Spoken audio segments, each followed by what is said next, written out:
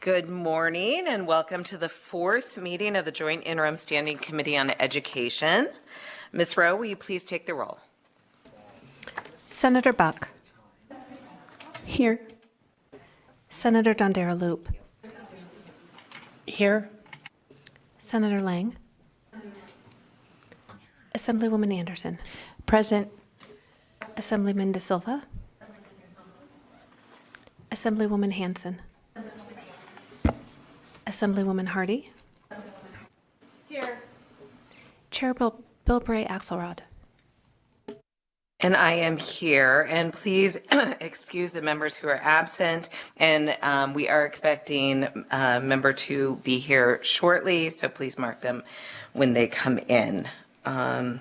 Before we begin, I want to remind listeners of the solicitation of recommendations. It is available on our committee overview page on the Nevada Legislature website. If you are interested, please submit any recommendations no later than June 28th, 2024, and contact committee staff with any questions. So please go check that out if you have an idea for a committee bill, because we are going to be bringing those forth soon. Next, I'd like to cover some housekeeping reminders for the members who are here to provide testimony. Please set electronic devices to silent. I'm doing mine right now. Please speak when speaking. Identify yourself for the record each time you speak. When testifying, turn the microphone on and off each time you have finished speaking. Make sure you sign in at the table near the door. Even if you do not plan to testify, we would like to know who's in the audience. Meeting materials received prior to the meeting have been uploaded to the committee's webpage. I will take this opportunity to make sure that if you are presenting or presenting in the future, please make sure that your what you put for us to upload doesn't have anything with trademarks or anything that we have to make sure that we can put up, because then we can't load up your great presentation that you spent so much time on. So we have that happen today with our AI presentation. So we are working on that, and once we can clear up any of those copyright things, we'll get that up. But just please remember that. You can receive electronic notifications of the committee's agenda, minutes, final reports by signing up at the Nevada Legislature's website. Mute your microphone when you're not speaking to minimize background noise. And finally, please note that the committee meeting and the Zoom chat is only to be used for technical assistance from our broadcast production service colleagues. We will take a 30-minute break for lunch somewhere between noon and 1. With that, let's get started with our first agenda item, public comment. Public comment may be provided in several different ways, including in person, via phone, email, or even fax machine, if you want to do it that way. Instructions to provide a public comment are listed in the meeting's agenda. All right. Public comment is limited to 2 minutes per speaker. In addition to this opportunity to make public comment, there'd also be one at the end of the meeting. LCB Broadcast Production Services will interact with those making remote public comment and provide testimony to facilitate participation in the meeting. So I will begin with Vegas, and no one is coming up here, and you guys are all very seasoned, so I know you would know to come up if you were making it. Carson City, is there anyone in Carson City who would like to make public comment?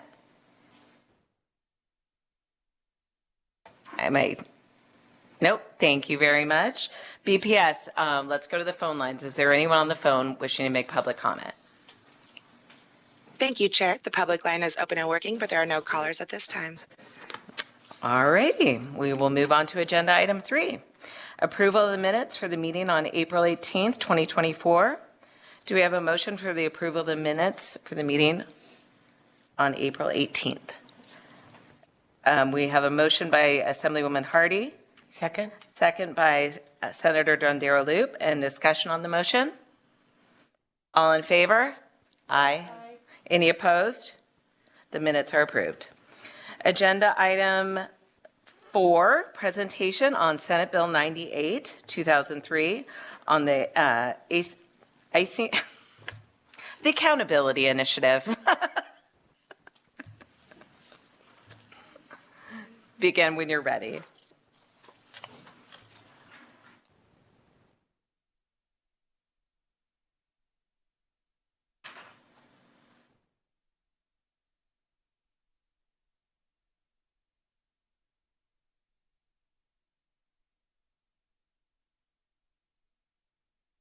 What was that? Oh, yes, it is. It's right over your head. Great. Good morning. For the record, my name is Joan Ebert. I'm proud to serve as the State Superintendent of Public Instruction. Chair Bill Bray-Axelrod, members of the committee, we're very pleased to be here this morning to share with you ACING accountability and information in regard to SB 98. As we know, there's much to celebrate out of the last legislative session, 2023, when it comes to supporting our students, our educators, all in Nevada. But we also need to ensure that there is a stewardship in the investment. Today's presentation will dive into additional accountability measures for Nevada's public education system over the next 2 years. This work is in collaboration with the Governor's Office, the Nevada Department of Education, the State Public Charter School Authority, and our public school district superintendents. During the State of the State in January 2023, Governor Lombardo committed to no less than $2 billion in increased investment in education. In his State of the State address, Governor Lombardo stated that along with this funding, he expects results and won't accept a lack of funding as an excuse for underperformance. In June, the legislative body passed and the governor signed Senate Bill 503, adding more than $2.6 billion to education. This investment helped improve the per-pupil funding by approximately $2,200 to support our quality instruction. As part of the systems of accountability, Senate Bill 98 was enhanced to identify specific metrics of performance. These metrics look at student growth, proficiency, and engagement, as well as the stability of the workforce in our schools.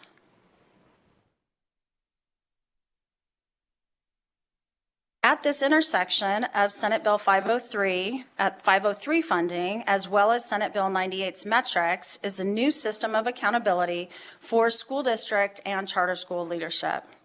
The system varies from the Nevada School Performance Framework, which the framework, as you know, drills down on individual schools. This system is intended to measure how the increase in education funding will impact student achievement and district data. This will be accomplished by focusing on school districts and the State Public Charter School Authority and their responses and data related to 6 essential questions, leveraging annual goals set for the 2023-24 school year, as well as 24-25 school years. In alignment with the work of the Nevada Department of Education, the Commission on School Funding under SB 98 and AB 400 was charged with conducting a study and providing recommendations that seek to determine if the historic investments made to the Pupil Center Funding Plan will have promoted both positive achievement outcomes and improvements for students and increased teacher retention and recruitment efforts across the entire state. The areas of study under the Commission on School Funding's purview align with ACING accountability framework, which includes the student achievement, student improvement and supports for improved literacy, staff retention and recruitment, and measures of staff, student, and family satisfaction. The Commission on School Funding will present findings of their studies to support the work of the department, school districts, and the charter schools toward the improvement of student outcomes. We know that by infusing additional funds into our schools and providing intentional focus on systems, processes, and results, we will improve student achievement and educator effectiveness. I'm going to take a minute here. That statement, starts out with, we know. We've demonstrated in the state of Nevada with the Read by Grade 3 initiative back in 2015 when that was when the initial pieces of Read by Grade 3 were made available for grant funding, those that received the funding, and then subsequent years across the state as all school districts implemented, we actually reached the national average on the national assessment NAEP. It was the first time ever, and so we were intentional, we were focused, we had additional funds to be able to conduct that work, and we fully expect that we'll be seeing other gains out of these next 2 years. At this time, I'd like to be able to dive into the 6 essential questions that we came up with for school districts' student achievement and measures. As mentioned, the system uses various metrics to answer these questions, and the 6 essential questions shown here highlight the purpose and function of public education, namely utilizing public money and resources in the most effective way to ensure students are performing at expected levels and prepared for life after their PK-12 education with the support of a skilled and sufficient team of educators that can successfully respond to a wide range of challenges facing our communities. The next 6 slides dive into actual metrics that will be investigated and measured to determine the effectiveness of school districts and the State Public Charter School Authority and its charter schools. This first question asks, to what degree are school districts, the SPCSA, and the charter schools effectively implementing reading and mathematics resources? It's important to ensure that all education entities are implementing evidence-based instructional materials. Additionally, we want to know if school districts, as captured in the annual district performance plan, and charter school holders captured in the charter school plans, are strategically focused on improving student growth and achievement. So we're looking here for a coherent alignment in the system of education. We start with our standards as the base, which we've developed with all of our constituents, looking nationally what we want our students to know and be able to do. So we start with the standards. We go through a process of adopting the instructional materials, the textbooks that are aligned to the standards. And then we have effective and engaging educators. And finally, we measure those outcomes. And if you have a coherent, aligned system, then we would expect the outcomes to be better than they are today. So this first one, looking at the materials, because if the materials are not aligned to the standards, we wouldn't expect the outcomes to be as high as they can be. The next 2 essential questions are focused on our kindergarten through 8th grade students. The target area for K-3 is building literacy, while the target area for grades 4 through 8 is focused on building their mathematical skills. While the next 2 areas are focused on assessment results, it is important to point out that no new assessments were added to this system. So we're using assessments that already exist and looking at the data and setting benchmarks, which were required by SB 98. The second essential question, to what degree are kindergarten through 8th grade students demonstrating progress toward mastery in literacy? When it comes to early literacy, at least 65% of our kindergarten through 8th grade students should be meeting or exceeding their personalized learning goals. This is monitored using NWEA measures of academic progress, or MAP, assessment in English language arts. In the spring, 1st through 3rd grade students receive a goal and a target for the following spring assessments. So these are personalized. It's from the data from one spring, looking out into the future, what we would expect our students to know and be able to do the next school year. We want to see a full year's growth in a year's time, and for those that are behind, we actually would like to see more growth in a year's time. So for our K-3 students, the goal is also for school districts and charter school holders to improve the percentage of students above the 65th percentile, which indicates proficiency on the MAP English language arts assessment by at least 5% annually.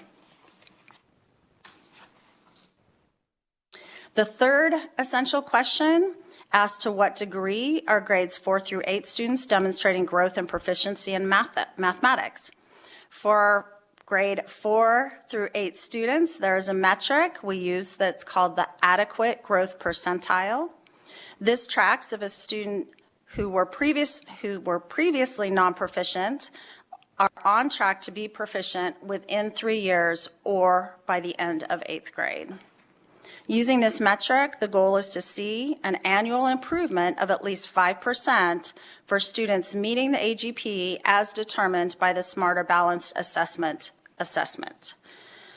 In grades 4 through 8, school districts, the SPCSA, and the charter holders should also be improving the percentage of students achieving a proficiency level in 3 or 4 on the SBAC mathematics assessment by at least 5% annually. The fourth essential question: to what degree are high school graduates prepared for success in college or a career? For the College and Career Ready diploma, high school students take an assortment of courses, including AP, IB, International Baccalaureate, Advanced Placement, AP, dual credit and career and technical education courses, work-based learning, and world language courses. Metrics to determine if high school students have the opportunity to be ready for college or career ready include having at least 75% of all high school students enrolled in at least one course unique to the College and Career Ready diploma, an improvement by at least 5% in the rate of passage for dual credit, CTE, work-based learning, and world language courses, and or AP and IB exams, having at least 75% of students passing dual credit, CTE, work-based learning, and world language courses, and having a 3 or higher in AP and IB. So this essential question is just like the other two that we talked about. There is a growth measure to it and then a proficiency measure. So we want to see increased access and then also increased proficiency. The fifth essential question asks to what degree do school districts and the SPCSA have the workforce to meet the needs of every student? Having licensed educators specialize in instructional support personnel, along with all the staff that make all of our systems coherent and strong, is critical to improving Nevada state education system. This metric focuses on reducing the percentage of open or unfilled positions by filling these positions and not eliminating them. The state goal is to have at least 95% of our classrooms led by licensed educators and specialized instructional support personnel. We know that it is often more difficult to fill positions at our neediest schools, but we have to ensure that all of our students benefit from a knowledgeable staff. With this knowledge, the second metric investigates the variance in staff openings between Title I schools and our non-Title I schools to ensure that our staff are equally distributed regardless of school designation. To that end, the Commission on School Funding under SB 98 is charged with studying the number of teachers graduating from the Nevada institutions of higher education relative to the number of teacher positions needed to be filled by Nevada school districts. The last metric that we had for our state was that our own system, NSHE, was graduating about 800 students. We will see an increase this spring, but the need is about 2,300 students educators every single year. Additionally, the Commission is charged with studying the classification and compensation teachers and support personnel at public schools in Nevada and whether insufficient compensation is contributing to the difficulty in attracting and retaining teachers and support personnel at the public school system. So the first 5 essential questions were developed based on consistent data that we already had within the state. Again, no unique assessments were added or any other pieces. It's actually just putting numbers and expectations to work that was already transpiring across our state. The 6th essential question, as I was working with the superintendent's state public charter school authority, they kept saying, great, state superintendent, this is, measures, we all agree in measures, but we have a different story to tell, or we have an additional, story to tell. So it was a lot of back and forth conversation. Well, what is it that you're going to measure? How are you going to hold yourself accountable? And through that conversation, initially the conversation was about just developing one for all 17 school districts. And if you've heard me before talk about, we have 17 school districts. It's not just Washoe Clark. It is, and the rurals, it is 17 unique school districts. So with this innovative solution, provided the opportunity for the school districts to come up with metrics and stories that they want to tell about their own school districts. So Eureka, for example, is using the Kingan system of bringing positive components to the classroom. Here in Clark County, they have the transformation district. They're going to be measuring specific components there. And so all 17 have submitted to the State Department of Education, myself, and we're now in the process of making sure that the benchmarks seem reasonable. Through this process, and I hope that you will also embrace this, we may find that a metric that a school district came up with is not a viable metric, not something that we want to use. But we're encouraging people to look at things, think differently, and that's okay. We talk about failing forward. It is okay. We're not going to get to higher ground unless we stretch ourselves, and that's what the school districts are doing. So some of these we may want to include when we go to redo our accountability system, which we will be coming to the legislature asking for support to redo the entire accountability system. As you know, it's almost a decade old, and that work needs to transpire. So this entire body of work is about ensuring effectiveness of the new investments, the $2.6 billion for our PK-12 education system. It is our goal to work collaboratively and support the districts and SPCSA as they move forward. I want to double down on something I said earlier. This is not about individual schools. This data is at the district level to make sure that the investment that you as legislators made is moving an entire system, the district forward, and not just individual schools. So with that, Madam Chair, I stand ready to answer any questions you and your committee may have. Thank you very much for that, and I'm sure there will be many questions.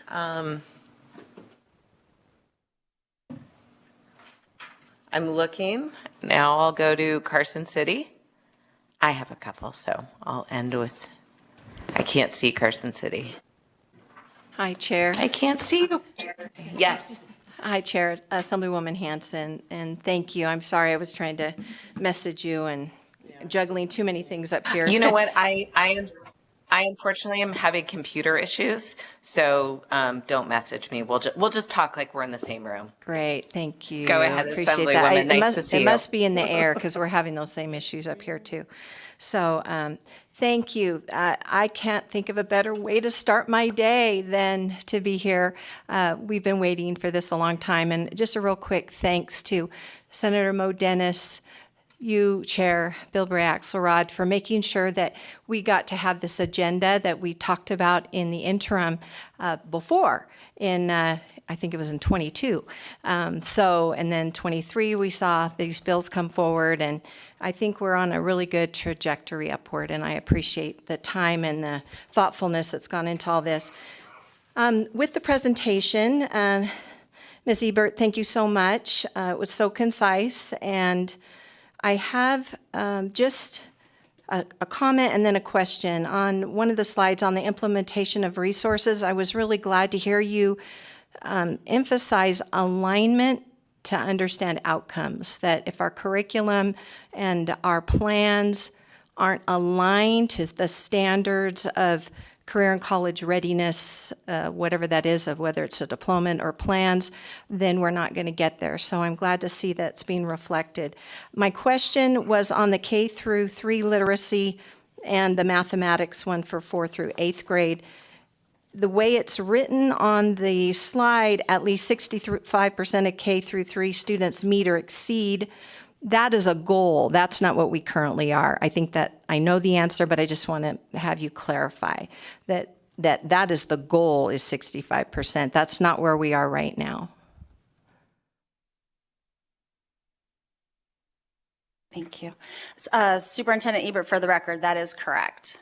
Thank you. Yes. And so there is some growth. I was looking at our state report card, and I think we're in the 41.8% percentile on elementary now, and 30 on English language arts, and then 36.3% on math proficiency currently. So certainly a great standard to try to get us to on that. And then I said, and thankful that there's no more assessments, that we're going to work with what we have.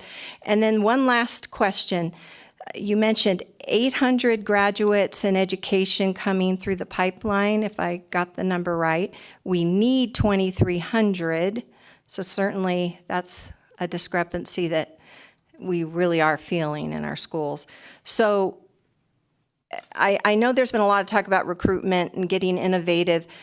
Have we looked into the recruitment, and I don't know if you can answer this per se, but the recruitment of a retired or those that might have left teaching due to the climate? We know that with student discipline being addressed last session, we heard a lot of stories that were really disturbing about the environment our teachers are in the schools, with the inability to discipline to the extent we need to on some really severe cases.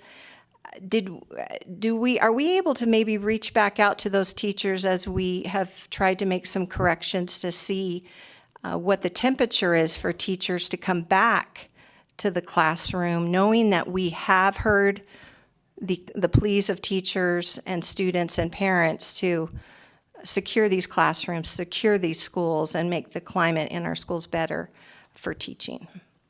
And that's it on my questions. Thank you. Superintendent Ebert, for the record, two things that I would highlight via your question. One is we did not have the data at the state level of why our educators were leaving the profession. And so we have our teacher recruitment and retention task force, which made the recommendation 2 years ago to have a state level exit survey, so that we had access directly from the teacher to the state. Thank you. You funded that work, and it is live within just the last few months. So we expect to have more accurate data as to why teachers are leaving the profession, and that so we can address those specific issues prior to anyone making those decisions. We want our highly effective educators to stay.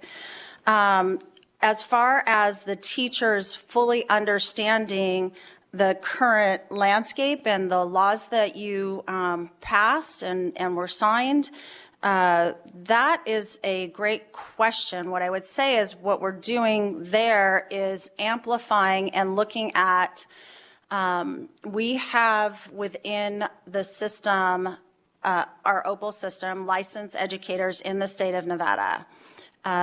And my staff is going to get mad at me if I don't give the exact number. So I'll say roughly 50,000 educators in that system. There's roughly about 30,000 of them that are currently working in our state, in our classrooms. And that includes counselors, psychologists, teachers as well. So it's not just the classroom teacher. And so what we're going to do is look at that delta and push out and see if they will answer, a survey. To your point, they might ask about student discipline. That's not why they're interested. I know there are a couple of people sitting at the dais right now that are not in classrooms that are part of that delta. So I would encourage them to come back to the classroom as well. But I know there's other reasons besides what's transpiring in our schools that keep those people that are already currently licensed. So we want to do a marketing campaign around those that are currently in the state that are licensed, get them back in the classroom, and then also work with the school districts at the state level to amplify the historic pay raises that you all supported, to amplify the benefits, and that here in Nevada, we value our educators, the work that we've been doing over, the last few years to demonstrate that. Again, the pay raises, the laws that were put into place, to making sure that they have wonderful working conditions and can have and produce joyful classrooms with wonderful students. Thank you. Thank you, Superintendent Ebert. Appreciate that, and we'll look forward to that set of data when it becomes available. Appreciate the time, Chair. Thank you, Chair. It's No Assembly problem. Member Anderson. Assemblyman Anderson. Thank you. Thank you for the presentation, and I really, I was happy to hear about, or I guess, very emotional when it came to the increase in funding that happened to education, and I was so proud to be able to vote for that in my chamber, as well as I know that my Senate colleagues felt the same way, that we all voted for it in our chambers, and so we were very, very proud to be part of that. There are a few items, though, that I do have questions about. I'm so happy that my colleague brought up the number of educators that are needed. So that's my first question, actually, under the workforce. Is the Department of Education working on trying to, I guess, recruit more students into education at the different college levels? Because I know I have a friend of mine whose daughter just went through orientation over at the University of Nevada, Reno, and literally there was one person that was going to go into the College of Education as a freshman. So I was just wondering if the Department of Education has been involved at all in trying to recruit our freshmen and incoming students into those universities, into the College of Ed. Superintendent Ebert, for the record, thank you for the question, Assemblywoman Anderson. Two things. One is absolutely yes, the Department of Education started the teaching and training program 4 years ago now, and that is a partnership with the higher education system, making sure that students, while they're in high school, and we're hoping to push it down into middle school as well, have an understanding of the opportunity for teaching. And that is, if you're looking for specific data, I will call Craig Statuki up to the table. I believe we have 9 of the school districts that are participating today. The second part of that is that with AB 428, it did have the requirement for both Clark and Washoe County School District, Clark starting this next school year, within all of their high schools, that they have the program so that students understand their pathway that they can travel to become an educator. It also has PPP, that they can become support staff professionals. Sorry, I brought the PPP in early. UNLV is also working with our paraprofessionals to make sure that they have a pathway. Their apprenticeship program is 508 students strong. The program that they have there has 62% of their students are diverse and a 95% graduation. So we're hitting every single level, starting with the high school students, all the way through those that are currently working within our schools, and then those that want to come back into the profession. Great, thank you so much. And it would be good if you could just get that data for us. The second question I had. Let me interrupt you really quickly. I just wanted to point out, you said that UNR had 1 student and UNLV had like 500. Once again, UNLV showing up, UNR. I'm sorry, I just had to get that on the record. I knew you would. That's why I was trying to rush it. No, it was just 1 day of orientation. Anyway, Chair, thank you. My second question had to do with the number of times. There was a few times when you spoke about growth measures, especially under grade 4 through 8 mathematics, as well as K-3 literacy, where both times there was a discussion about, or a statement about making a 5% growth. What is the national norm? Is that what the national norm is? Is that why the 5% growth was utilized, or is there a different reason why it's 5% growth that seemed to have been consistent across both of those items? So there was two things that we looked at. One was what is growth that we've had here locally?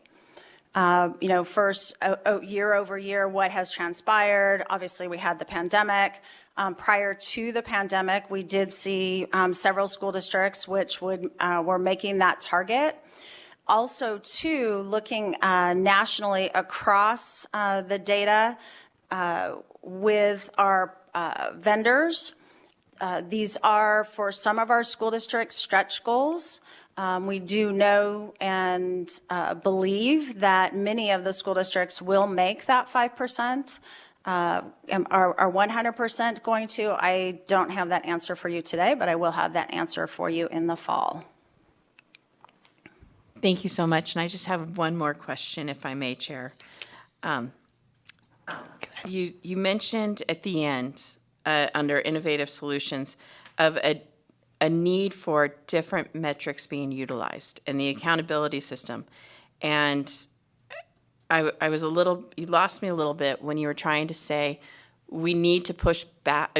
Basically, the impression was we need to push back on what some school districts have been utilizing, or we need to change what that accountability system would look like. And I'm wondering if that is something that would be coming from the Board of Education, or if that would be something that you are kind of looking at legislative language to be changed for that, or if that is more of an internal discussion between the Department of Education and the different school districts. So that last little bit, when you spoke about the accountability systems and different metrics utilized, if you could dig a little bit deeper into that, I'd greatly appreciate it. Superintendent Ebert, for the record, thank you for the opportunity to provide clarity. We have the Every Student Succeeds Act, where we must comply with the federal government in an accountability system. I believe Director Zutz has done a presentation to this body before about all of those components. We worked as a state to develop that system with teachers, with parents, administrators, and the system includes things which you have heard of, and I think some of you have brought up before. Chronic absenteeism is part of that system. We all agreed 10 years ago that that was a good measure. We wanted it to be part of the system. And there are other components that we have no choice on agreeing on. We must administer grades 3 through 8, an assessment annually in mathematics, as well as English language arts, and then we have the high school assessment on all those other pieces. So it's time to take a look at, and I will add too, Nevada, we make the determination, which the federal government does allow us to do, on how much we weight things like proficiency and growth. So in Nevada, we chose to weight growth more than proficiency. That is part of our system. So as we look to the future, we took this as an opportunity because we know it's 10 years old. We want to redo it. We want to get, the constituents that are now in the classroom today, parents, students involved. We took this opportunity in acing accountability to test drive, if you will, some of those things that we may want to include in the next accountability system.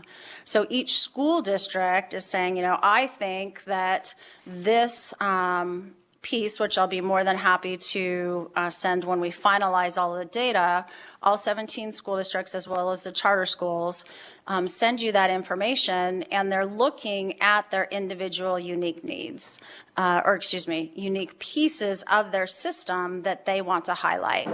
If we find something out of this innovative opportunity that we want to include, because that'll be a year from now when we start developing the new system, then we've already beta tested prior to, and when we submit the plan to the federal government, we have data that shows we tested this, we believe that these are things that we want to see measured in the state of Nevada to demonstrate that our students are ready for workforce, college, military, whatever path they choose when they leave our classrooms.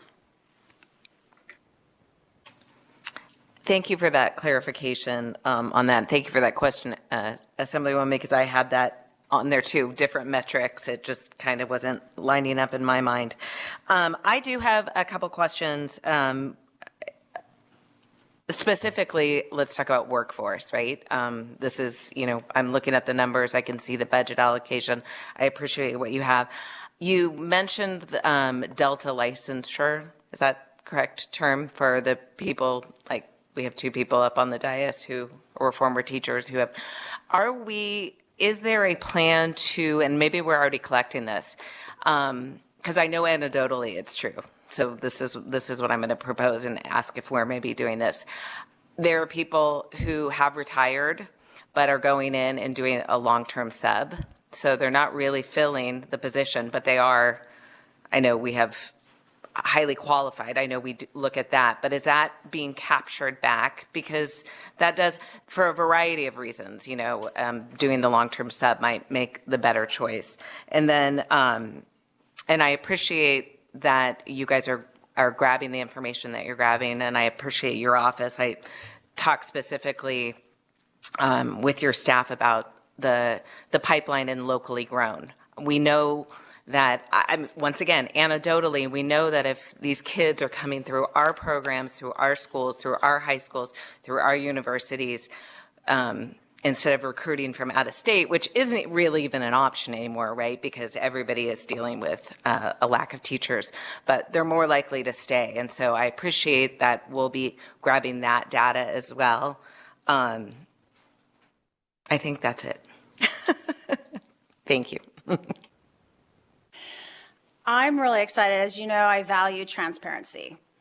That we have, whether it's good data, bad data, that we have data to make decisions. So we have the OPAL system, which has all of our teacher license. We also have the Infinite Campus system, which has all of the educators in the classroom. What we've been working on for the last year and a half is to make sure those two systems can talk to each other. It's been through brute force in some instances, but making sure that the data syncs, because what is hard in our state to tell using your friend or person that is highly qualified, but they're a long-term sub as opposed to being in the classroom as a full-time teacher, is that with the educator shortage, we cannot tell if the school is making a determination to take the students, let's say second grade, they're missing a second grade teacher, so they take the students and then spread them across the second grade teachers that are there, so they know that they have someone that's highly qualified that they've worked with, or are they pulling in a long-term substitute and the class size is lower than in that example. We do not, as a state today, have access to that information. We are working to have that before school starts. So we're in the final stages of working with the school districts to validate the information that we have and clean the data up. But I would love to be able to report to you and the entire public, right? This is how many substitutes are in, I don't want to pick on any school here, but in school XYZ, and these are how many vacancies, and these are the class sizes in school ABC, so that we have a clear picture of what is transpiring in every single school across our state. Thank you. Okay. All right. With that, I think you can sit back and relax, and we will move on to agenda item 5, presentation on trends and comparisons between graduation and achievement rates of Nevada pupils pursuant to Senate Bill 72. So we will have Peter Zuzu and Dr. Guinness Kaplan with NDE, and I believe you guys are going to be in Carson City with a PowerPoint. It looks like you guys are just begin when you are ready.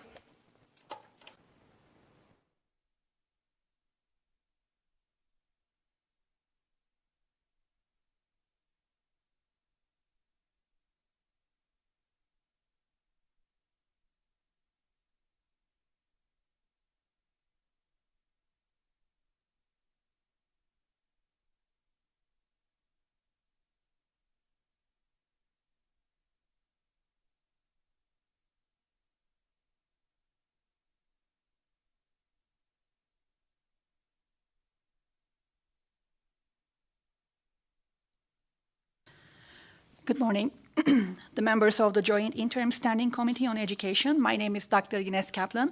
I serve as the Education Program Supervisor at the Accountability Office of the Nevada Department of Education. Today, I will be presenting the Nevada High School four-year adjusted cohort graduation rates of the class of 2023 and trends shaping the graduation rates. Before I start my presentation, I would like to explain what adjusted cohort graduation rate is. And in this presentation, we will refer to it as ACGR, or just graduation rates. ACGR is the federally mandated method for calculating the graduation rates across the United States. It is the percentage of public high school freshmen who graduate with a regular high school diploma within 4 years of starting ninth grade, students who are entering ninth grade or the earliest high school grade for the first time form a cohort for the graduating class. The cohort is adjusted by adding any students who subsequently transfer into the cohort and subtracting any students who subsequently transfer out, emigrate to another country, or die. This slide compares the 12-year ACGR trends in Nevada and nationwide. The source for the nationwide data is the National Center for Education Statistics. Please note that as of the preparation of this slide and for the next few slides, the 22-23 data for the nationwide trend was not available. We only added Nevada's 22-23 data in this slide.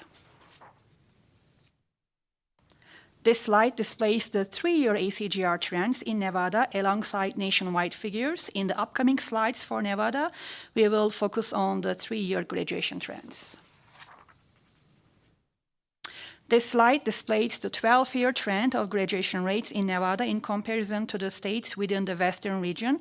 Dark blue colored line represents Nevada. This slide displays the 3-year trend of graduation rates in Nevada in comparison to states within the western. I'm going to stop you for one moment. I apologize. We still are not seeing your PowerPoint. There we go. Do we need to back up to any slides just for visual? Would you like them to back up to any slides for the visualization? No, we can go ahead. We have them here. I think it's okay. This slide displays the 3-year trend of graduation rates in Nevada in comparison to the states within the western region. Dark blue colored bar represents Nevada. This slide presents a 3-year comparison of graduation rates in Nevada against the national average across different race ethnic categories. Nevada is represented with the blue color, nationwide is represented with the gray color. While there are 7 federally recognized race ethnic categories, only 4 are shown in the slide. The data for the remaining 3 race ethnic categories were combined at the national level, whereas in our state we do not combine them, are thus excluded from this slide. This slide presents a 3-year comparison of graduation rates in Nevada against the national average across different student groups. National data did not have homeless student data available for 2019-20 and 2020-21. Now we are going to deep dive into Nevada's graduation rate trends. This slide shows the 3-year trend in graduation rates for by the percentage and number of graduates. The statewide graduation rate for the class of 2023 is 81.39%, representing a slight decrease of 0.33 percentage points compared to the class of 2022.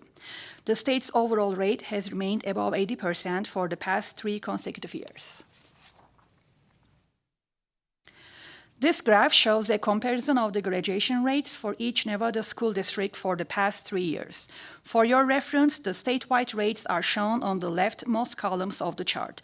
The blue horizontal dashed line is the statewide graduation rate for the class of 2023, and it's provided as a reference line.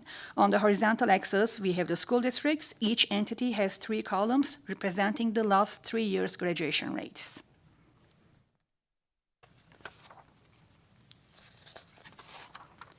This graph shows the 3 largest districts' graduation rate trends. For your reference, the statewide rates are on the leftmost columns in the graph. Please note that the vertical scale starts from 65%. The reason for doing so is to make the difference between the rates more visible. In this graph, we display the race ethnicity distribution of graduates for the class of 2023. Please note the data displayed here are not graduation rates, but the demographic breakdown of the 2023 graduating class by race and ethnicity. Values inside the bars represent the number of graduates in each race ethnic category. Percentage values are computed by dividing the number of graduates by the total number of graduates. This graph displays the 3-year trends of the graduation rates for each racial and ethnic populations. For your reference, statewide all student rates are on the leftmost columns in the graph, and the blue horizontal dashed line is the statewide graduation rate as a reference line. Please note that the vertical scale starts at 50% to make the graduation rate differences more visible. This graph displays the distribution of graduates in each student group for the class of 2023. Values inside the bars represent the number of graduates in each student group. Percentage values are computed by dividing the number of graduates by the total number of graduates. This chart displays graduation rates for each of our student groups. For your reference, statewide all student graduation rates are on the leftmost columns, and the blue horizontal line is the statewide graduation rate as a reference. Career and technical education students maintain one of the highest graduation rates of all student groups at 95.84%. Military-connected students are a new collection for ACGR, so there is only data available from the class of 2023 for this student group. Next, we're going to look at the diploma types.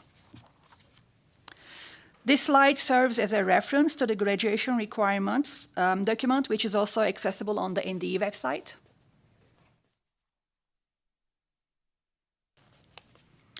This slide provides information on the types of high school diplomas awarded in Nevada.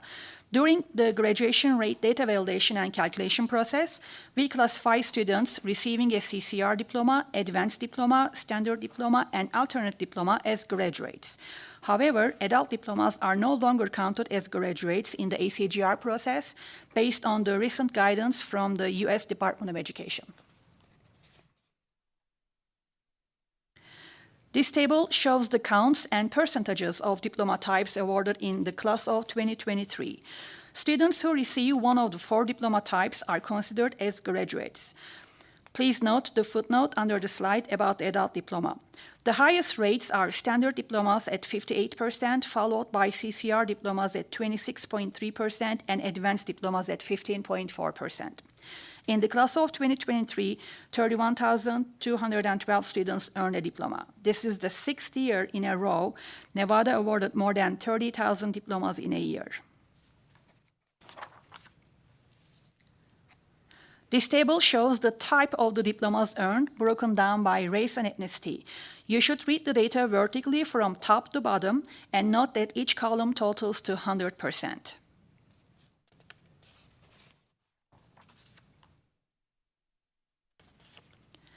This is a graphical representation of the previous slide and shows the types and percentages of each diploma type earned by each race and ethnicity.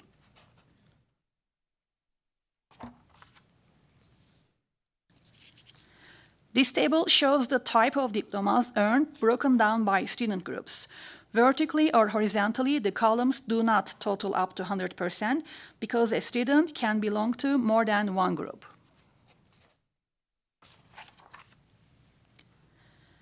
This slide shows a 3-year breakdown by diploma types earned. The CCR diploma has the same requirements as an advanced diploma, but it includes additional criteria such as completion of advanced placement coursework, dual credit college coursework, IB coursework, and more, and must obtain an endorsement as college and/or career ready. This slide is similar to the previous slide and shows the diploma type trends by percentage earned.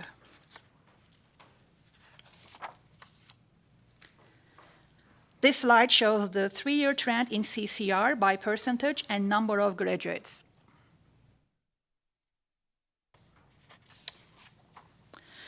Before concluding my presentation, I want to highlight that we have an appendix slide after this thank you slide that offers a detailed overview of the contents covered in the remaining slides.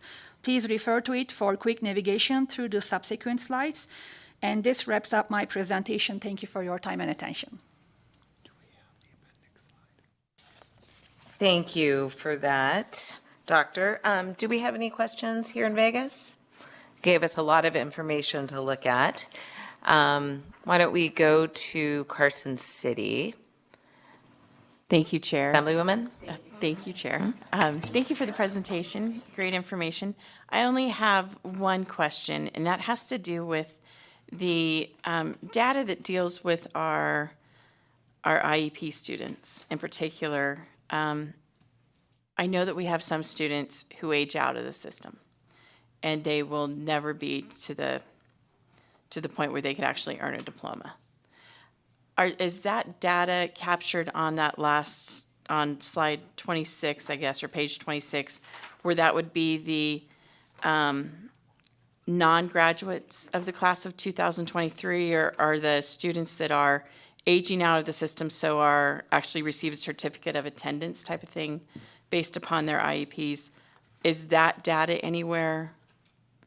Does that make sense what I'm asking? When they time out at 20, what is it, 21? Ines Kaplan for the record. So we do capture IEP students in the ACJRA process. We do not capture students who age out.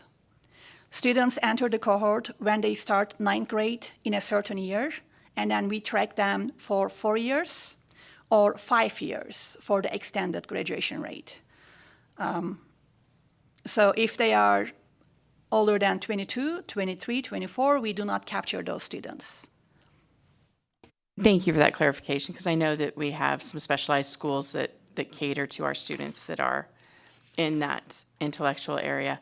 So it would be great to actually have that information as well, because I think sometimes we forget about that of, I believe it's the 3 Clark schools, I think is the last name, that's in Clark County.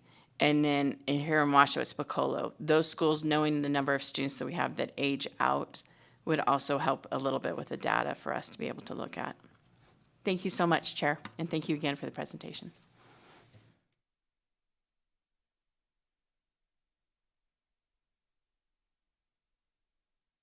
Thank you. And I think we are going to hear from someone else in Carson City with another presentation. Is that correct? That is correct. Great. So begin when you're ready.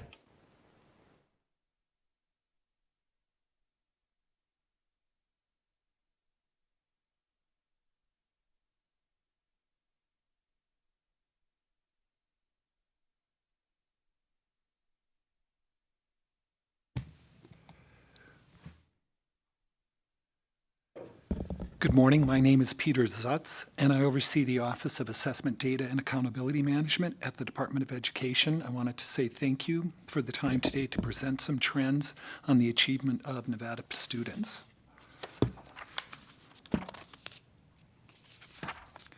Today's presentation will provide achievement information for the assessments listed here on this slide. All the assessments on this slide, except the MAP growth assessment, fulfill and comply with federal law. The MAP growth assessment fulfills the state assessment requirement for read by 3. Check 1, 2. Thank you. Let's begin with the Smarter Balanced Assessments, otherwise known as SBAC.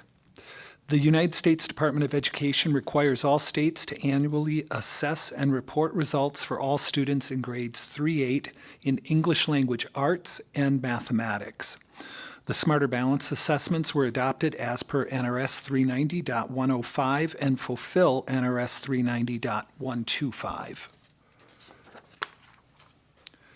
This slide presents a 7-year trend for the Smarter Balanced English Language Arts Assessment. Note that in school year 2019-2020, assessments were waived due to the COVID pandemic. This slide and the next 2 slides provide a 2-year comparison of the Smarter Balanced English Language Arts results. Note that the 2 leftmost bars are the state's proficiency rate, and the numbers in red below the 0 line represent the change in proficiency from school year 21-22 to 22-23. This slide provides a 2-year comparison of the Smarter Balanced English Language Arts results by the student groups students with disabilities, English learners, and economically disadvantaged students. And lastly, for the Smarter Balanced English Language Arts in grades 3-8, this slide provides a 2-year comparison of the Smarter Balanced English Language Arts results by grade. Moving on to Smarter Balanced Mathematics, this slide presents the 7-year trend for the Smarter Balanced Mathematics assessment. Again, please note that in school year 2019-2020, assessments were waived due to the COVID pandemic. This slide and the next 2 slides provide a 2-year comparison of the Smarter Balanced Mathematics results. This slide presents achievement by race and ethnicity.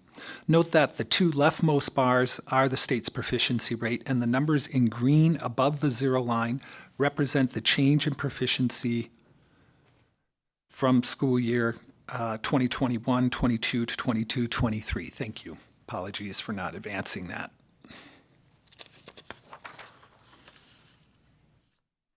This slide provides a 2-year comparison of the Smarter Balanced Mathematics results by the student groups students with disabilities, English learners, and economically disadvantaged students.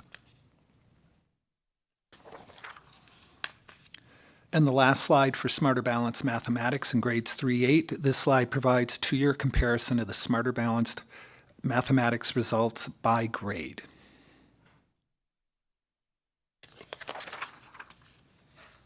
ACT. Nevada administers the ACT to comply with the United States Department of Education mandate to assess and report results for all students in high school in English language arts and mathematics. Nevada fulfills the United States Department of Education's requirement for reporting high school science with its proprietary science assessment, and we'll look at those results in just a little bit. The ACT assessments were adopted as per NRS 390-600 and NRS 390-610.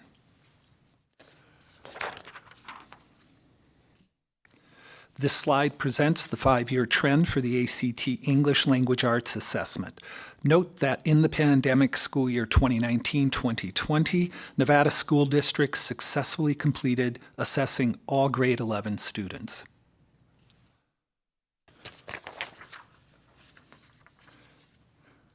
This slide and the next slide provide a 2-year comparison of the ACT English Language Arts.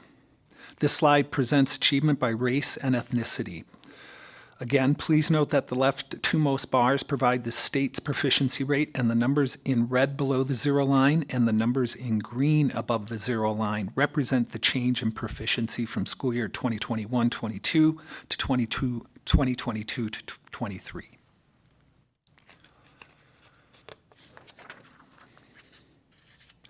This slide provides a 2-year comparison of the ACT English Language Arts results by the student groups students with disabilities, English language learners, and economically disadvantaged students.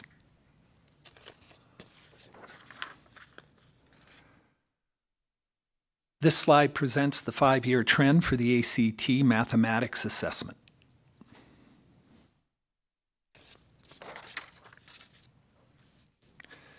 This slide and the next 2 slides provide a 2-year comparison of the ACT mathematics results. This slide presents achievement by race and ethnicity.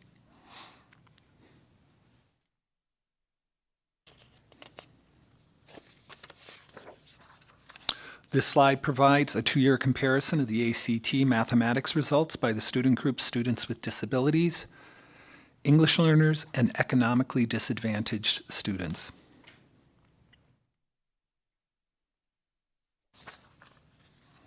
Moving on to the Nevada Alternate Assessment. The Nevada Alternate Assessment, or NAA, is mandated by ESSA Section 1111 B2D and by NRS 390-820, and is designed for students with significant cognitive disabilities. The Nevada Alternate Assessment is administered to less than 1% of all students in Nevada who meet the strict criteria required to be assessed by this assessment. The Nevada Alternate Assessment is based on the state's Alternative Achievement Standards, which are aligned to the Nevada Academic Content Standards. The Nevada Alternate Assessment is administered in English Language Arts, Mathematics in grades 3, 8, and grade 11, and in Science in grades 5, 8, and 11.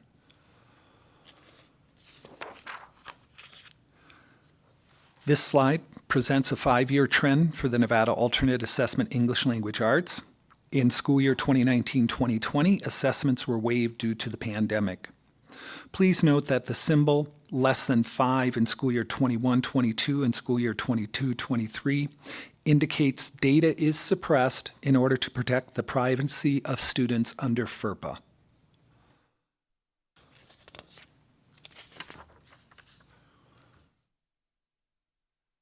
This slide presents a 5-year trend for the Nevada Alternate Mathematics Assessment.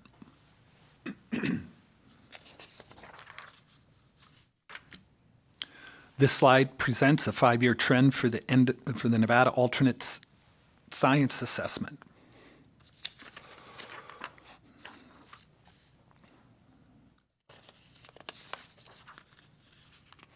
Moving on to science.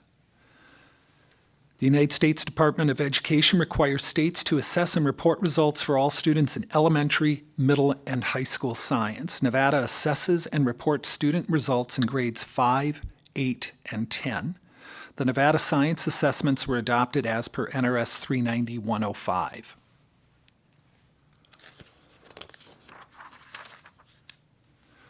This slide presents a 5-year trend for the grade 5 science assessment.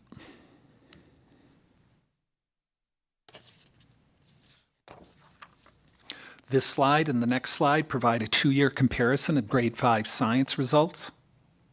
Again, please note that the leftmost bars are the state's proficiency rate, and the numbers above and below the 0 line represent the change in proficiency from school year 2021-22 to 2022-23.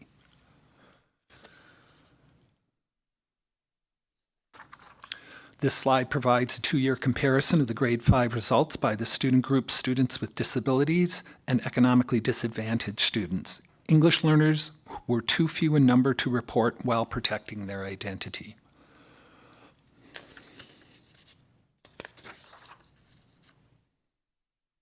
Moving on, this slide presents a 5-year trend for grade 8 science.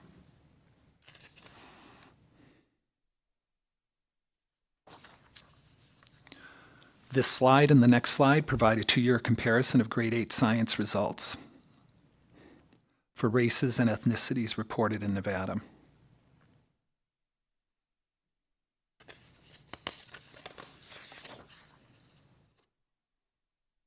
This slide provides a 2-year comparison of grade 8 science results by the student group, students with disabilities, and economically disadvantaged students. Again, English learners were too few in number to report while protecting their identity.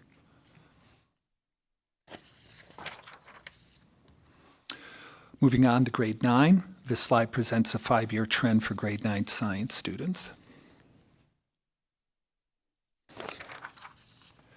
This slide and the next slide provide a 2-year comparison of grade 9 science results. This slide provides 2-year comparison of races and ethnicities.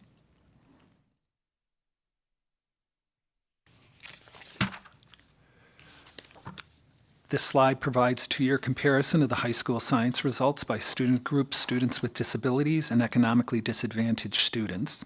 Again, English learners were too few in number to report while protecting their identity. I'm seeing some reactions here. The ability to cross-reference data and identify students is part of protecting students' identity. In other words, if you were able to, in a district or on the report card, find a district or a school, and because you know students in there, and because of the number of students, in this case, taking an assessment and being reported, and you could cross-reference it back to this presentation, you can theoretically, in practice, identify who that student is and know what their result was. And for that reason, again, it's the charge of the department to make all data transparent while protecting student privacy. Thank you. Let's move on to grade 10 science. This slide presents a 5-year trend for grade 10 students. This slide and the next 2 slides provide a 2-year comparison of grade 10 science results. This slide provides student results for races and ethnicities.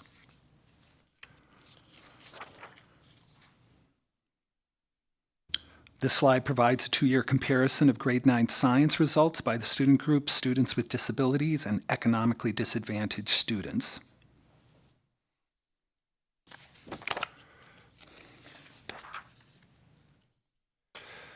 This slide provides a 5-year trend for high school students. Nevada reports the combined grades 9 and 10 to comply with the federal requirement to report science achievement once in high school.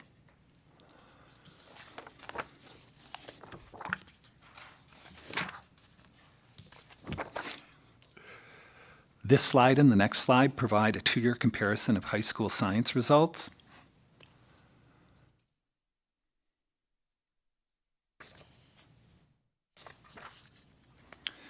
And this slide provides a 2-year comparison of high school science results by the student group, students with disabilities, and economically disadvantaged students.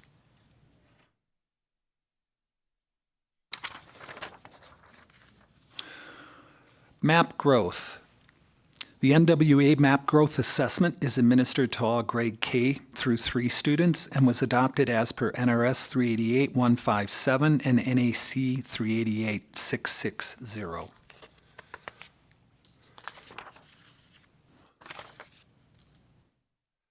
This slide presents a 5-year trend for students taking the MAP assessment in grades K through 3.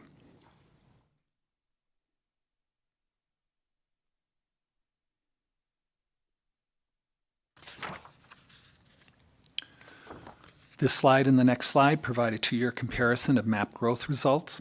A reminder that the 2 leftmost bars are the state's rate and the numbers in red below the 0 line and the numbers in green above the 0 line represent the change in proficiency from school year 2021-22 to 2022-23.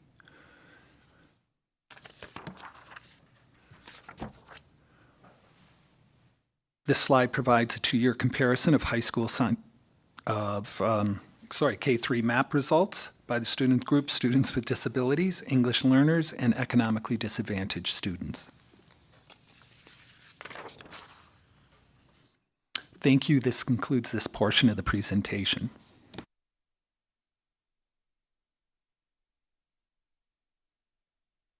I would say thank you, but I'm not loving a lot of these numbers and trends. So, but thank you for bringing us the information.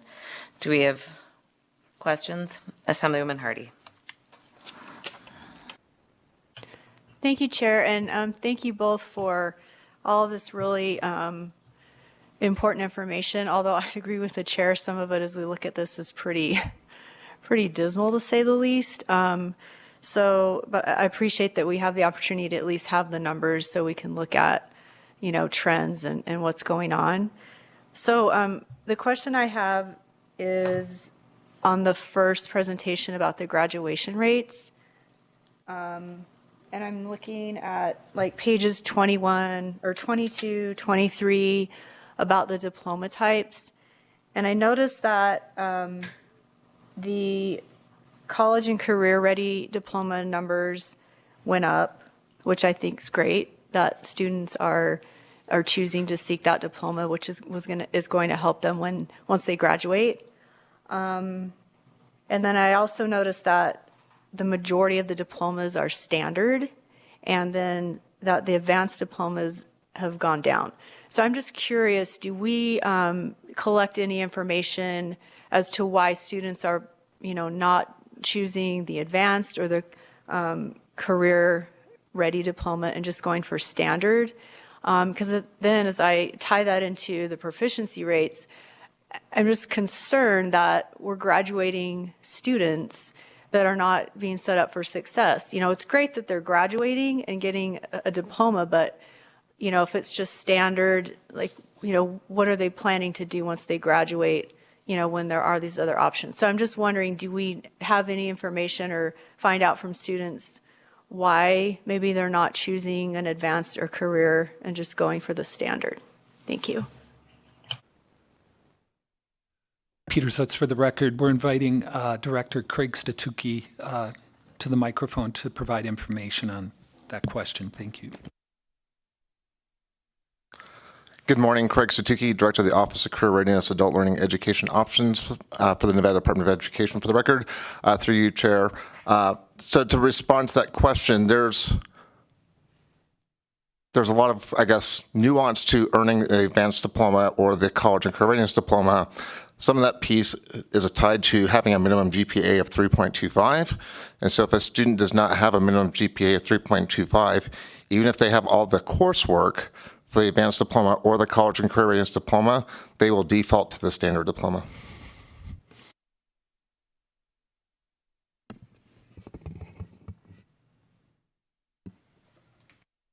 Okay, thank you. That's helpful.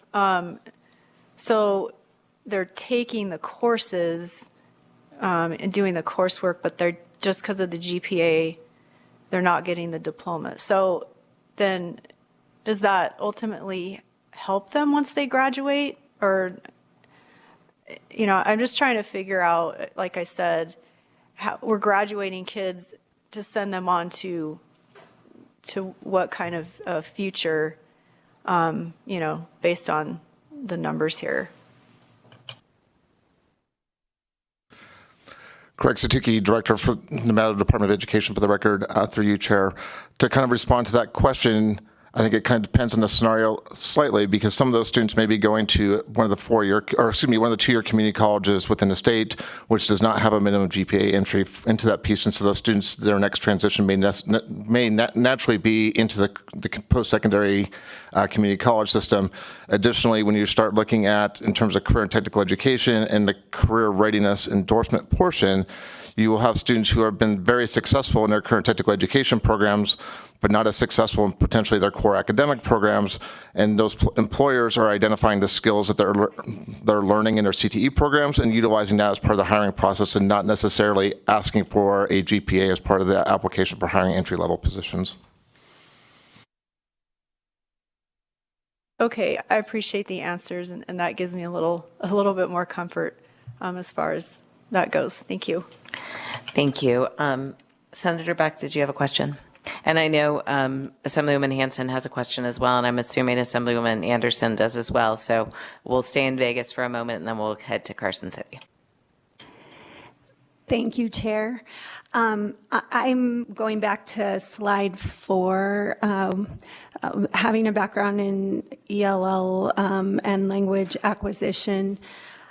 I was wondering, if newcomers come, how long before they're assessed? I know they get the WIDA assessment, they qualify into the second language program, and then how long before they take the SBAC?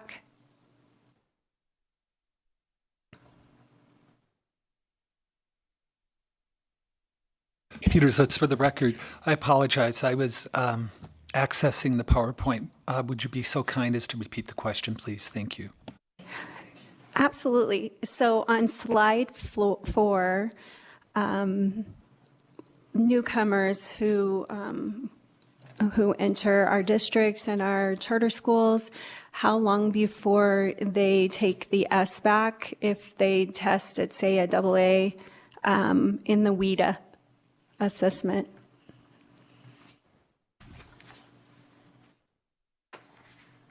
Peter Zutz, thank you for the question. Any student arriving new to a district or a school in time for testing would test. However, there are considerations when reporting those results within the framework, year in school, year in district. We could provide that information in detail to the committee. I'm not sure I understand the component of the WIDA. There are exit mechanisms based on a couple different factors around a student receiving services, EL services. One of those are the results on the WIDA. I believe it is 4.5, but again, there are other considerations. So if I'm not sure I understand the question about WIDA, a student arriving new to a school, assessing at a certain level of WIDA, and the requirement to take Smarter Balanced. To be clear, all students in grades 3-8 take Smarter Balanced. Thank you. So even, okay, thank you. Thank you, Chair. Even if they're a newcomer and they have zero language acquisition, at that point, they take the SBAC assessment for that year. And I guess the reason I'm asking this is because what we tend to do in our metric, and maybe we can look as a committee into weighting this more, because you have a newcomer that enters, and then you have one that, or an ELL student who's been in that class or in that school for 2 or 3 or 4 or 5 years in a system or more, and they are weighted the same. And so looking at different weights for the newcomer who has zero language acquisition as opposed to a student who has been served in a school or a school district for multiple years, looking at that, I know that several states do this. It seems more fair because it could just be with these results that there was more of an influx of newcomers who have zero language acquisition, and then we give them the grade level in English assessment, which could propose a problem. And I'll get to one more question.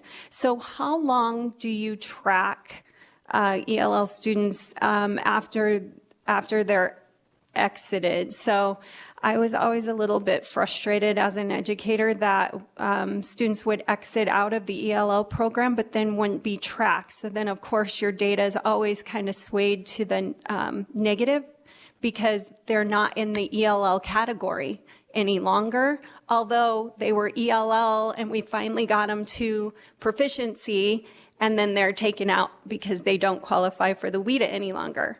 And so I just wondered how long are they tracked? Because inevitably, when I look at this data, it could potentially just be that they exit out of language acquisition because they become proficient in academic language and in language proficiency, and then they exit out because of that. And then they're no longer counted in this data, in this ELL data. So I guess it's like narrowing down, what are we looking at on slide 4?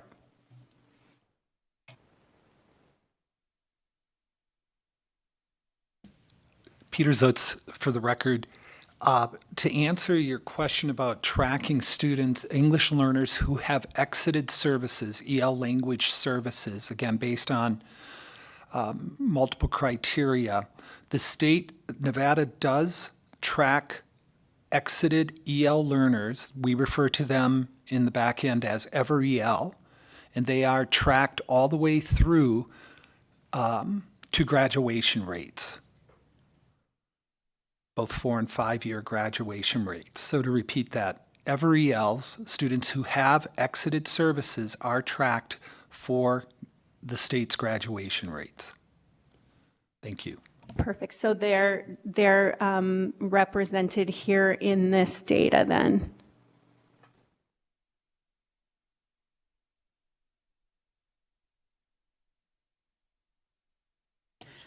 Guinness Kaplan for the records. If the question is about the ACGR rates, we track if the student belonged to an EL or any other student groups during the 4-year high school life. And we group them, we name them as ever EL students. And they are included in the graduation rate data sets, as long as they And on belong the to any SPAC member. slide, SPAC does Are- not track are they- the ever membership of the student. right, so I guess that's my point, Chair, is that when they exit out, they're no longer represented in this data, even though they really should be, because it's an actual success in the system or the district. So we're getting hit on both sides by the ELA because the data isn't representative of an increase, say, in newcomers, as well as on the back end, is if they're proficient and exit out, then they're no longer tracked. It's okay. Just wanted We to got make that. note of We that. got that on the record. All right, thank you, Senator. We're going to go to Carson City. Thank you, Chair, and thank you for the presentation. I appreciated your answer when you saw my kind of look of confusion when it came to the science proficiency comparisons. And I'll explain kind of where that comes from, where my confusion is coming from. When I took a look at the ACT, I know that those scores are grade 11. And I have shared with my colleague how difficult it is sometimes to proctor the ACT test because our students don't have buy-in to it. I got to be realistic with that. But then when I compare the number of individuals taking the ACT test that are English language learners, and I look at 9th and 10th grade science proficiency, I'm curious as to, those might be the same students. They're still able to take the ACT, so that's where that's where my confusion was coming from. If you wish to expand upon that more, you're more than welcome to. You do not, however, need to, but that's where my kind of look of like, wait, we're able to capture the students when it comes to the ACT test when it's 11th grade, but we're not able to do so when it is science proficiency.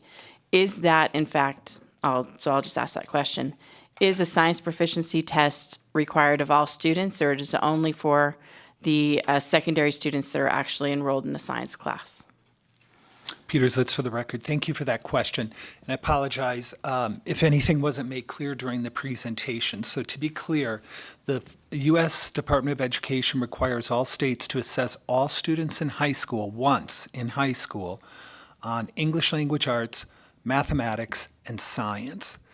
Nevada has, through state processes, as we refer to NRS and NEC, selected the ACT as our high school assessment. We use that to report federally English language arts and mathematics achievement results.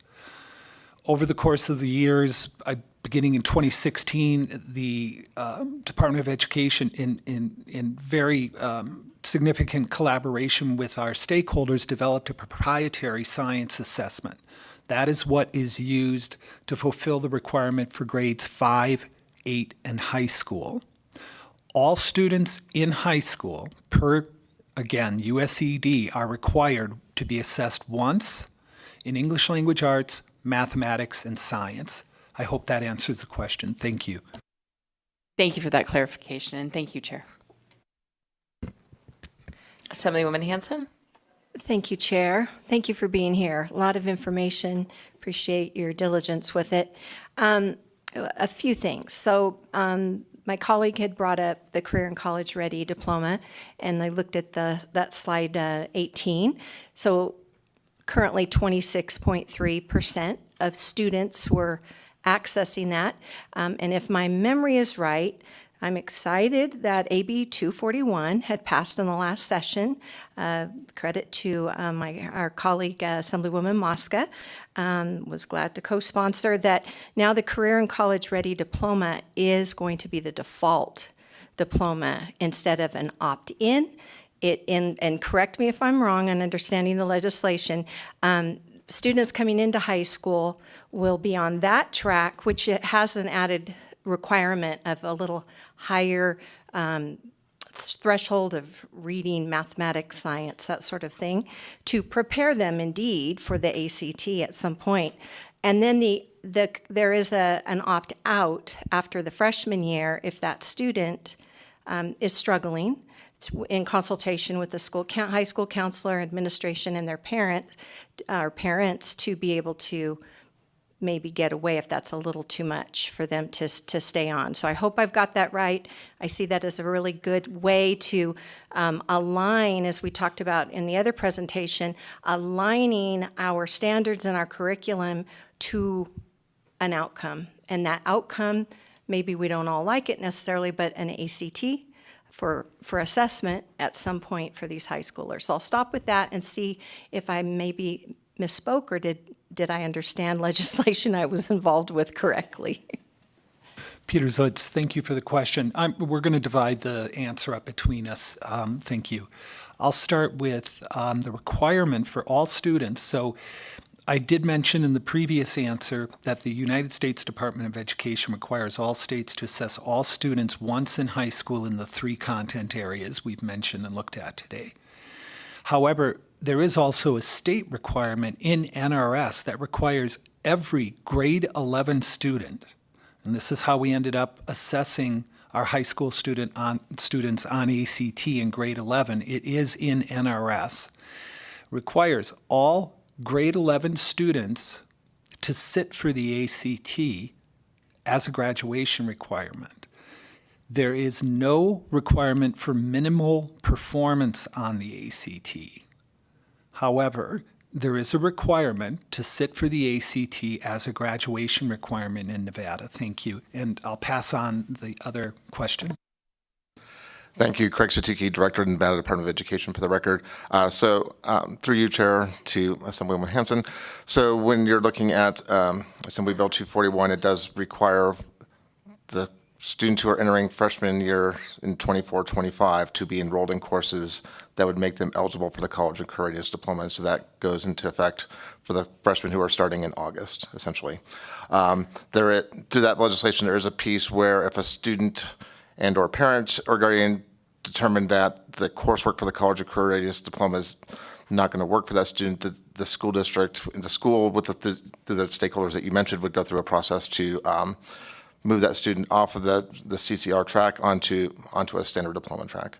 I'd say that most likely that would be the case. The advanced diploma and the CCR diploma are very similar, and so a student probably wouldn't move up from a CCR diploma to an advanced diploma early on. It'd be more towards the standard diploma early on. In our engagement with school districts so far, they've been looking at that interpretation in terms of those pieces and the enrollment pieces and when they would actually have those communications with students and parents. And while they may happen as early as 9th grade, some of the stakeholders that we have talked to have indicated it may even be closer to 10th grade before they actually start seeing students potentially opting out of those opportunities because of the way that the coursework is set up already in the 9th and 10th grade years. Thank you for that. And Chair, if I may, a couple more things I'd like to address. Okay, I think I saw a thumbs up over there. Go for it. Thank you. So as I've looked at if we go back, because this has been an issue that's been one that I've consistently tried to ask and get answers to, and I think that's where we are today, and I'm grateful for that.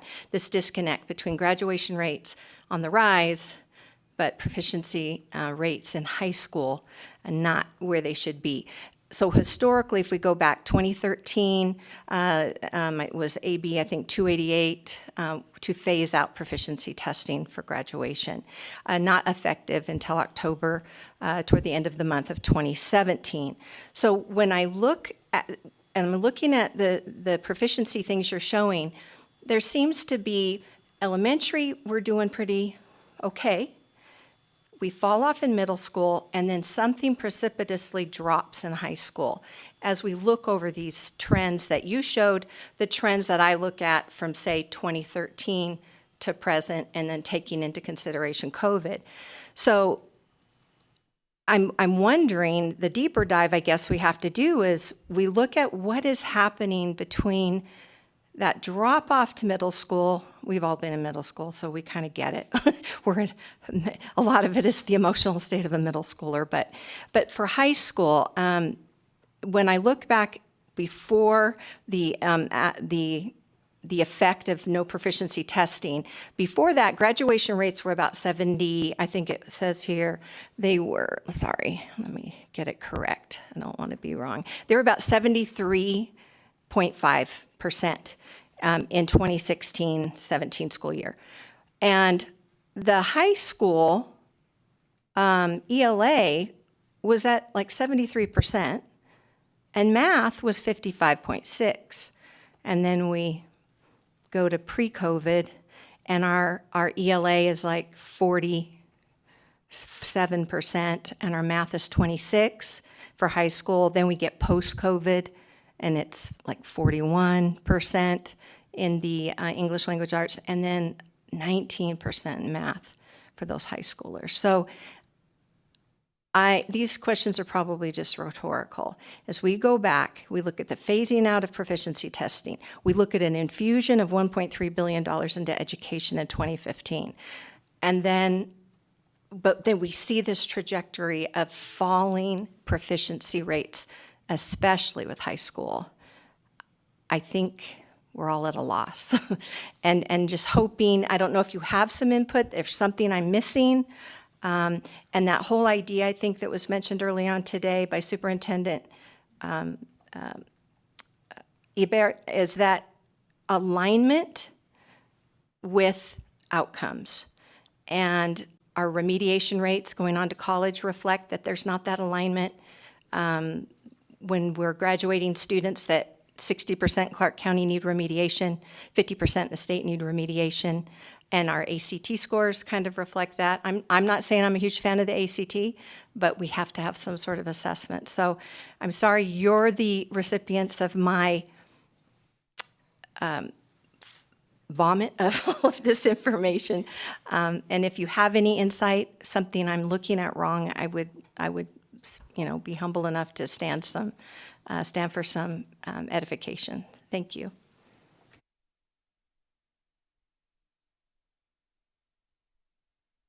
Okay, I think we are going to move on. Any other word?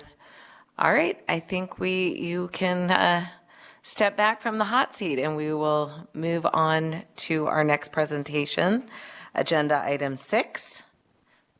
If you want to come up, it's on AI, very exciting stuff. Just a little note, we're going to hear this presentation on artificial intelligence in school. I wanted to note that the United States Department of Education Office of Educational Technology is also doing work in this space, and they do have a 2023 report on AI's role in teaching and learning that is definitely worth a read. Unfortunately, the timing didn't work out to have them present at this meeting, but we are excited to continue to follow this work. As we know, AI is an emerging field, and this committee has a chance to further explore its impact on education. We are fortunate enough to hear from an industry leader, Alex Urea, with Udascape for his work in this developing space. So the presentation, this was one that I was referring to, has some issues with copywriting. So we will get it up as soon as we can. And I think Alex, you will work with our Alex, and we'll get something up there because it's definitely going to have some really good information. Also to the members that we do have the presentation, but I know that you made a couple changes to the slides, so if your slides don't look exactly right, it's on purpose. It's the AI doing it. All right, thank you, and begin when you're ready.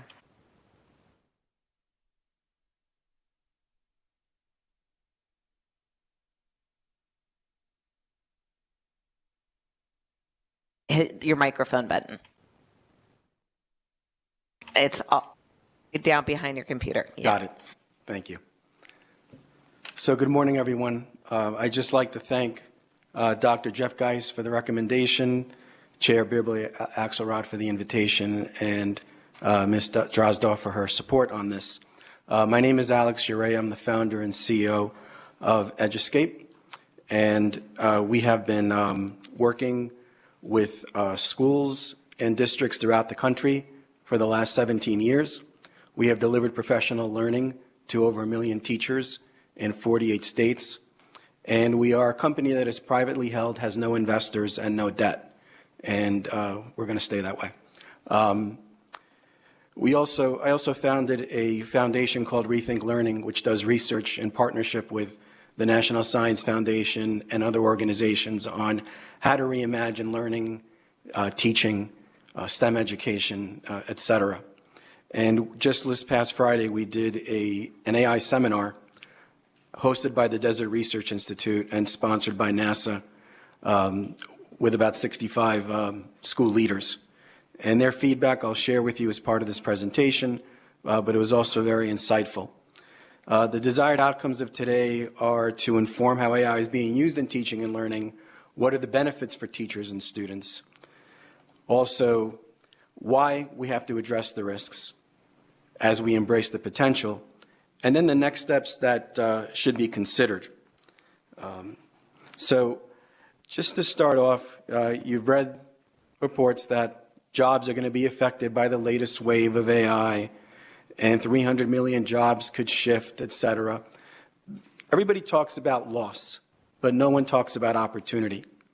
There was a young man named Tyrone Powers in Irvington School District in New Jersey 2.5 months ago that walked up to me after a presentation and said, "Mr. Alex, I pump gas. That's how I help my grandma support us. I'm 16 years old. With the emergence of AI and electric-powered vehicles, am I going to lose my job?" And I said to Tyrone, think about this. How many EV charging stations are being installed a day in this country right now? The answer was 357 a day. How many jobs are open for EV installers and repair people? So if you find your job pumping gas is at risk, take a 6-month course on EV charging and repair, and you'll walk into a $70,000 job.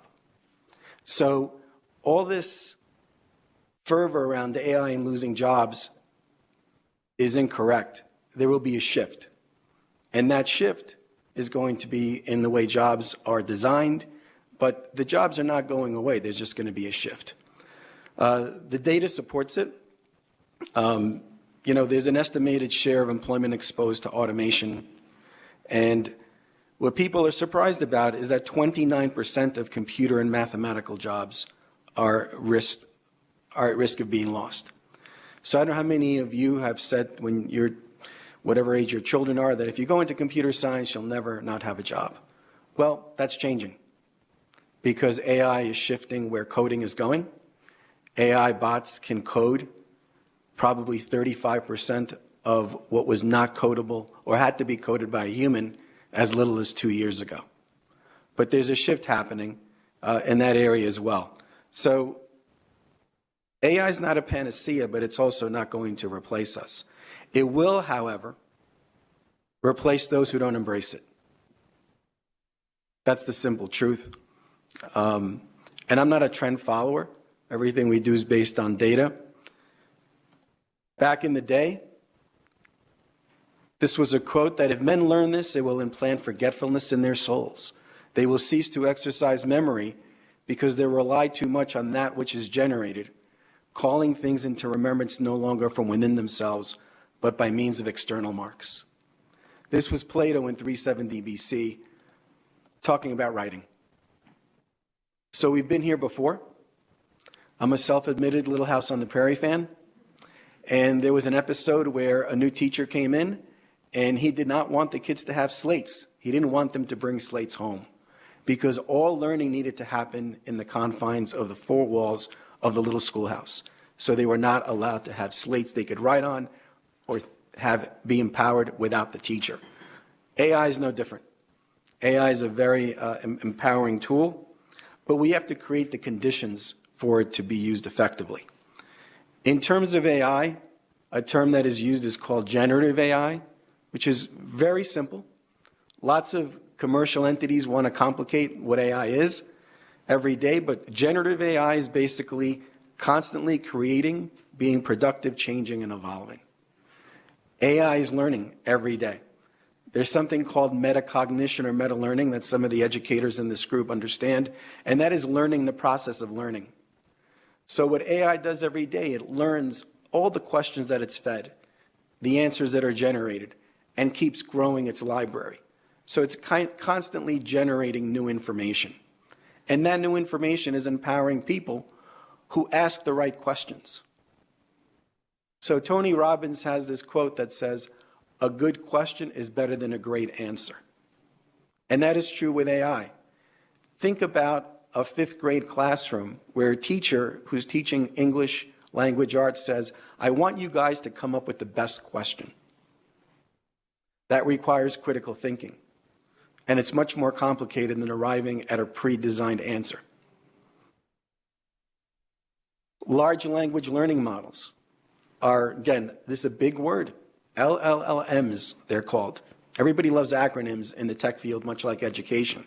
Simply put, large language learning models continue to absorb information that is being fed to these AI chatbots and collecting it, repositioning it, and then it's being used really effectively in terms of intelligent tutoring models as well.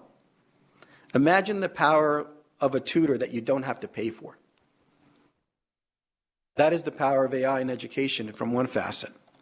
But we have to think about policies. A little over a year ago, a school board thought they were very proactive and they put out a policy. No teacher can accept an AI-generated work. That was it. Literally, it was about a page long. So you're a teacher and you're told, "I can't accept AI-generated homework." But that resolution did not describe, how do I check if it's AI-generated? What tools do I use? Are you licensing the tools? It was just put out there as a typical CYA resolution by a school board. And we can't react to it that way.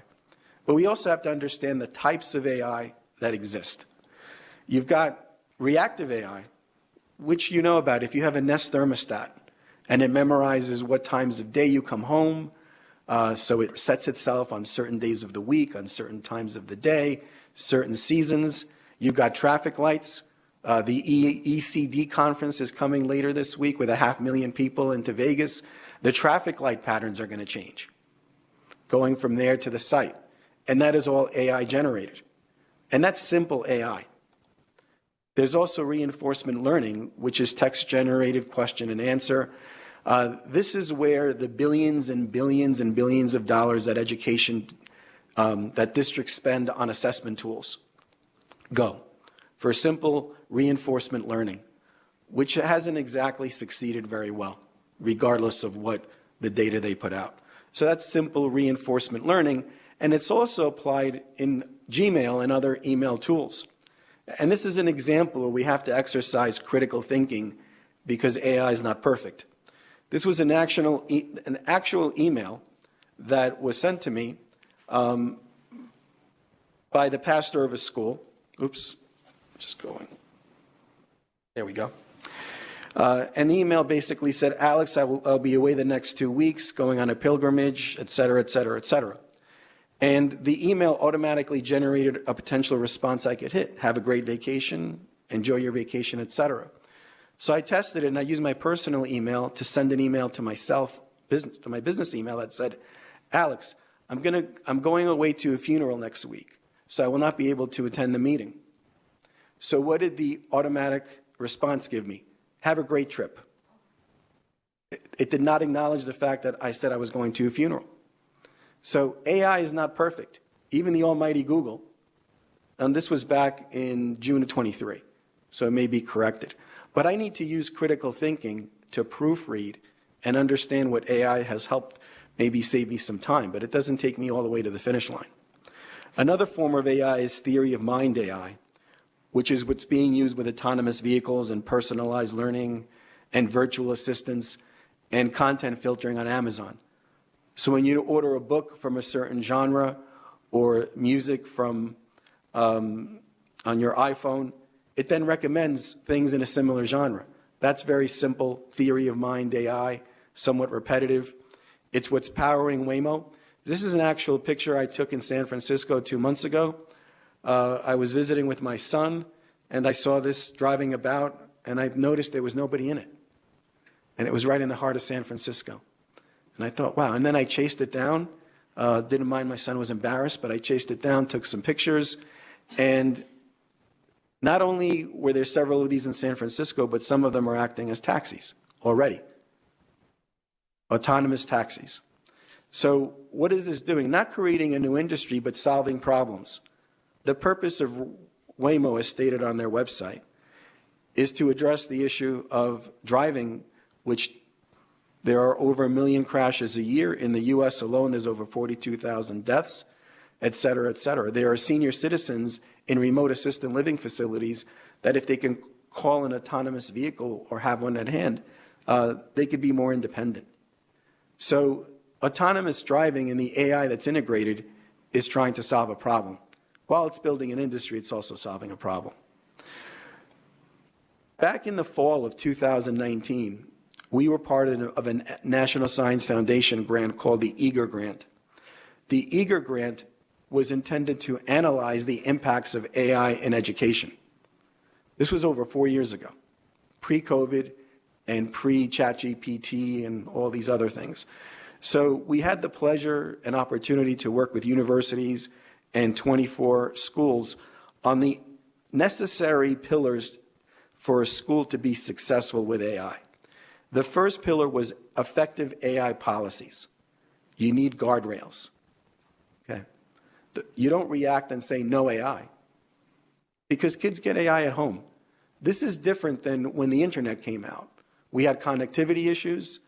There was inequities because people didn't have internet at home. Then there was a device challenge. We don't have as many of those challenges anymore. So AI is not confronted with any obstacles that past technologies did. It's free. We have Wi-Fi in many places. Even children that are only eating 1 meal a day seem to have a cell phone. That's a smartphone. So there's access. But AI policies are critical. Rethinking curriculum. For those of you that were educators and you know teachers, how many teachers say to you over a cup of coffee, gee, I wish I had more to teach? Anybody? Okay. They don't.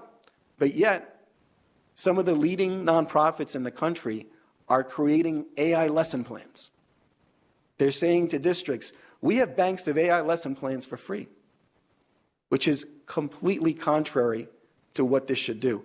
We have to look at existing challenges in education and how AI can help resolve them. AI can help address teacher shortages. It can help address challenges with ELLs. It can help address challenges with neurodiverse learners and special ed. I actually have a quote from a teacher just from yesterday using a robot-assisted tool using AI for a child who has autism.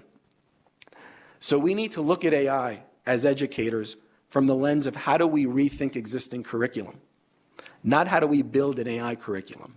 That comes later. Those are career paths. But if we're going to address teacher shortages, we have to create better conditions.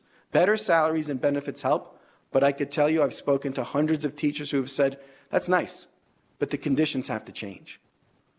So we need to reimagine curriculum immediately to integrate AI in a thoughtful way, or it's not going to stick. It's not going to have the impact. So we have to prepare teachers. That was the third pillar of this NSF-funded research. And the fourth pillar was empowering students. When we interviewed students as part of the EAGER grant, kids didn't think of cheating. Over 500 students that were interviewed said, I want to see myself using AI in the real world and how that can help me. That's what they were interested in. They were not thinking, gee, I could cheat. Gee, I could have it write my paper. Other people think that, and yes, it happens. But we need to create the conditions and the culture where we're thinking forward and not fearing. The impacts of AI in education helps create better tutoring systems, language processing, personalized learning, accessibility, tremendous opportunities for accessibility, and data analytics. It was nice to see all that data come up on the screens before, But what I've seen with data in education is that it has to be actionable. And you have to ask teachers, how do you interpret this data to create change in your classroom? That's where we've seen a lot of professional learning necessary. And AI helps disseminate that data and make it actionable much easier if it's used right. In terms of opportunities with AI, we have to think of not just making students creators, but also teachers. You know, we try and make teachers consumers of information, of standards and all these things, but we need to give them the space to create the lessons that align to the new standards that may be issued. And AI can help do that a little quicker, a little more efficiently, some shortcuts, effective shortcuts. So that's important. The fourth type of AI is the self-aware AI. And this is the integrated self-regulation and human decision-making. When you combine AI with robotics, you have an incredibly powerful tool. But it can't be driven by engineers. It can't be driven by roboticists because they are not educators. We need to have educators understand the potential and then define and lay out the paths for how those two tools can be used effectively. This is an Indeed posting. Years ago, the word creative was not used in job descriptions. Even more so, solutions, seeking solutions. But this is ads for a marketing generalist, a student brand manager, and a YouTube operations specialist. All three job descriptions have the word creative in them. That's a major shift in the job market. Solutions engineer. Also, the word solutions is being used in job descriptions more than ever. Back in 21, I believe, in 2020, in November 2020, the word solutions was used in a job description 10,000 times. Less than 3 years later, the word solutions is used 1.7 million jobs, I should say, not times. That's an exponential gain and shift. And this is where when you talk about career and technical education, that outcomes-based approach is necessary. You have to backwards design. And I had the pleasure of visiting Northeast Career Technical Academy last Thursday. They have their first data points to demonstrate that kids that barely had a GPA in their prior school are performing exceptionally well. So looking at career trees and paths and designing backwards can work. And you have a fledgling school right in your backyard that's demonstrating that, and the early data is showing it. It's a phenomenal school with phenomenal leadership. And by the way, just so you understand, I've been in and out of over 3,000 schools in the last 27 years. So I've seen what doesn't work more than what works, and anything we talk about gets balanced with the research. So a couple of scenarios with AI. When you combine robotics with coding software and AI, you can create opportunities for kids to learn using AI and robotics. Is YouTube blocked, which is okay?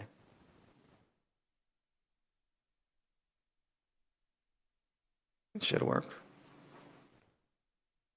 I'm not going to risk it. I'm going to go to a different video soon. So this is a young boy about 11 years old working with a robot and AI as a healthcare companion because he's recovering from an accident. And that robot is teaching him how to move his arms, again, in an effective way. And the AI in the robot is memorizing his arm movements and adjusting to his movements for the next occupational therapy session. So this is AI being integrated with robotics as a healthcare companion. These are the opportunities. We also have AI as an educational assistant. This is ChatGPT on that robot screen with a robot, and I'll see if I can get, okay. So I'm having a little problem with the video, but this robot is basically the teacher is asking the robot, can you please explain the Declaration of Independence?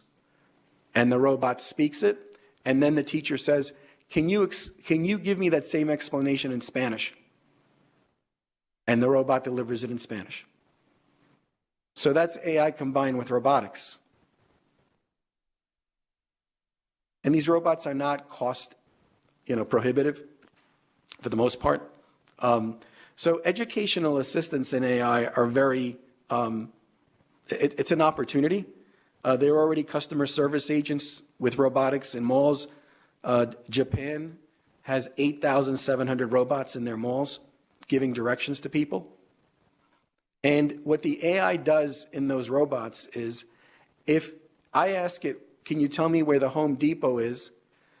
It'll point, and then it'll say, do you know which aisle the whatever screws are? It will tell it, yes, find it in aisle 7 if Home Depot opts in. The cool part is that Home Depot can opt in to get the data on any questions that were asked of that robot that pertain to their store. So if they're getting a lot of questions around the same product or the same general area, they can use that data to better stock their shelves and to be more responsive to customers. All this programming and AI design requires human critical thinking. And also what is design thinking? So on the side of rethinking curriculum, we've been through changes before. Nintendo, we know, as a video company, Nokia as a telephone and infrastructure company, Amazon as all-encompassing online store, and Tiffany as luxury jewelry. But this is where they started. Nintendo was initially playing cards in the late 19th century. Nokia sold paper and rubber products. Amazon, as you remember, started as a bookstore. One of my mentors worked with Jeff Bezos, and he knew from the beginning that it was not going to be a bookstore. It was going to start as a bookstore to prove a model, but it was going to become a superstore of lots of things. That was the goal. And Tiffany was basically a lamp and a fancy lamp manufacturer. It was not a Tiffany jewelry and things like that. So there are things that have changed in history, but we also need to rethink what we teach, why we teach it, how we teach it, and when we teach it. AI is going to enable these questions to have better answers and better defined. There's also limitations. Those 4 C's that are talked about a lot, communication, collaboration, creativity, critical thinking, it still requires human intervention to use the tool better. When I was married a long time ago, my father-in-law brought me every tool in the book. We built a workbench together, and it wasn't until my son turned 14 that he unboxed one of the miter drills that was given to me. So I had a great tool, but I never used it. It required somebody that was motivated, had the interest, and that was human intervention that was necessary to use the right tool. So the limitations on AI really fall on humans. Humans have to ask the right questions, have to create the right strategies, have to make the right ethical determinations for AI to really change. And policy and practice is so incredibly critical. In the seminar we did on Friday to mostly Clark County administrators, some teachers, people from Odyssey Charter School and others, they walked at the end of the seminar. They said, can you please try and work with our district to give us guidelines? Because right now, we don't know where to go. We don't know what to do. But we know we have to do something, and we could do something. So educators are interested. They're not afraid. Most of all, they're curious. And in terms of opportunities, we can't get caught up with privacy concerns and copyrights, because while we have to put up good guardrails in schools, kids still go home and have access to this technology. We can't just ban things as some countries have done. AI copyrights absolutely need to be considered and investigated, but we have to have open debate about this. But our policies need to mirror the culture that we want in our schools, and they should be cultures of discovery and self-expression. So it's important to look at policies, whether it's an internet usage policy and how that can change with AI, homework policies. Students can There's no reason why students can't use AI homework powered assistance, but the guidelines have to be laid out for them. We can't just say no homework, no AI submitted homework. Because when they go in the real world, they're going to be using AI to generate some of their work. So why can't we start creating good habits in the classroom? So an improved policy really fosters a learning environment that encourages critical thinking. It must include citation of resources. And it just can't say this was AI. You have to uncover what resource was it, the transparency behind it, and also what applications were used, because there are so many AI tools out there. Cyberbullying, big issue, right? There are kids using AI-powered chatbots to help them generate hurtful messages that they can then post on social media about a fellow student. So we need policies around these things that promote digital citizenship. But again, these are policies and guidelines and guardrails. They can't be mandates, because if we're preparing kids for the real world, they're not going to enter a world necessarily with these types of mandates. Student data policy is important. We need to understand the vendors we bring in that use AI. Where is this information being stored? How is the data being processed? Student data privacy is critical.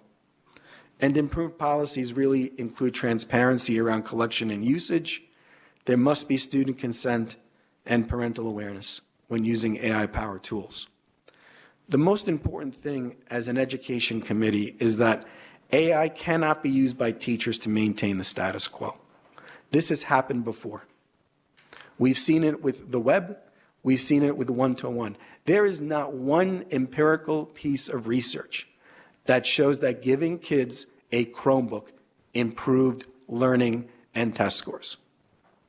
Anything that you share that is generated was funded by a company that has a vested interest in selling stuff. It hasn't helped. AI is a little different. But if we look at it as more lesson plans for teachers to teach, it's the wrong approach. If we look at it as something that should be kept out of teachers' and students' hands, no. There's too much opportunity there.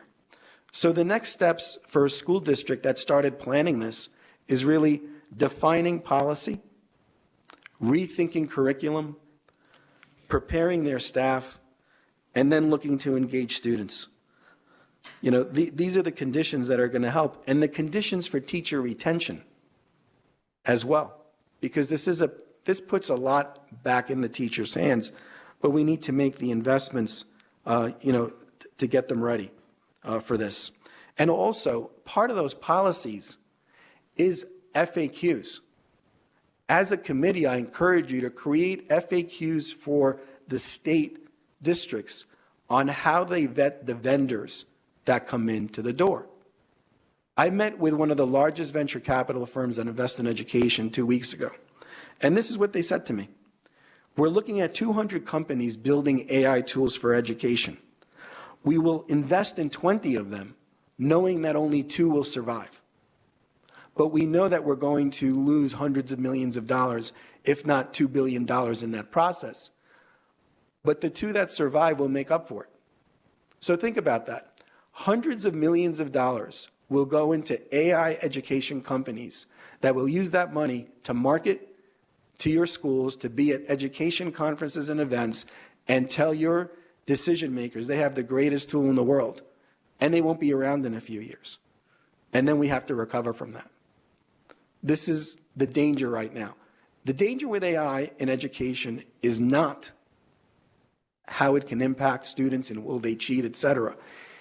It is commercial entities, and I'll lose a lot of friends when when I say this, but it's the truth.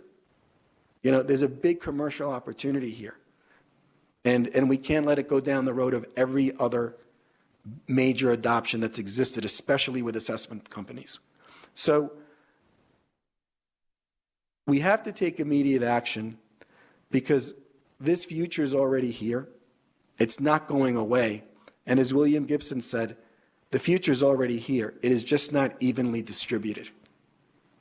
And AI is an incredible tool to distribute this equally, equity and accessibility, empower English language learners. I did not speak English when I went to kindergarten, even though I was born here, because my grandparents raised me from Colombia. You know, I learned with Sesame Street and the Electric Company. But the other day I pretended with my daughter, who just graduated college, and she heard me tell the story at her high school commencement.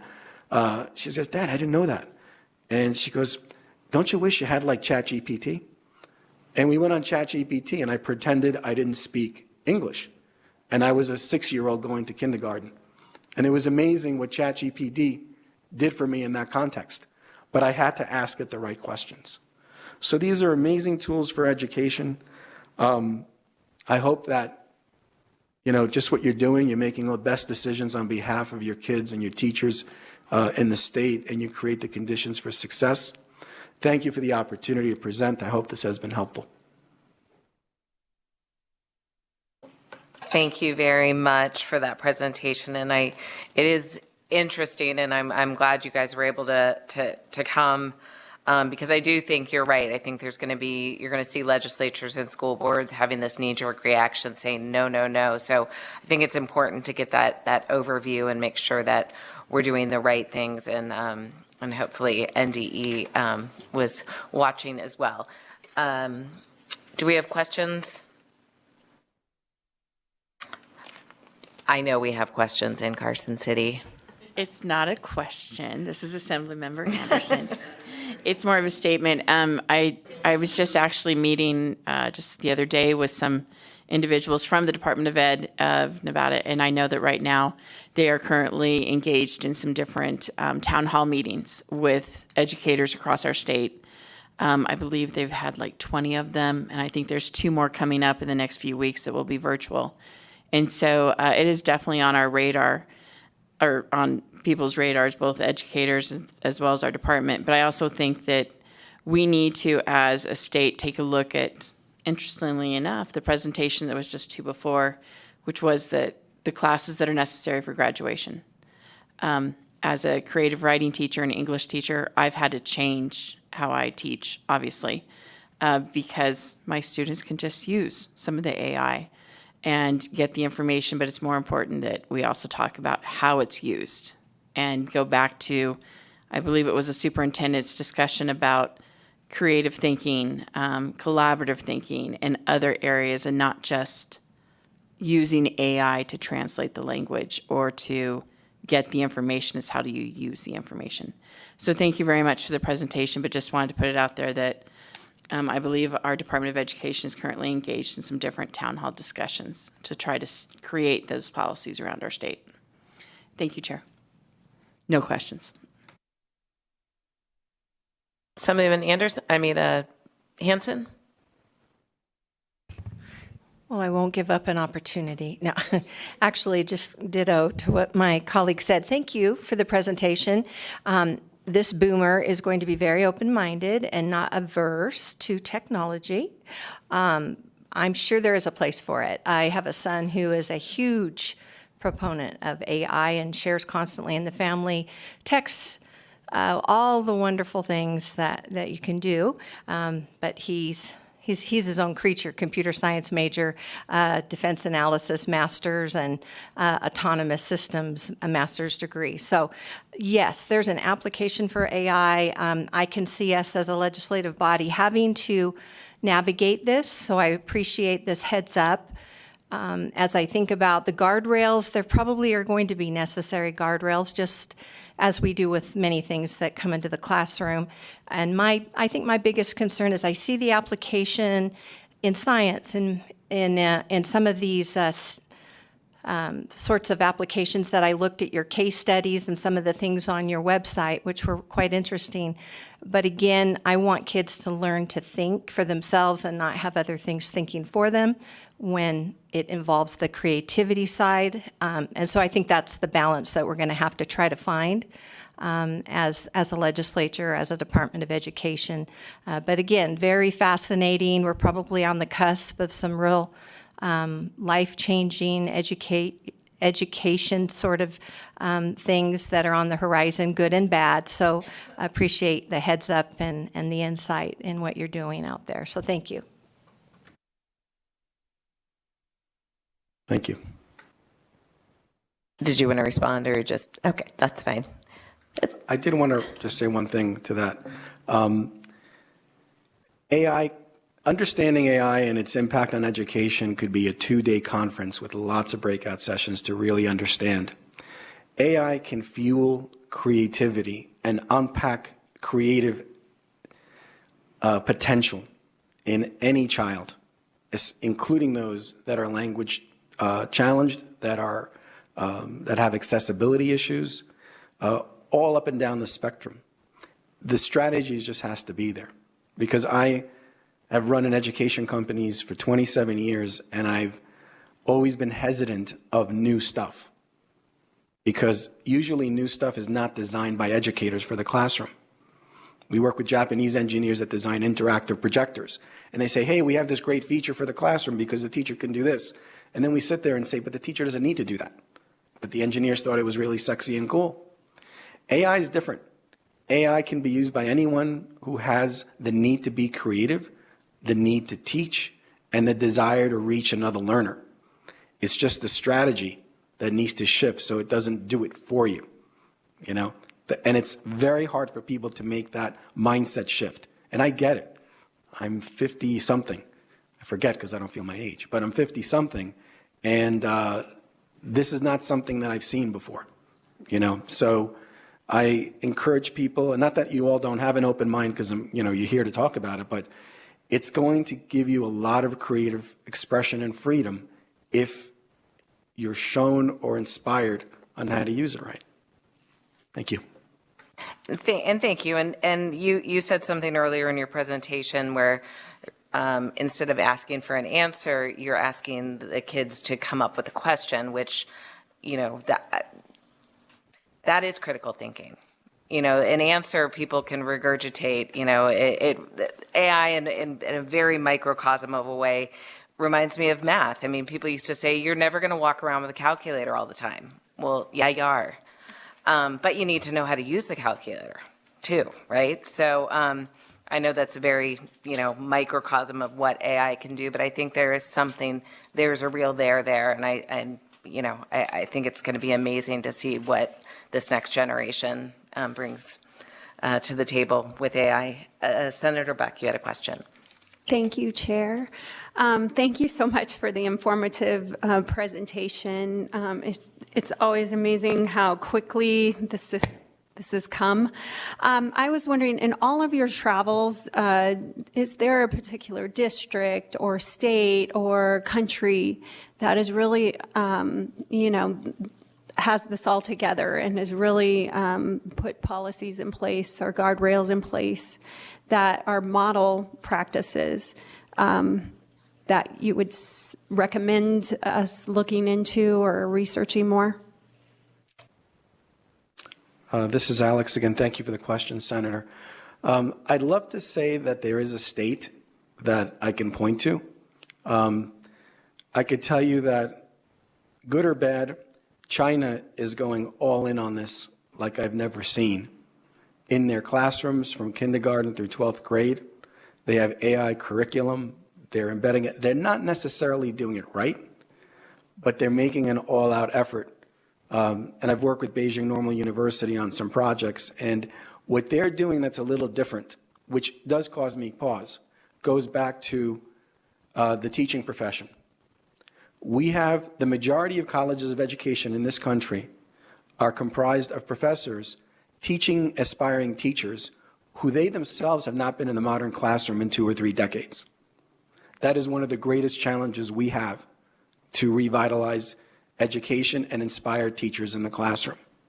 China is embedding AI teaching strategies at their teaching universities right now.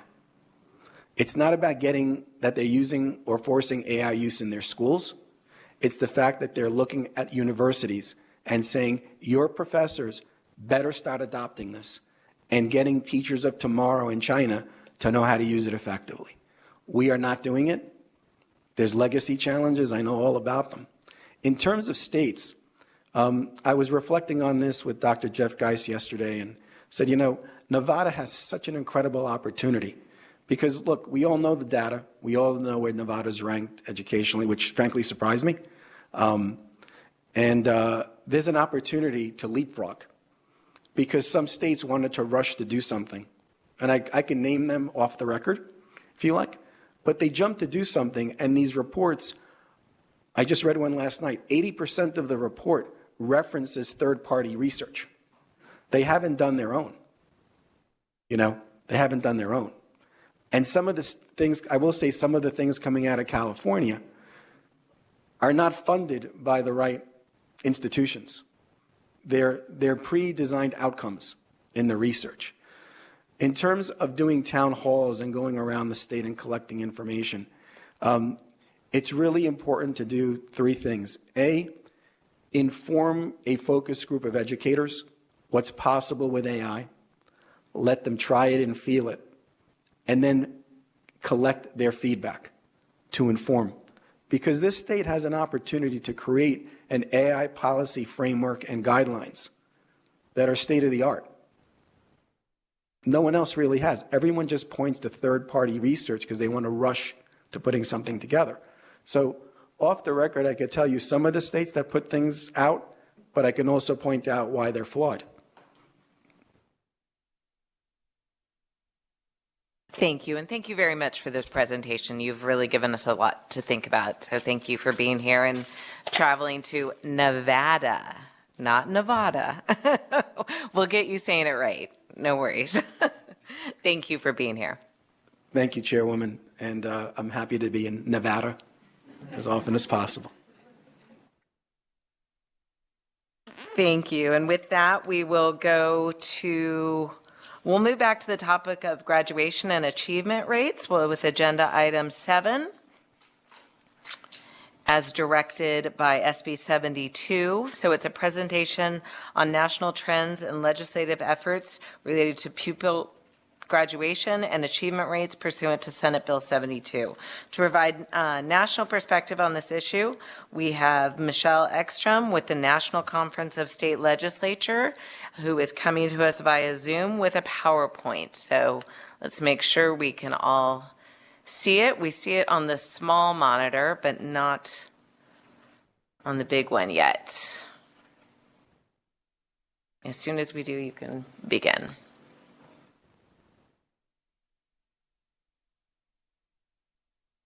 And BPS, we're still seeing the last presentation.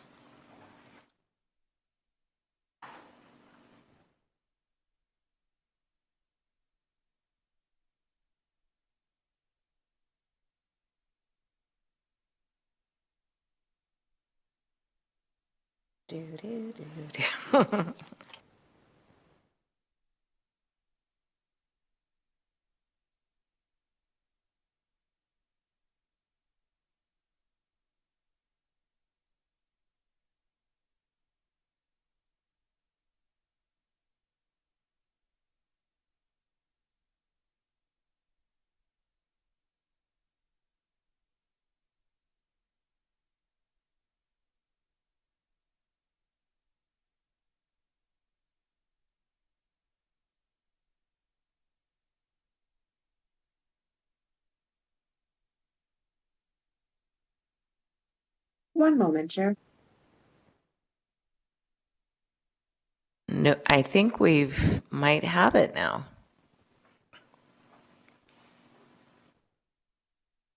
So you can begin when you're ready. Thank you for having me. It's a pleasure to be joining you all in Nevada for the Joint Interim Standing Committee meeting. It's a pleasure to be back before you again. My name is Michelle Ekstrom, and I direct the education program at the National Conference of State Legislatures. For those of you who may not be familiar with us, we are the organization of all 50 state legislatures and territories, made up of legislators and legislative staff, or legislators and legislative staff. And those of us who are on staff at NCSL really serve as an extension of the nonpartisan staff that serve the legislative bodies across the country and within the territories. So we don't lobby on behalf of policy issues. We're here to provide information, research, professional development opportunities for state legislators. So it's a pleasure to be here with you today. I am happy to be joining you today on this really important topic of graduation rates. And it is great that I joined you at this point because I think we've had a lot of data laid out before you. And so what I'm going to do is skip through some of the slides that I had created to really try to connect the dots for you on what you're seeing and maybe try to answer or at least provide some information for some of the questions that may have come up. Because you're not unique in wondering about these things. So I think just a little bit of background. I think this was mentioned, but I really wanted to hit on this about graduation rates, sort of the history of where we've been and where we are now. And what we know is that we're making progress on this. This has been a tough nut to crack for us across the states. Really, back in the early 2000s, a number of researchers and experts across the country, including educators, were just sounding the alarm that we had really low graduation rates. And, Dr. Robert Belfans, coined the term dropout factories. And there was just big concern about what was happening. There was also a real call to action around the way that we measured graduation rates. It was not consistent from state to state or even within districts within states. So we know that as we were working on improving our data systems, we also came to understand that our data within those systems was not comparing apples to apples. So there was a really big effort called Grad Nation to reform the way that all states counted graduation rates, really focusing on this four-year cohort model. And little by little, all states adopted this cohort model, and then it was really codified within NCLB, and then now for sure within ESSA. But really what it requires is that all states now measure graduation rates uniformly, and that we're looking at a four-year cohort. So those who enter ninth grade are counted, as was explained earlier, in the percentage of number of students who eventually graduate. Across the country, a lot of states and territories were very concerned about what this would look like because they hadn't been counting them like this. For example, in Washington, D.C., their graduation rates reported at the time were around 73%, but when they went to this new four-year model, they dropped down to 59%. But what we know is that, looking at data honestly and comparatively and having the ability for transparency is so important. And so it really shone the light on where states weren't hitting the mark and looking into the research, begging folks to look into the research about what we know improves graduation rates and getting to work in that space. The good news is that the majority of states have really raised their graduation rates to a certain extent from that point. But what we're seeing is a huge stagnation, quite frankly. Most states in the West especially have over the past decade or so really hovered between 79 and 89%. In the eastern states, you see a lot more that are closer to like the 90%. And West Virginia actually continues to lead the country with around 91%. So all to say that we've had this history of this work. There's been a lot of research done and a lot of information about what we know about what is the truth about how well we're doing at graduating our high school students. The other point that I want to make is that we know that students of color and students who are economically disadvantaged traditionally have much lower graduation rates than their peers. And so typically it's about 10%, if not 20% in some states different between those groups. So we have this persistent achievement gap within our country in both our academic achievement and with regard to graduation rates as well. So actually, I'm not going to get into this because the previous speakers covered this at length. What I will say is that, as I mentioned, the trends are in the Western states, for whatever reason, we tend to have lower graduation rates than we do in the Eastern states. Some of the states that tend to have the highest include Iowa, Kentucky, Indiana, New Jersey, Texas, Wisconsin, Massachusetts, and as I mentioned, West Virginia, according to US data, has reported the highest graduation rates. So what I like to do is connect some of the information that you've had today about what we know about how well your students are doing in Nevada and what we know about what influences graduation rates. I, like you, always get a lot of heartburn when I look at those achievement scores. You know, in Nevada, they're challenging, and they are in the majority of states. The majority of states don't have trouble reaching 50% proficiency rates on our 3 through 8 assessments, grade 3 through 8 assessments. And we also know that in the high school assessments, as was explained earlier, what we're measuring is the ability to succeed in college or career. And whether you're using the ACT or the SAT, we are not actually assessing our state standards. And I think that's something that state legislators aren't always, isn't always top of mind. So what an ACT or an SAT was originally designed to do was to measure the propensity to succeed once you leave high school, but not how well you've actually mastered your state standards within high school. And so that's something that we need to keep in mind as well. So we know that that academic achievement must in some way affect students and how they see themselves and how well they matriculate across our system. And so I just want to touch on a few of the factors that we know are really influential in graduation rates. So in other words, what I'm signaling to you is if you're looking for policies that you know can help bump up your graduation rates, these are the areas that you're going to want to look to.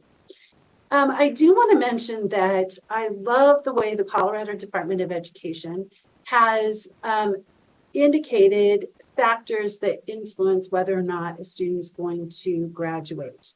They really break it down into 4 simple phrases that I want you to keep in mind. Things that we know influence students and student outcomes. 1, life events. What's going on with the student? How is their family life? Are they hungry? Are they being bullied? What are those things that are happening in their life that influence their ability to learn? The second is fade outs. We know that there are students who fade out. And for whatever reason, they don't continue to flourish. They don't continue to be successful once they hit middle and high school. And that was alluded to earlier as well.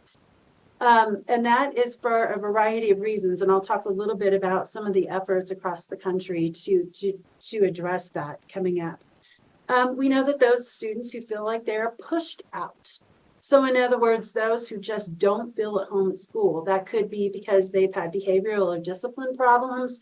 Maybe they feel just very different. Maybe they're having challenges with the language.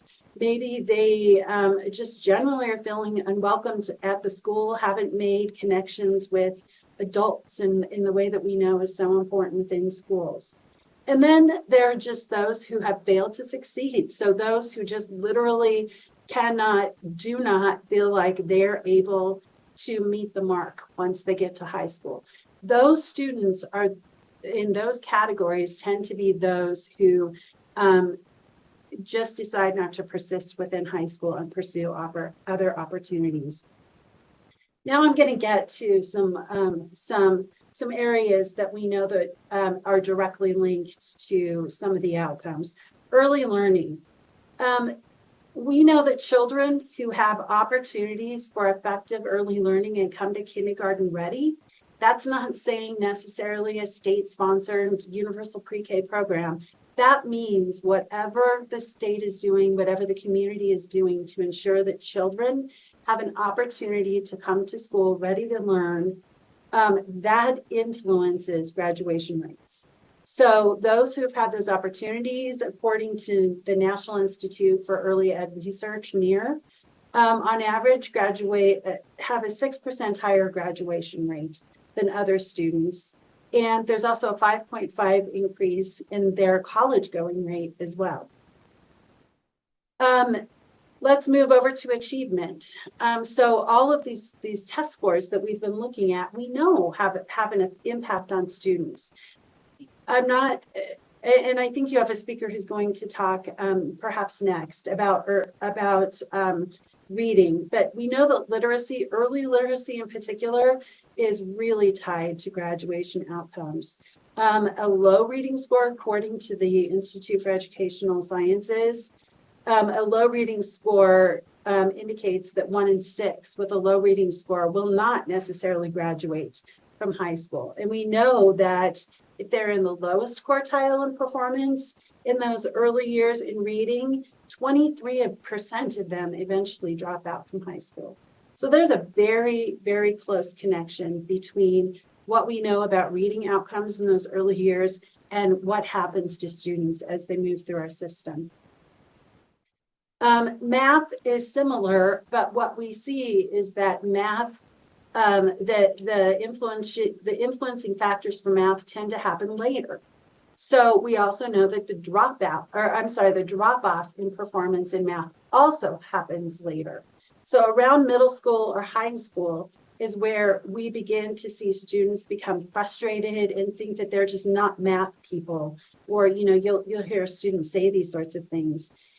Sadly, about 80% of students have reported that if they weren't able to pass Algebra 1, they felt like they needed to drop out of high school. And we also know that according to Washington University, a really interesting study that just came out of Washington University at St. Louis, the more rigorous math and science that is expected of all students within high school, it has a direct correlation, unfortunately, to students dropping out because they feel like they're not doing well and they feel like failures. And it goes back to some of what I was pointing out earlier.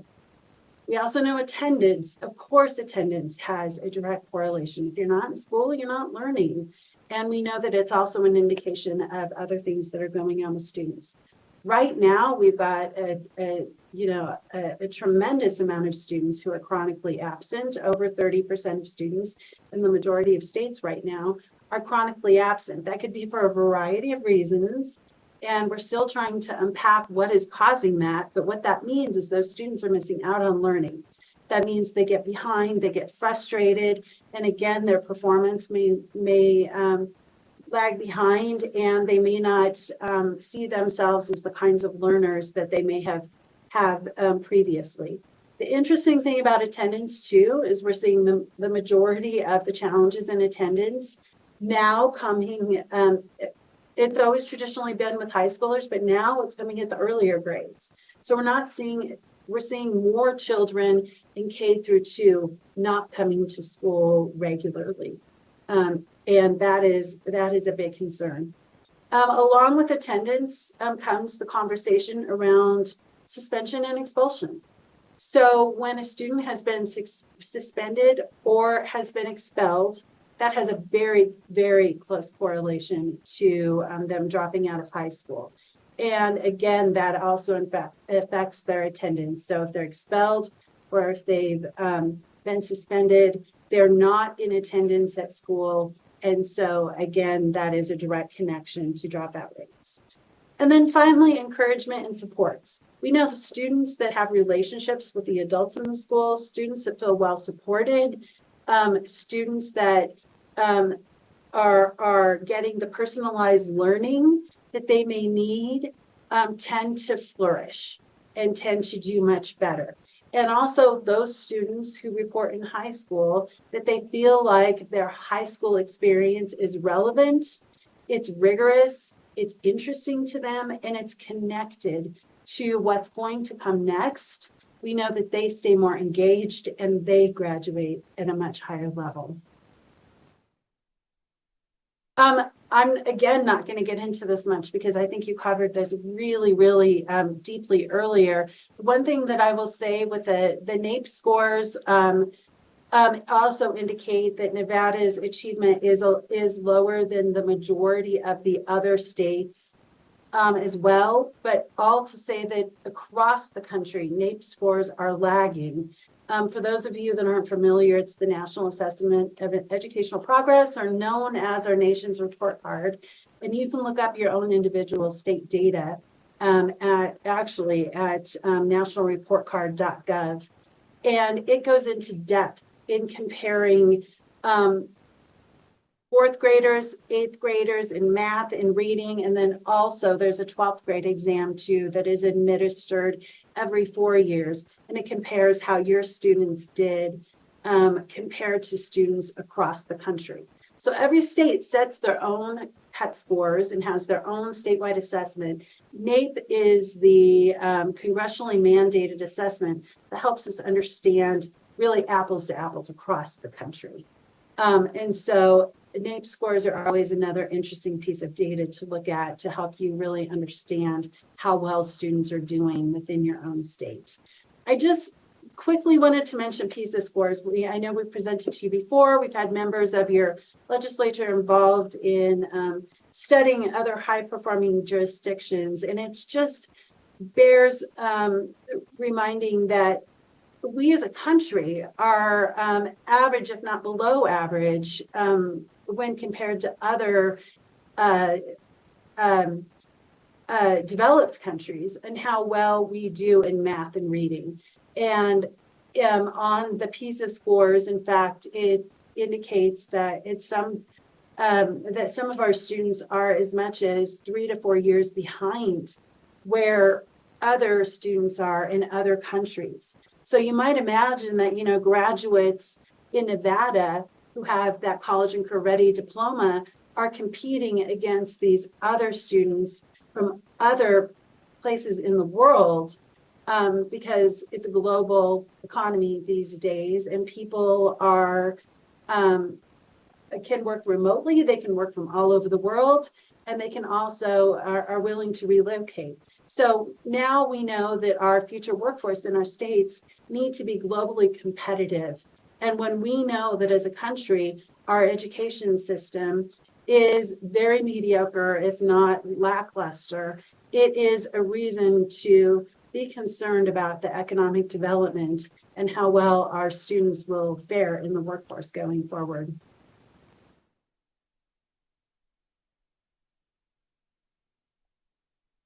So this is where I think it really bears remembering the policies that I referenced before. Think about those policy options, those areas where you could really focus to improve graduation outcomes for your students. I just did want to mention some really interesting trends that's going on. And it has a lot to do with, as I mentioned before, redesigning high school. And this is an opportunity, and I should say this isn't just high school. This is reimagining the relationship between middle school, high school, community college, higher ed, and workforce. We work a lot with Jobs for the Future, and they have an excellent report out that's called The Big Blur. And Colorado happens to be one of the states that is working right now to implement the Big Blur. But really what this report references is that in order to build the future-ready workforce that we need in our states, that industry is telling us they need in order to have the skills and the aptitudes for our students to succeed, we need to rethink our education systems. We need to connect them, and it needs to be more seamless. And so what we're seeing is a number of states working toward this. and really thinking about career pathways in a meaningful way. For example, I know in my own kids' high school, we offer 27 concurrent enrollment courses. We've got 20 career pathways now within our school district. We have the ability for students to earn non-degree credentials while they're in high school. So the world is a different place from what it used to be. And when we think about those kids who said, I'm not good at math, I'm not doing well in Algebra 1, I do not like geometry, that must mean I'm not going to graduate from high school. What we're seeing is this whole new effort to engage them in a different way. This can be through project-based learning. This can be through workplace-based learning, where there's a number of states. I would really point to Indiana, and Colorado, who are really leading the charge around high school apprenticeships, where students get on-the-job training. They're working in the place of business. They're making career connections. They are getting paid, and they're earning an associate's degree, all while they are in high school. So these models are based off of what we know occurs in Switzerland and some other places. But that's just one example of some really excited, innovative work that's going on. And at that point, it seems like a no-brainer for a lot of kids. Like, well, of course, I'm going to graduate from high school. Why wouldn't I graduate from high school? I've got this amazing apprenticeship opportunity. Or I'm going to graduate from high school and continue through high school because I'm going to get my cosmetology degree. Or I'm going to be a certified welder by the time I graduate from high school. So there's lots of interesting ways that we are better engaging middle and high school students so that they can begin to see themselves as completers and setting themselves up for whatever comes next, because we're giving them those opportunities. We also know a number of states are seriously reconsidering their math and science requirements. This conversation obviously needs to happen in coordination with higher education, because there are higher education courses that are required. But many states, and one to look to right now is New Mexico, for example, eliminating the requirement for some of their more rigorous math and rethinking what math and science looks like. So for example, they are thinking like a course in AI or a course in data science or a course in, rather than taking physics, could you be taking anatomy in preparation for a healthcare pathway? Those sorts of things are really making space for a lot of students to find their path and not feeling like, oh, I'm not good at high school because I'm not good at this traditional college preparation pathway. So there's lots of innovation going on in those areas as well. And so I would just leave you with this really interesting information from Bob Belfans. As I mentioned, he was one of the early researchers who really sounded the alarm around graduation rates. He recently released a report that really looks back at all the efforts that we've been making around increasing student achievement, graduation, and so forth, and where we're at with things. And overall, I think his assessment is that we are making progress because we're making high school more relevant. We're able to connect college and career to high school, which by definition is making it more relevant and interesting to students. But he also, specifically in his report, calls out 8 policy recommendations for states to consider in order to continue to move the needle around graduation. The first is to continue to improve graduation rate data collection and reporting. As I mentioned before, that really is where it needs to begin. You really do need to have a deep understanding of who's graduating, and why not. Why is this subgroup not doing as well? How is it that we can change what we're doing to really target that particular population so that we can see a growth in their graduation rates. Promote policies that reduce detrimental academic disparities. That really gets back to the achievement gap. It doesn't matter whose data we're looking at. We know that students who are economically disadvantaged, students of color, English language learners, students with disabilities always have lower achievement scores. And this is a nut that we cannot crack. States have been working at it, and we've got to continue to work at it because this is a challenge. Even the highest performing state, Massachusetts, and secondly, New Jersey, they will say, pat us on the back, yes, for increasing our student outcomes, but and student performance. But what we know is it's not good enough because we've got too many kids who are not meeting that threshold. So we've risen all boats, but we still need to rise some even higher. Another is to strengthen the transition from high school to post-secondary careers, which I just referenced. Align state graduation requirements with college admission requirements, especially for those places where you're really trying to open up opportunities for perhaps free community college or automatic admission for students. You need to make sure that their high school experience is aligned to whatever comes next, whether that be attaining workforce credentials, non-degree credentials, degree credentials of any kind. Examine recovery, credit recovery programs. This is something that we know continues to be a problem. Remediation, the inability for students to get credit for prior learning, for credit for learning outside the classroom, and so forth. Continue to monitor and impact COVID. We're all doing that. We're all doing our best at that. Expand the use of next generation early morning and student success systems. We definitely have seen states making progress in this, in trying to better understand and personalize learning and understand what are the challenges for each unique learner. And then really continue to just grow your efforts and double down on your efforts around this particular issue. I do want to point out that we have at NCSL a phenomenal education bill tracking database.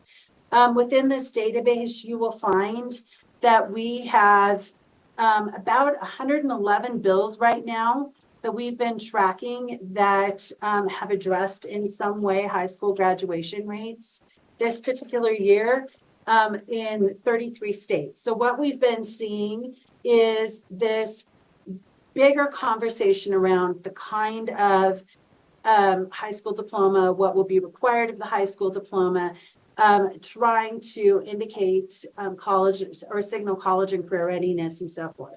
So that is a lot of the work that's been happening in the states. And finally, I just want to call out some of the resources that we have at NCSL.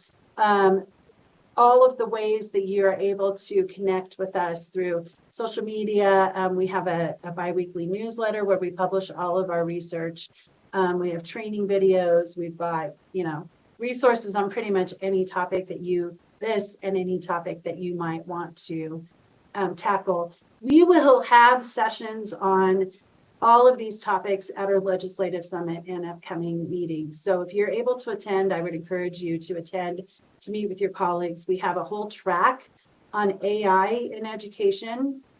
Will be a part of that. NCSL has a legislative task force on AI. And we are also partnering informally with the Southern Regional Education Board, who, as you may know, is the collaborative coalition of all of the Southern states around education issues. Legislators are a part of that, and they have an AI commission on education in the workforce. So if you're curious what they're finding, what's going on in the Southern region around AI, how that's being utilized in schools, or how it is being connected to workforce training and workforce skills, I would definitely keep an eye on SRAB. But as I mentioned, we're going to have a lot of conversations around all of this at our legislative summit. And with that, here is my contact information if you would like any additional information.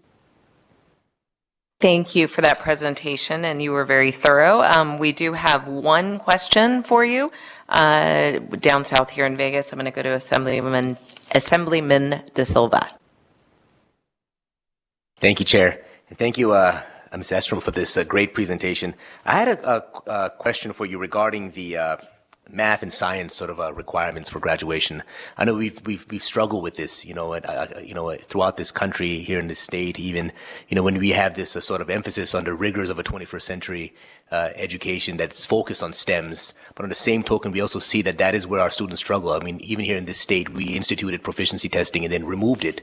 And I think the data showed that most of the students didn't get a high school graduation credential was because of the failure in those math and science tests, as opposed to them passing. They were passing the classes but not passing the proficiency exam. So my question is: has there been any states that have also seen similar struggles, and what have been some of the sort of responses to kind of like marrying this notion that we should have a strong rigor when it comes to the STEMs, but on the same token, we're seeing students not graduating because they're not doing well in those same sort of courses. Thank you. Yeah, I think this really goes back to the conversations that we had years ago around college and career ready, college versus career ready. And, 10 years ago, everyone was very focused on college ready. And as you were saying, preparation for STEM and rigor within high school, so that our students would be able to effectively compete across the world, really, for those STEM positions. And what we have seen is that it has propelled students who have an aptitude for STEM to reach soaring heights, especially when they have opportunities for concurrent enrollment. So, you have some students who are taking Calc 2 or 3 in high school for free through concurrent enrollment. And imagine how well they will be positioned to succeed once they get into a 4-year institution. But what we're also seeing is this new eagerness to acknowledge that there are students who are not going to be STEM majors, who may also want to go on to college, may not be a STEM major, may have an aptitude for math, but don't need to take Calc 1, 2, or 3 necessarily. And then there are those who are going to go on and may not go to college, may pick a completely different career path, and making high school more relevant for them, and not necessarily tracking them out of the system or shoving them into less rigorous opportunities around CTE. What we're seeing is CTE being repurposed in a really meaningful, rigorous way. So CTE for STEM majors, CTE for the next ambulance driver, CTE for the next welder. So what we're seeing is a lot of states saying, hey, it shouldn't be one or the other. It doesn't need to be one or the other. And then working with their friends at the colleges and universities to try to figure this out. I pointed to New Mexico. This has been a really rigorous debate within New Mexico about the level of high school math that should be offered and required. So definitely not shying away from offering very rigorous math, but maybe it shouldn't be required for all students. Maybe some students need to better understand how to apply math to the real world setting that they're going to be working in. So maybe it's more of a computer space. Maybe it's more of understanding and manipulating data. Maybe instead of Algebra 2, kids need statistics. Those sorts of conversations about what is the future of learning. And when we think about what is the future of learning, it begs, what is the future of our workforce? So many states are really trying to understand, what does the future workforce look like? And really, what do we need to be preparing students for? Because if we're preparing them all for our current workforce, that's not going to hit the mark. And if we're preparing them all to become college STEM majors, we know we're probably going to have a high dropout rate because not all kids are going to do that and they're not going to find their place. So to make a long story short, I think we're thinking more broadly about career pathways for lots of students, including STEM students. Thank you very much, and thank you for the presentation. We'll now go on to agenda item 8, presentation on the national landscape of kindergarten through 3rd grade literacy policies. We have Adrienne Fisher with the Education Commission of the States, who will provide that. She should be in Carson City. Oh, on Zoom.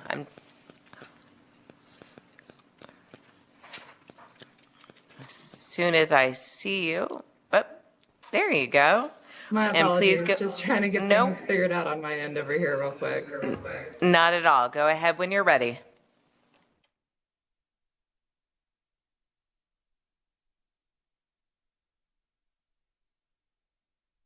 All right, well, good afternoon, Chair Bilbray-Axelrod and committee members. Thank you so much for the opportunity to present today. My name is Adrienne Fisher. I'm a senior policy analyst with Education Commission of the States. And today I've been asked to provide a look at the top trends in state kindergarten through 3rd grade literacy policies nationally and how states are progressing in those efforts. For those of you who might not be familiar, Education Commission of the States is a national education policy organization that's been serving state policymakers in all 50 states and the District of Columbia for nearly 60 years. We're nonpartisan. We cover the full spectrum of education issues from early care and education through post-secondary and the workforce. So today I'll be giving a brief overview of the national landscape of K-3 literacy and the major policy levers that states are employing to address low rates of proficiency. I'll also touch on some of the recent state action that we're seeing in addition to those major policy trends. And then I'll discuss some outcomes and walk through a state example from Mississippi. Afterwards, I'll be happy to answer any questions that might come up. First, I want to talk a little bit about where we are as a nation in terms of reading proficiency. You heard Michelle mention briefly the NAEP, the National Assessment of Education Progress, that was released in 2022. I'm sure some of you are familiar with these numbers, but I think it's worth centering ourselves before we dive into some of the policy pieces. So in 2022, NAEP released what were the first post-pandemic reading and math scores, and they showed for reading in 4th grade a nationwide decline of 3 points. Most states had a statistically significant score decline, and the rest of states showed no significant change. And overall, 37% of 4th graders scored below the NAEP basic achievement level. So to provide a little context around what that means, most state level 3rd grade reading assessments set an achievement level that's comparable to somewhere between the NAEP basic and the NAEP proficient level. So this means that more than a third of 4th graders are likely also not meeting the standards set within their own states. And finally, the newest NAEP scores showed that score disparities between student groups continue to persist. Those gaps are not shrinking. While it's certainly relevant to note that the pandemic obviously contributed to these numbers to some degree, I do want to point out that we had already seen a downward trend in the previous NAEP results from 2019. So we can't ignore the fact that this was already a problem before the pandemic. Some of the more recent national studies that have come out just in the last 6 to 8 months have shown small improvement from these 2022 scores, but still lagging behind those pre-pandemic numbers. So knowing how much attention states have begun paying to this in the last several years and how much time and effort they're putting into trying to improve literacy scores, I think it's telling that the best we seem to be able to do is to kind of hold ground and sort of stop that slide, which is good, but we still are not back to those 2019 numbers, which, as I said, we're already kind of showing some decline. Just to give a little context on where we are as a nation. So what are states doing to address this? Last year, ECS updated our 50-state comparison on kindergarten through third grade policies, and we looked at several data points related to literacy. A lot of states, including Nevada, have adopted multiple policies related to literacy in the early grades, taking a more comprehensive approach than states with only one or two policies in place. So I'm just going to touch on 3 of the most common policy levers that states are using and go through what that looks like nationally. The first and most common approach is related to reading instruction. A lot of states have policies in place to require either pre-service training or in-service professional development related to evidence-based reading instruction. The next policy element is related to reading curricula.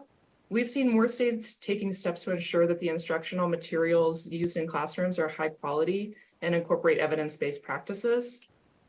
And the third data point looks at state requirements for interventions for students reading below grade level. If we look at instructional requirements across the country, this map shows that nearly every state has some kind of policy in place. States highlighted in purple require pre-service training in educator preparation programs. Orange indicates requirements for in-service professional development, and green indicates states that have both pre-service and in-service requirements. In recent years, we've seen more states adopt policies addressing both pre-service and in-service requirements, with nearly half of states taking that dual approach. This next map shows the distribution of states with policies related to reading curriculum. We identified at least 17 states and DC with such policies. Many of these have been adopted very recently. These requirements look different across the states, with some specifying only general criteria that schools or districts must meet for their curriculum, and others stipulating that they must be chosen from a list or a model approved by the state education agency or board. And the map for the third data point shows states that require the use of interventions for struggling readers. As with instructional requirements, nearly all states have some kind of policy in place related to interventions, but again, these requirements will look very different from state to state. Interventions might range from adding additional instructional time for struggling readers to individualized reading plans and summer reading programs. And some states allow local districts to determine the types of interventions that should be administered to students. So the majority of the recent state action that we're seeing continues to fall into the 3 buckets of policy levers that I just covered, whether it's states adopting new policies or making changes to existing policies to improve implementation. But one area of recent state action I wanted to highlight briefly is that we're seeing more states looking to improve literacy outcomes by focusing on developmentally appropriate pre-literacy skills in preschool environments. A few states have aligned some of their pre-K requirements with existing K-3 requirements. So for instance, in Connecticut, approved reading curricula must be adopted for all pre-K through third grade classrooms. And in Florida, lead pre-K teachers have to complete a pre-service coursework on emergent literacy, as well as alignment with foundational K-12 backgrounds in the science of reading. And then beginning in 2025, all pre-K through 5th grade teachers in Indiana must complete a literacy endorsement prior to licensure or renewal. Additionally, we're seeing states looking at ways to use kindergarten entry assessments to improve alignment between preschool and kindergarten, using those data to identify struggling readers and tailor interventions to support students as they're entering the K-12 system. And finally, many states are looking for ways to expand overall access to high-quality preschool experiences, whether that's through targeted eligibility for children from low-income backgrounds or a more universal approach to expand program availability. So this map just shows briefly the distribution of kindergarten entry assessment policies, with the purple states requiring an assessment for all entering kindergartners. We've definitely seen more states requiring these assessments over the last several years, along with specifications about how the data must be reported and used. So the question that's top of mind for everybody that deals in this topic area is, how have these policy changes in states affected student outcomes? Unfortunately, it's a complicated question that doesn't have an easy answer. As with most educational research, it's very difficult to connect policies to outcomes. we often have limited access to the kind of data that would allow us to attribute correlational effects to specific policies. Not to mention the fact that there's always a lag, between policy enactment, policy implementation, and sort of that evaluation and analysis process. And a lot of states have enacted their literacy policies relatively recently, or they've enacted multiple policies over a period of years. So we don't have robust enough data to make those connections. Now, having said that, there is some evidence that states with comprehensive literacy policies, meaning policies that address multiple aspects of literacy, show more improvement in standardized state reading exams.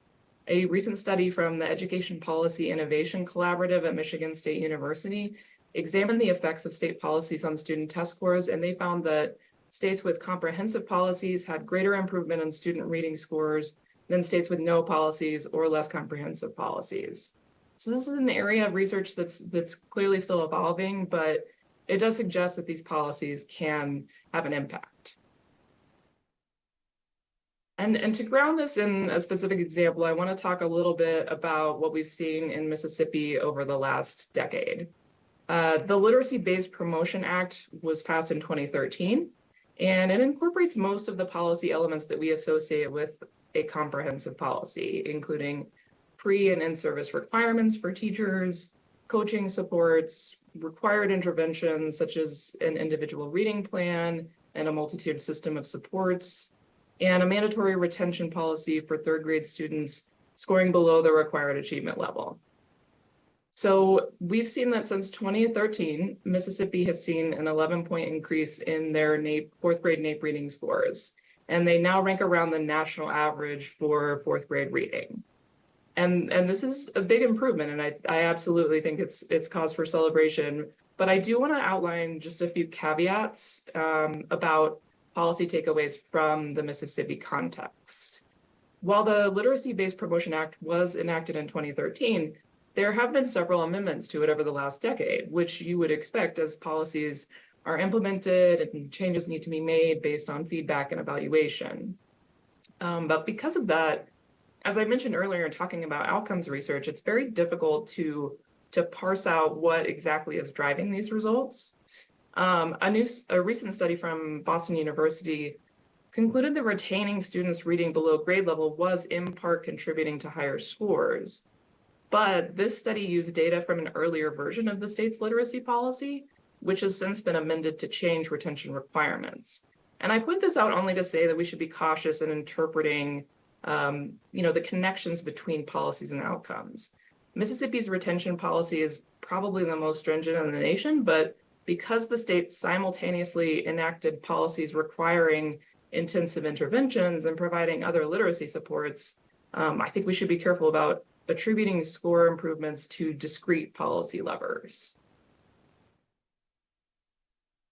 So I'll just leave you with a few considerations as you think about the work to be done in this policy space in Nevada. The first is related to data. So thinking about what data are available and how are they being collected, analyzed, and utilized. For the policies that are currently in place or that are being considered, it's important to understand what data you have access to and what that data can and can't tell you. The second is whether or not stakeholders are being engaged to maximize implementation and fidelity. When it comes to a comprehensive approach to literacy, it's absolutely vital to have buy-in from families and teachers. And ensuring that those groups have meaningful input and a deep understanding of the intent behind the policies in place can help smooth the way during that implementation and evaluation process. And lastly, how can enhanced alignment impact continuity, outcomes, and investments? And if we look beyond K-3, there are certainly opportunities to build pre-literacy skills in high-quality early childhood environments and extend those foundations into the K-12 system and kind of improve that transition between ECE and K-12. And just to highlight a couple of resources, I've embedded some links into the PowerPoint here, including the full 50-state comparison on K-3 policies I referenced earlier, and some of our upcoming work, as well as our ongoing state education policy tracking. And with that, I will thank you again for inviting us to present. I'll be happy to take any questions you have. Thank you very much for the presentation. Members? Carson City, questions? Chair, thank you. My colleague, now, Assemblywoman Anderson, doesn't have anything, so I was kind of caught off guard. Thank you. That was a great presentation. So they all have been. And the amount of information for us to, I love how we can kind of look at other states. And I don't know that I have a question other than a comment. And if you wanted to comment on it, maybe enlighten me more. I know that I'm not the expert and you guys are. So as I look at this, what's interesting and a relief is that we don't have to do this by ourselves in our state. We belong to a bunch of other states that are doing this. And that Mississippi model is really encouraging. There's some similarities. I know a lot of times we are prone to be a little careful about comparing other states to Nevada. A lot of times we'll look at our neighboring states. We have similar issues that we deal with. I know states spend different amounts of money. But as I look at the color coding that you did, there are consistencies in those states, particularly that were mentioned, Connecticut, Florida, Indiana. They are doing all of them. And I noticed the one deficiency in Nevada that I picked up is we don't have the curriculum requirements that were mentioned in the portion on the pre-K through 3. Let me make sure I've got the right section that we're doing. On slide number, did it have a number? I'm sorry. Yeah, the pre-K requirements in the K through 3 component. So the takeaway that I would have is that maybe Nevada needs to visit that curriculum requirement in that K through 3 component, because the states that tend to stand out, not just the Connecticut, the Florida, and the Indiana, but other states that I've seen doing a good job, Idaho, Indiana, Texas, Florida was already mentioned, some of those other states, and now Mississippi, I think that was interesting and something I had never thought about before, so I appreciate you highlighting that. Let me see, I did have a question. Going back,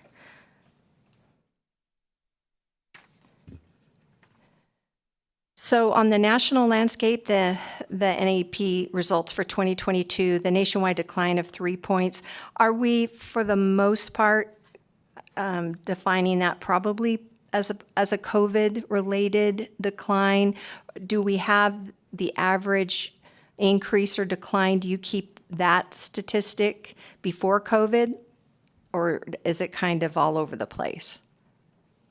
If that makes sense. Adrienne Fisher for the record. Yeah, I would have to double check on the 2019 results because I cannot remember if it was, we may have stayed statistically the same, more or less, in 2019. But I think there had been previously somewhat of a downward trajectory. I think where we were in 2019 was down from, say, 10 years prior. I want to say that is accurate. I can double check those numbers for you. But yes, I absolutely think that everyone would agree that COVID was a contributing factor, just that there were already kind of signs that kind of downward trajectory was starting to become a problem in 2019.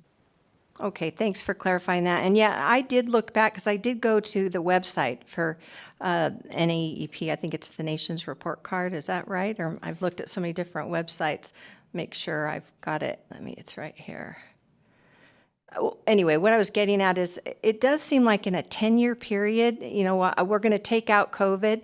It did seem like there was a 10-year period where there was a decline, not as big as the drop that we saw with COVID, but something over that 10-year period seemed to be going on. So I appreciate that. And if you do have some follow-up material that we could share with my colleagues, if the chair were to have that shared, what were those declines or increases before COVID?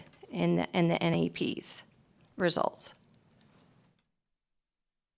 For the record, yes, I'm happy to put that together for you. I'm actually looking at the numbers right now, and we were at 221 in 2009 and 220 in 2019. So obviously just a small decline, but the fact that it was remaining flat and that we weren't improving, especially those gaps between student groups, I think was one of the things raising alarm bells in those 2019 results. And I did just want to briefly kind of respond to your comment about the curriculum requirements for K-3 in terms of where Nevada is. I do want to emphasize that that's one of the more recent policies that states have been enacting. And also to remind you all that when we do these 50 state comparisons, we're only looking at statute and administrative regulation, which does not encompass everything that is being done in terms of the policy work in states. I know that there are states that, maybe is not mandated through statute or regulation, but maybe they provide really detailed guidance to districts through their state education agency, or might even provide incentives. I believe New Mexico, they provide financial incentives for districts to adopt, high quality evidence-based curricula. They just simply don't have that as a legislative requirement. So I did just kind of want to give that broader context there. Thank you. That's very helpful. Appreciate your time. Thank you for that clarification. And Assemblywoman Hanson, we were on the exact same wavelength. So you took my two clarification questions. So with that, thank you very much for the presentation. And we look forward to working with you. Okay, so I think everyone would like a little break, stretch their legs, maybe have a little bite to eat.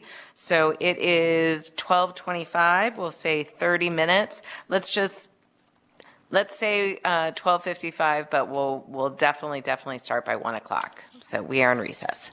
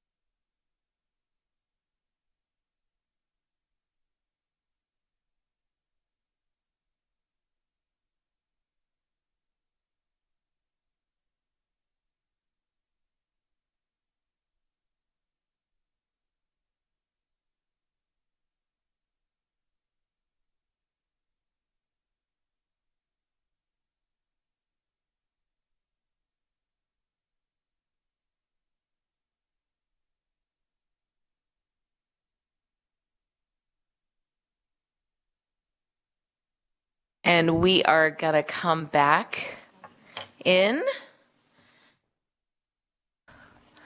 Looks like we might be missing Assemblywoman Hanson. She just ran to wash her hands. She'll be right back. Okay. I encourage hand washing, so. It's excused missed instruction. Exactly.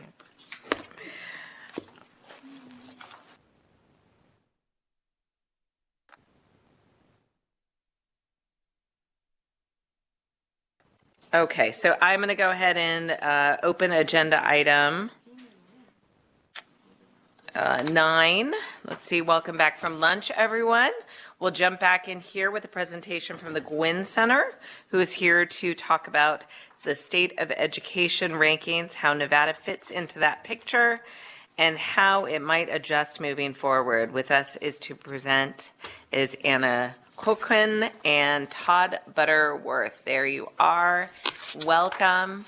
We were just invoking your grandmother. So, is it? My grandmother-in-law.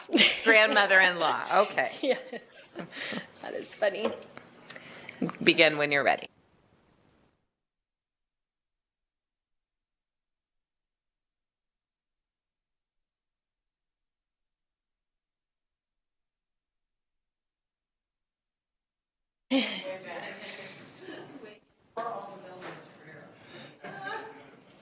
It is frozen. I'm trying to pull up the... I have it pulled up, however, the mouse is not moving. Oh, thank you. Perfect. And then can we... Oh.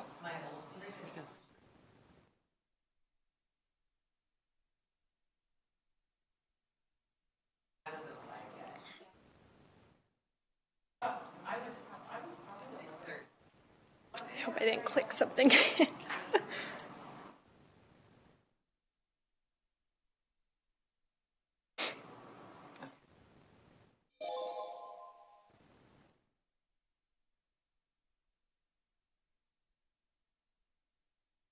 I might just have to do it that way and just do from beginning.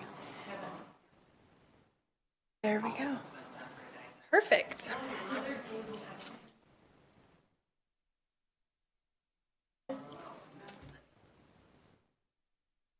Are we good to go? Yes. Perfect. Love it. Old Vegas. Yes. Good afternoon. Thank you for inviting us here today. My name is Anna Colquitt, for the record, and I am the Director of Education Policy for the Gwynn Center. Prior to turning it over to Todd Butterworth to present on national education rankings, I want to take a moment to introduce the work of the Gwynn Center and our current education projects. So the Gwynn Center is a statewide nonpartisan policy institute, and we have several subject areas, including education policy, health and social policy, economic policy, governance, and land and natural resources. We are currently working on 3 major projects in the education space. First, we are working on a project with NDE that's looking at the pupil-centered funding plan and how that is playing out across the state. For this project, we are doing some GIS mapping as well as interviewing principals from sample schools across the state to see how that funding has played out across the state. Second, we are doing a project which we had the honor to present to you all in March on early childhood systems, specifically looking at governance and how other states are approaching early childhood governance systems and how we could possibly replicate some of those systems here in Nevada. Finally, we are also working on a project with the Nevada Department of Education on school-based behavioral health and looking at other states as best models for how we could improve our behavioral health systems in Nevada. We are also producing briefs. We recently published a brief on competency-based education, which plays really well with the other presentations that we heard today. And we are also working on some briefs that better align the educational standards to workforce needs. So now I will turn it over to Todd Butterworth to share findings from our National Education Report. Thank you, Anna. Good afternoon, Madam Chair. Thanks for having us here today. For the record, I'm Todd Butterworth, Senior Education Researcher with the Gwynn Center. And moving to the next slide.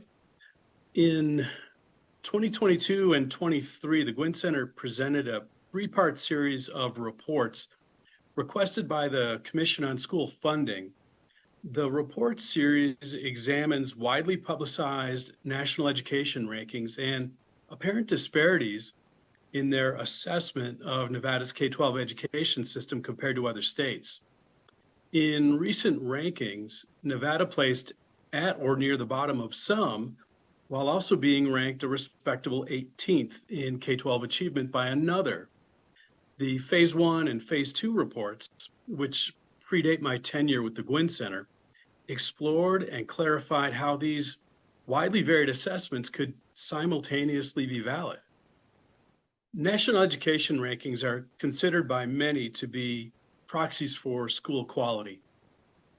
They are frequently referenced to support various narratives about education and used in some conversations and negotiations regarding education funding. Some folks will say that Nevada's poor performance in a ranking necessitates more funding to improve education quality. Others may use the same ranking to argue it shows that funding is not the issue. Phase 3 of our report, which was presented to the Commission on School Funding in November and the Board of Education in January, considers how Nevada should respond or proceed given the findings from our 2022 reports. The Phase 3 final report further explores the value and shortcomings of existing state education rankings.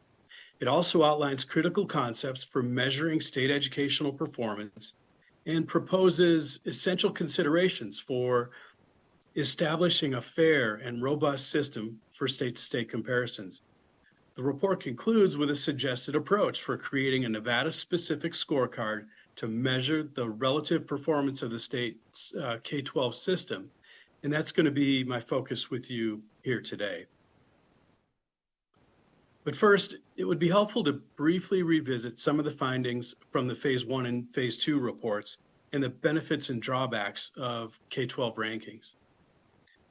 National rankings of all types attract attention because they typically offer a nice digest of information and helpful context for how entities perform compared to their peers. But the media has also discovered that rankings are very effective at generating headlines and clicks.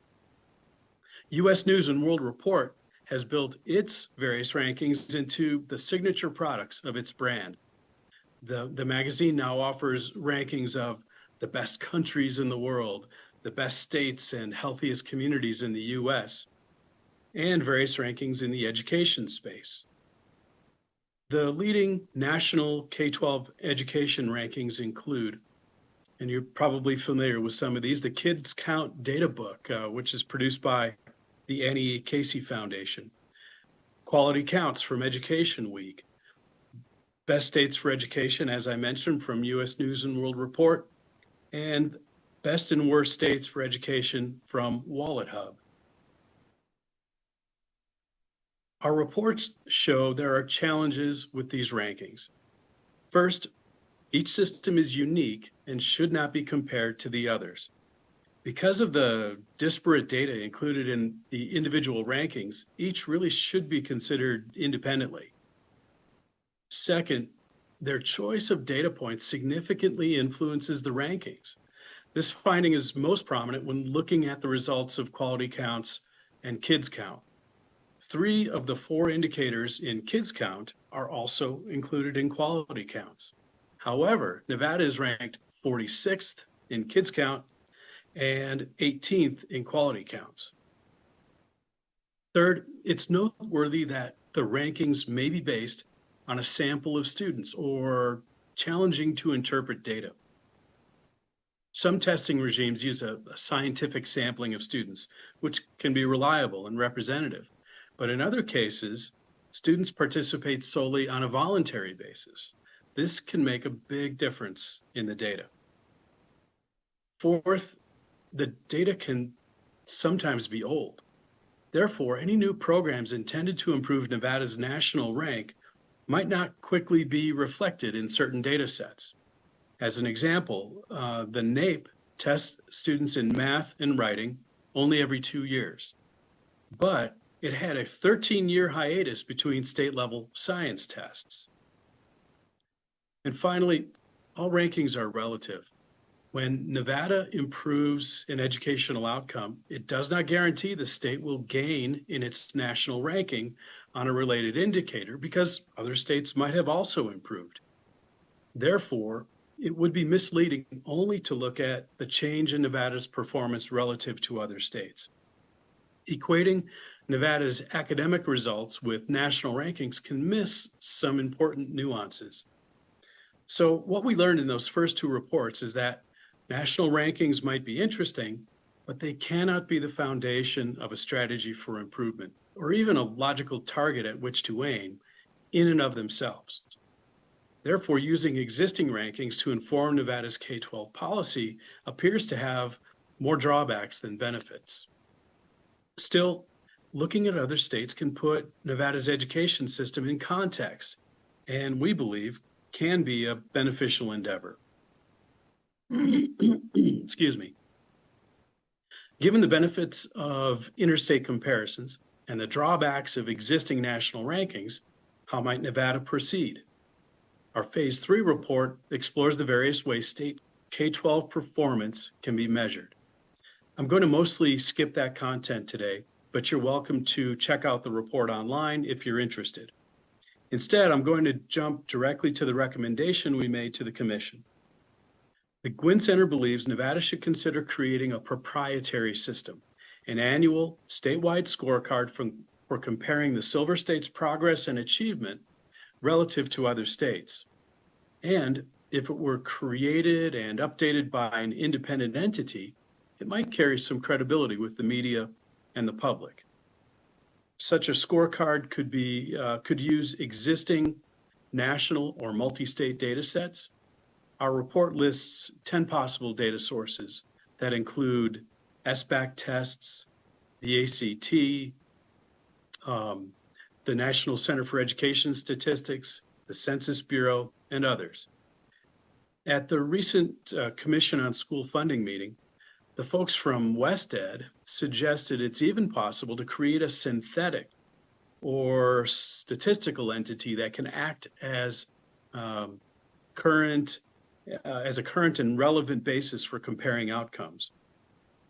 In any case, an annual statewide scorecard should consider the performance of other states in ways that enable meaningful comparisons. Depending on the individual data set or performance metric, Nevada might be compared to all states or other states with similar demographics, or just states in the Western region, or some other subset of states, or as suggested by WestEd, even a synthetically created comparative state. The choice of which to use should depend only on data relevance for each data set and not on whether the states make Nevada's performance appear better or worse. I want to highlight this point by going on a brief tangent. Our report offers the ACT as a detailed case example. In many states, the ACT is only taken by students who plan to go to college. So these tend to be better performing, test-ready students.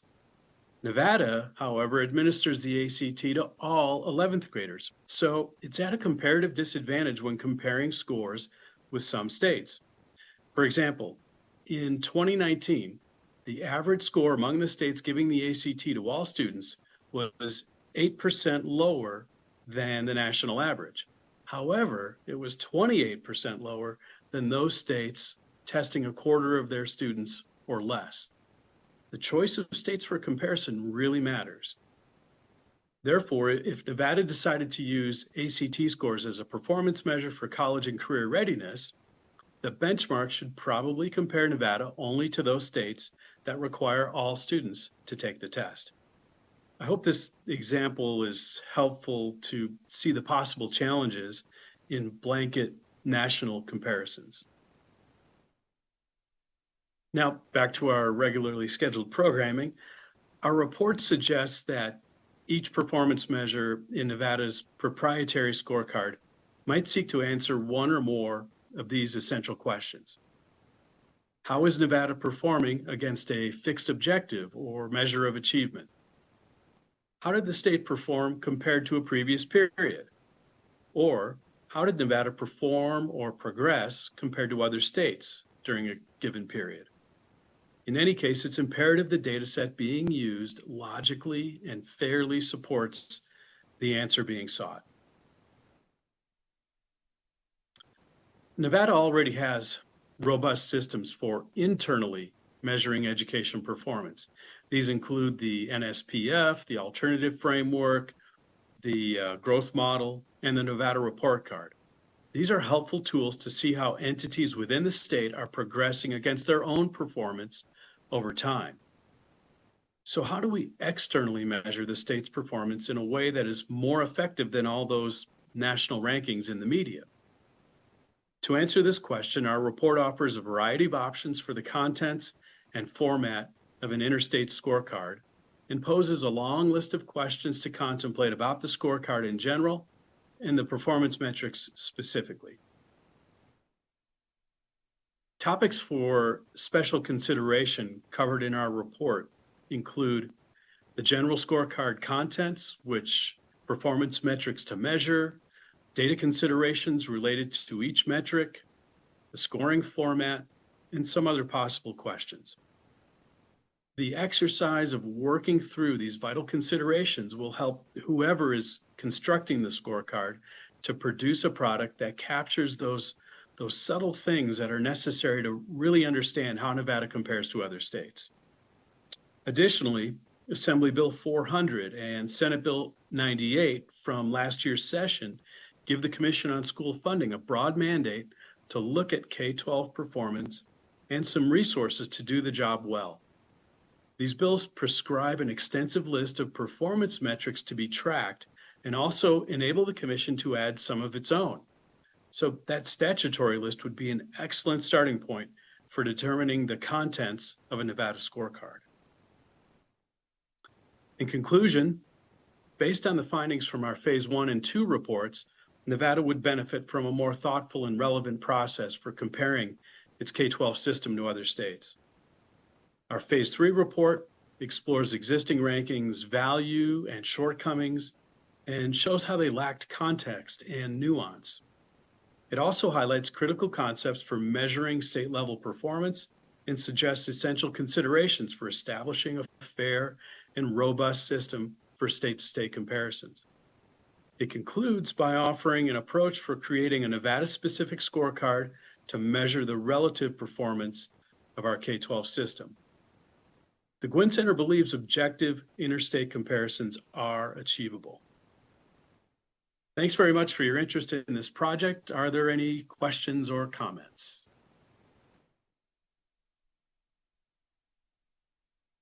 Thank you for the presentation, members. Carson City? Thank you so much for the presentation. Of course I do. Thank you, Chair, and thank you again, Mr. Butterworth, for the information.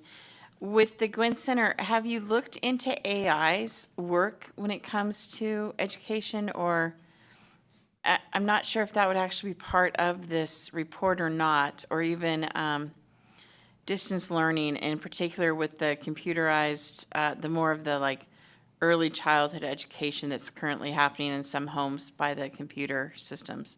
Has there been any discussion about that as well? But again, I don't know if that's really part of the report that you're presenting today. So that might be more of an offline conversation. Yeah, that's not a specific element related to this report. However, as Anna mentioned, we are separately looking at early childhood considerations in a really comprehensive way. And certainly, we're also looking at AI, and it's going to be having an increasing impact on so many things in education. And Anna Colquitt, for the record, I would just like to add that we have AI and education briefs that will be published shortly. We are doing one on K-12 education, one on higher ed. These will be pretty high-level explainer briefs, and then we will be producing more specific reports following that will be more tailored towards what the actual needs are for education research in AI policy. Great. Thank you so much, and thank you, Chair. And Chair, if it's okay, I'll pick up next. Thank you. Thank you, Gwynn Center folks, for being here. Enjoyed the presentation and the work that you do. Look forward to that AI report as well. Mr.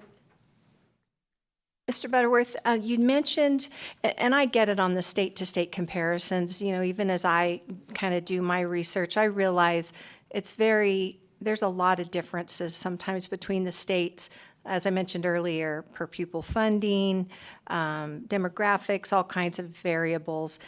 But you did mention I think at the end of your remarks, you did mention that there is some metrics to be able to compare state to state. Can you give us some examples of where maybe there have been some comparisons that we could place some value in, just as an example of, because I think we're nervous to do those comparisons because we know there's differences that are hard to measure, but could you maybe give us an illustration of where more vetting is done, there's more equality in the comparison? Yeah, thank you very much, Assemblywoman, for the question. So I don't know that I can point to a specific existing set of comparisons that we can rely on. And I don't know if I could kind of summarize this issue. It's just that it's unique in comparing Nevada to other states. Each state is unique. And so when you're looking for comparisons that are valid, you need to consider what data set you're looking at and what comparative states you're looking at. And that's really what our report is saying, is that it's fine and really helpful to compare to other states because it provides perspective and context, but it needs to be done not in sort of a shotgun approach, just taking all data from all states, putting it on the table and comparing it, but to be more thoughtful in what states are used for comparisons and how the data is used, each individual data set. As I mentioned to you during my presentation, with the ACT, let's say we decided that the ACT was a good and valid measure of college and career readiness.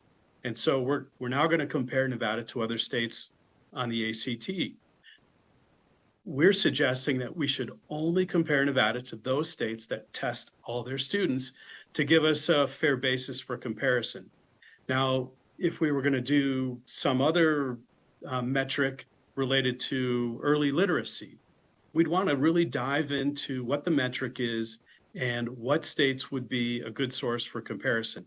We might consider demographics. We might consider states with read by 3 policies. There are tons of considerations, but we just believe it needs to be done more thoughtfully on a data set by data set basis.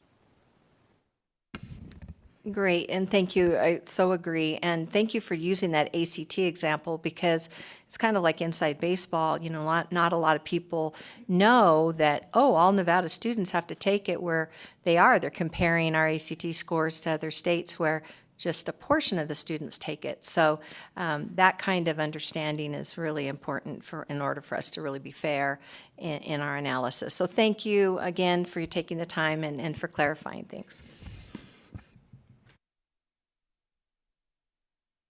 Yeah, thank you for that. I just did a quick little search to see what states require all students to take, and there's only 4, and we're one of them: Hawaii, Nebraska, Nevada, and Wisconsin. So would be interesting. There are a few more states that do the ACT, but without the writing component. So that might give us a better baseline in the math area.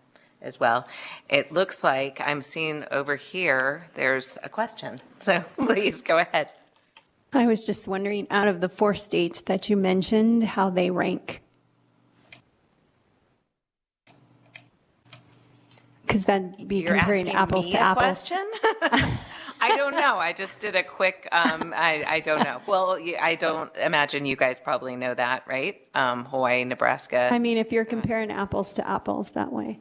I think that's what we're going to do later. The apples have not been compared yet. Madam Chair, what I recall about the ACT data, and I was looking at the 2019 data, for the record, this is Todd Butterworth. Nevada still was ranked, may have been lowest in ACT scores nationally, but its score was much closer to those states testing all students versus the national average, or those states only testing college-bound students.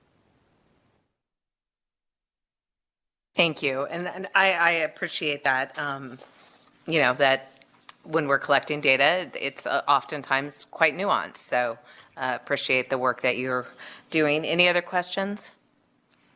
No more apples? Okay. Thank you for being here. Thank you. Okay. Next, we will go to agenda item 10. We'll continue with our exploration of graduation rates by hearing from them from a higher education perspective. To present, we have Daniel Archer with NSHE, the Nevada System of Higher Education. And you are here in Las Vegas, and I understand you have a PowerPoint, so once you see that PowerPoint over your shoulder, you can begin.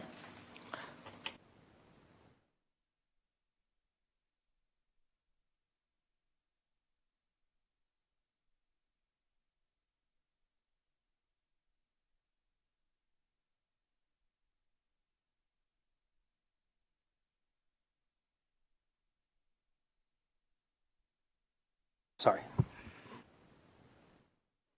Thank you all so much for the opportunity to join you today. My name is Daniel Archer. I'm the Vice Chancellor for Academic Student Affairs at the Nevada System of Higher Education. I've spent the majority of my career in the middle part of the country. I've been out here about 6 months, but I've really enjoyed it. So excited to be here and to work with you all.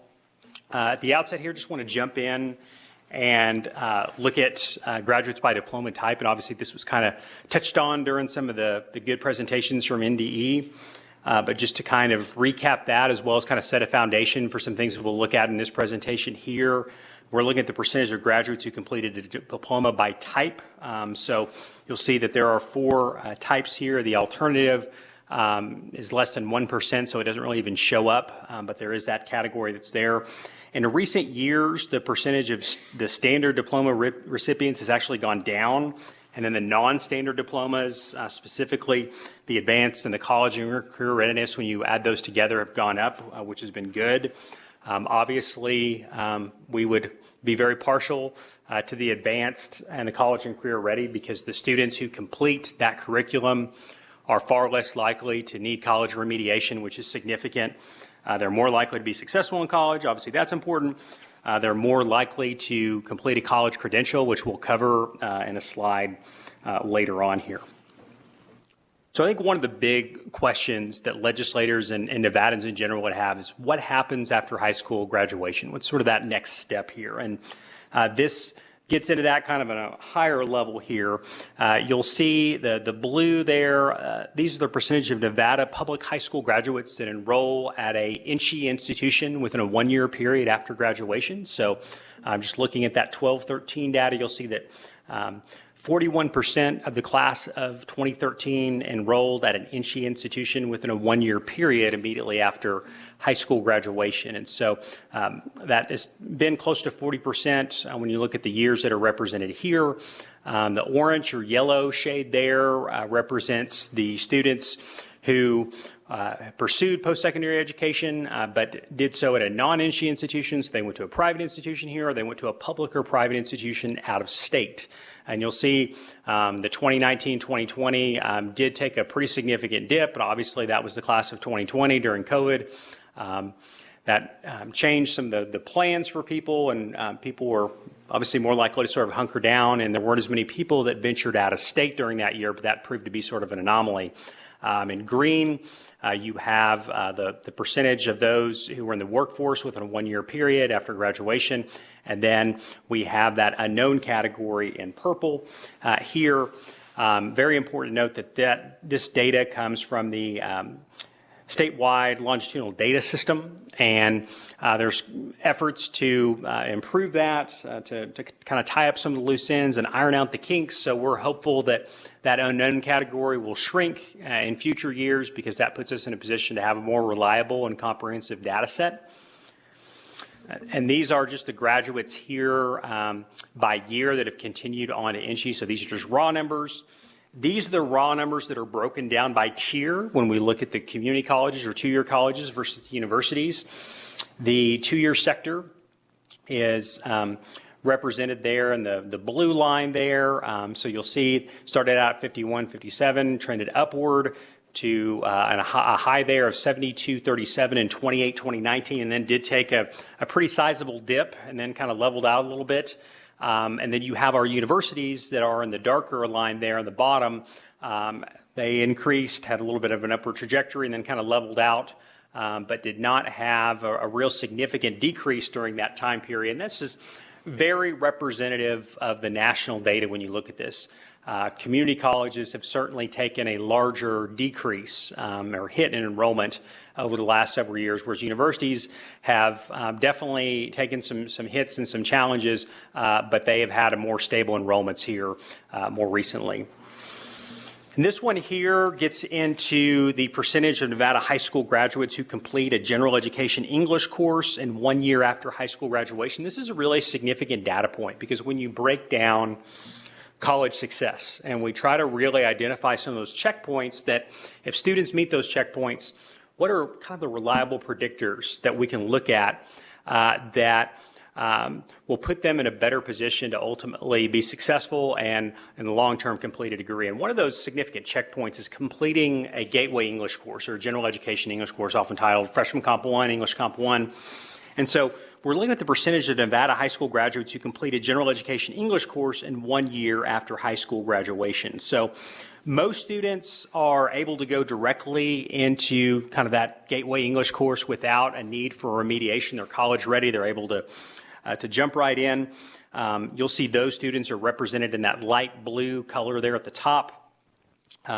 Some students, though, do need remediation where they're below the collegiate level and they need to brush up on their skills. And traditionally, we have utilized more of a prerequisite remediation system where a student will have to take maybe 1, 2, or sometimes even 3 classes that don't count for college credit before they can elevate and qualify for the gateway course. And so that's a system that just hasn't worked. It hasn't worked anywhere. It hasn't worked in Nevada. So that's not a hit on any institution. That's just, to show that that particular type of strategy has just largely been ineffective. We've kind of done the same thing over and over in higher education, expecting a different result.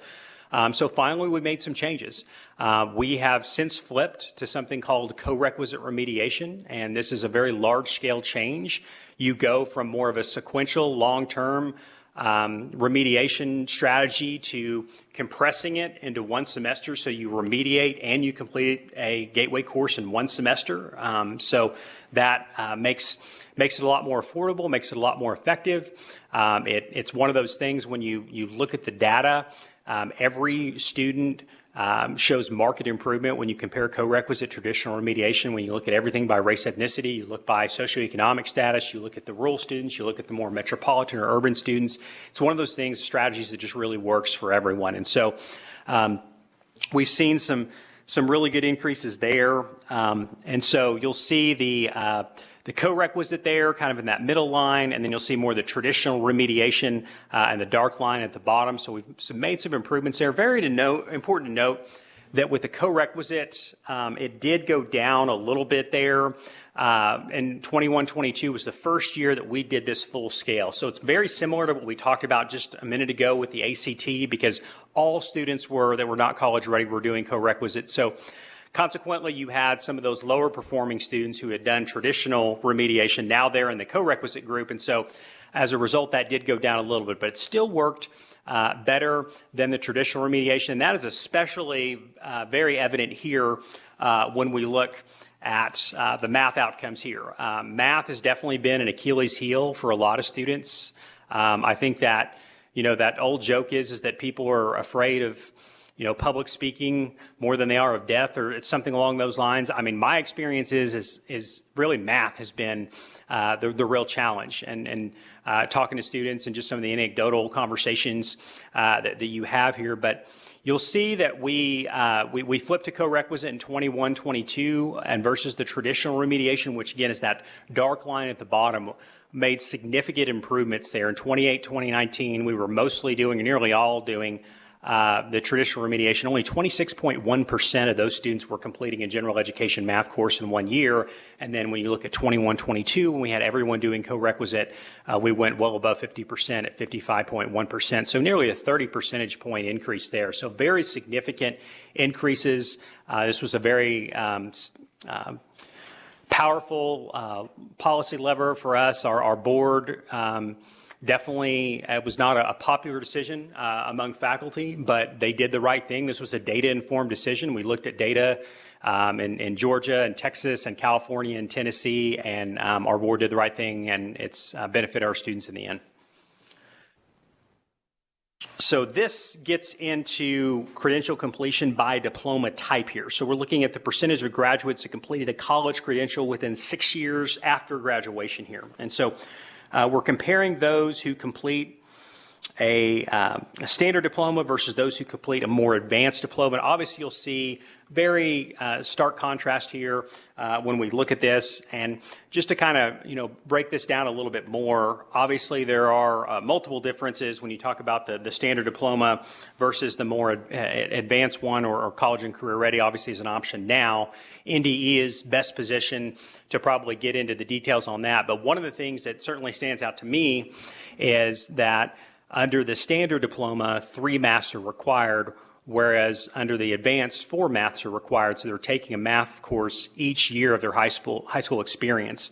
And when students don't have a math course, especially during their senior year, math often is one of those things, if you don't use it, you lose it. And then students start out behind and they're frustrated, and it does sort of carry over into post-secondary education. When you look at the national data on high school courses that are linked to success, a 4th math course is a very significant predictor of success. And so we certainly understand the challenges of teacher shortage and math especially, but really consistent with the national data, if we could somehow get to a point where all students were doing a math course over the duration of that 4-year experience, that'd be great. And again, to build off some of the things that were talked about earlier, we are not suggesting that all students are going to be on a baccalaureate STEM track. We understand the realities of the situation. There are other avenues that we can explore, such as doing a data science, a statistics class, or a practical everyday math. There are all kinds of things that we could do there, but that's certainly something that we would support going forward if there were revisions made to the graduation requirements. This here just kind of gets into some things with dual enrollment here. You'll see the credentials that have been awarded to dual enrollment students over the last 10 years, and we had very little dual enrollment participation 10 years ago, and so we had very few opportunities to award those credentials. That population has significantly grown over the last 10 years, and with that, you'll see that more and more credentials are being awarded. We're having more and more students that are earning an associate degree at the point at which they graduate high school, which is great. It's a tremendous head start here. You'll see that we were, at under 10 associate degrees back in 2013 or 2012, 2013, and that number elevated to well over 322 or 21, 22. So concurrent enrollment is a huge success factor. It's a great opportunity for us to collaborate with our K-12 partners, but not only that, it is easily one of the better predictors of success When you look at data, it's very powerful. The students who do concurrent enrollment, even the ones that are more the kind of mediocre high school students that do it, they're far more likely to persist to post-secondary education. They're far more likely to be retained. They're far more likely to earn, a 3.0 GPA. They're more likely to graduate. They're less likely to have debt. They're more likely to graduate in 4 years.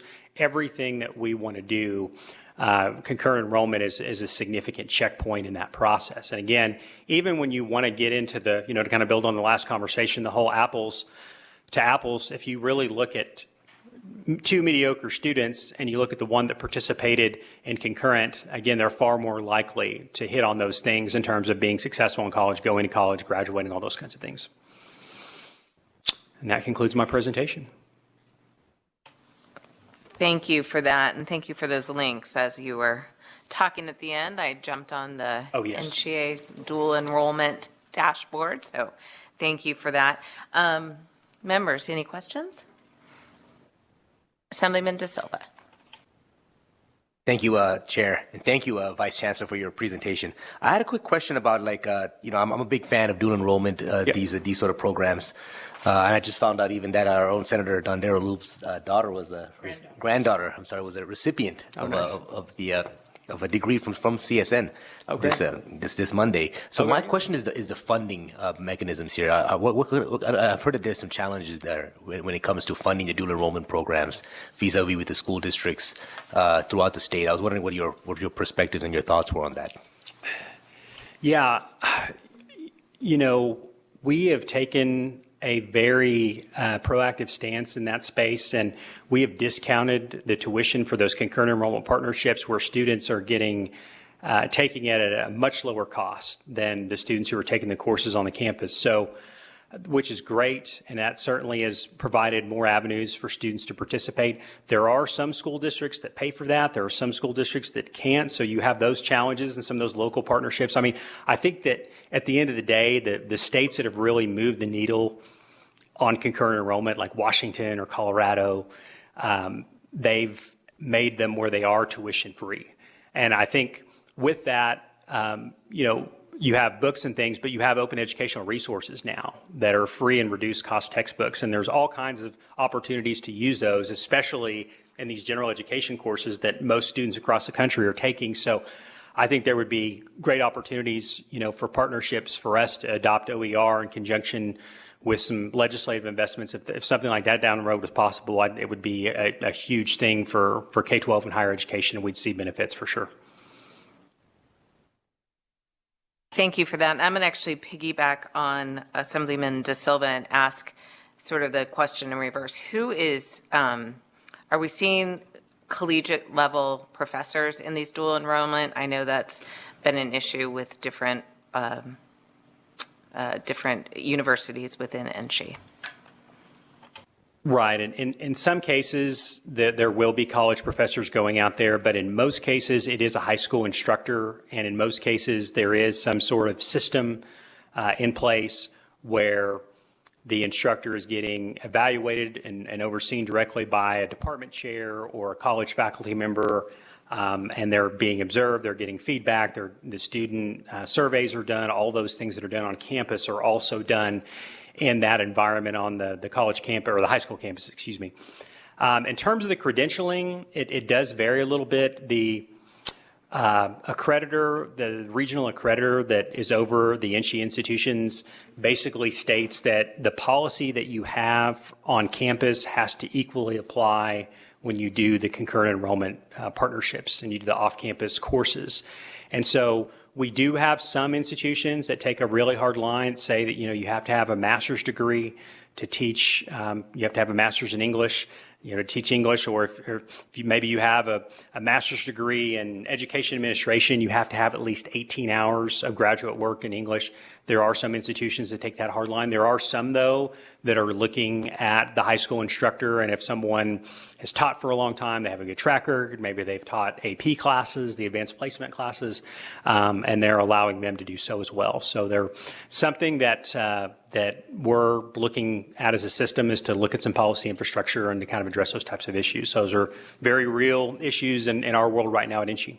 Thank you for that. And you're the only one presenting, so it's not that big a deal, but do introduce yourself every time. Oh, yes, I'm so No sorry. problem. I just wanted to say one thing before, and I know you have a question, Senator Buck, but, you know, since I've been in the legislature, you know, for 4 terms, I've watched this dual enrollment issue come up and talk about it. And I believe, at least the way I recall seeing it, is that the intent that it was a collegiate level. And so that does worry me a little bit that we're not having that level, because if it's truly a college credit, it's a dual enrollment, that's the level that they should be getting.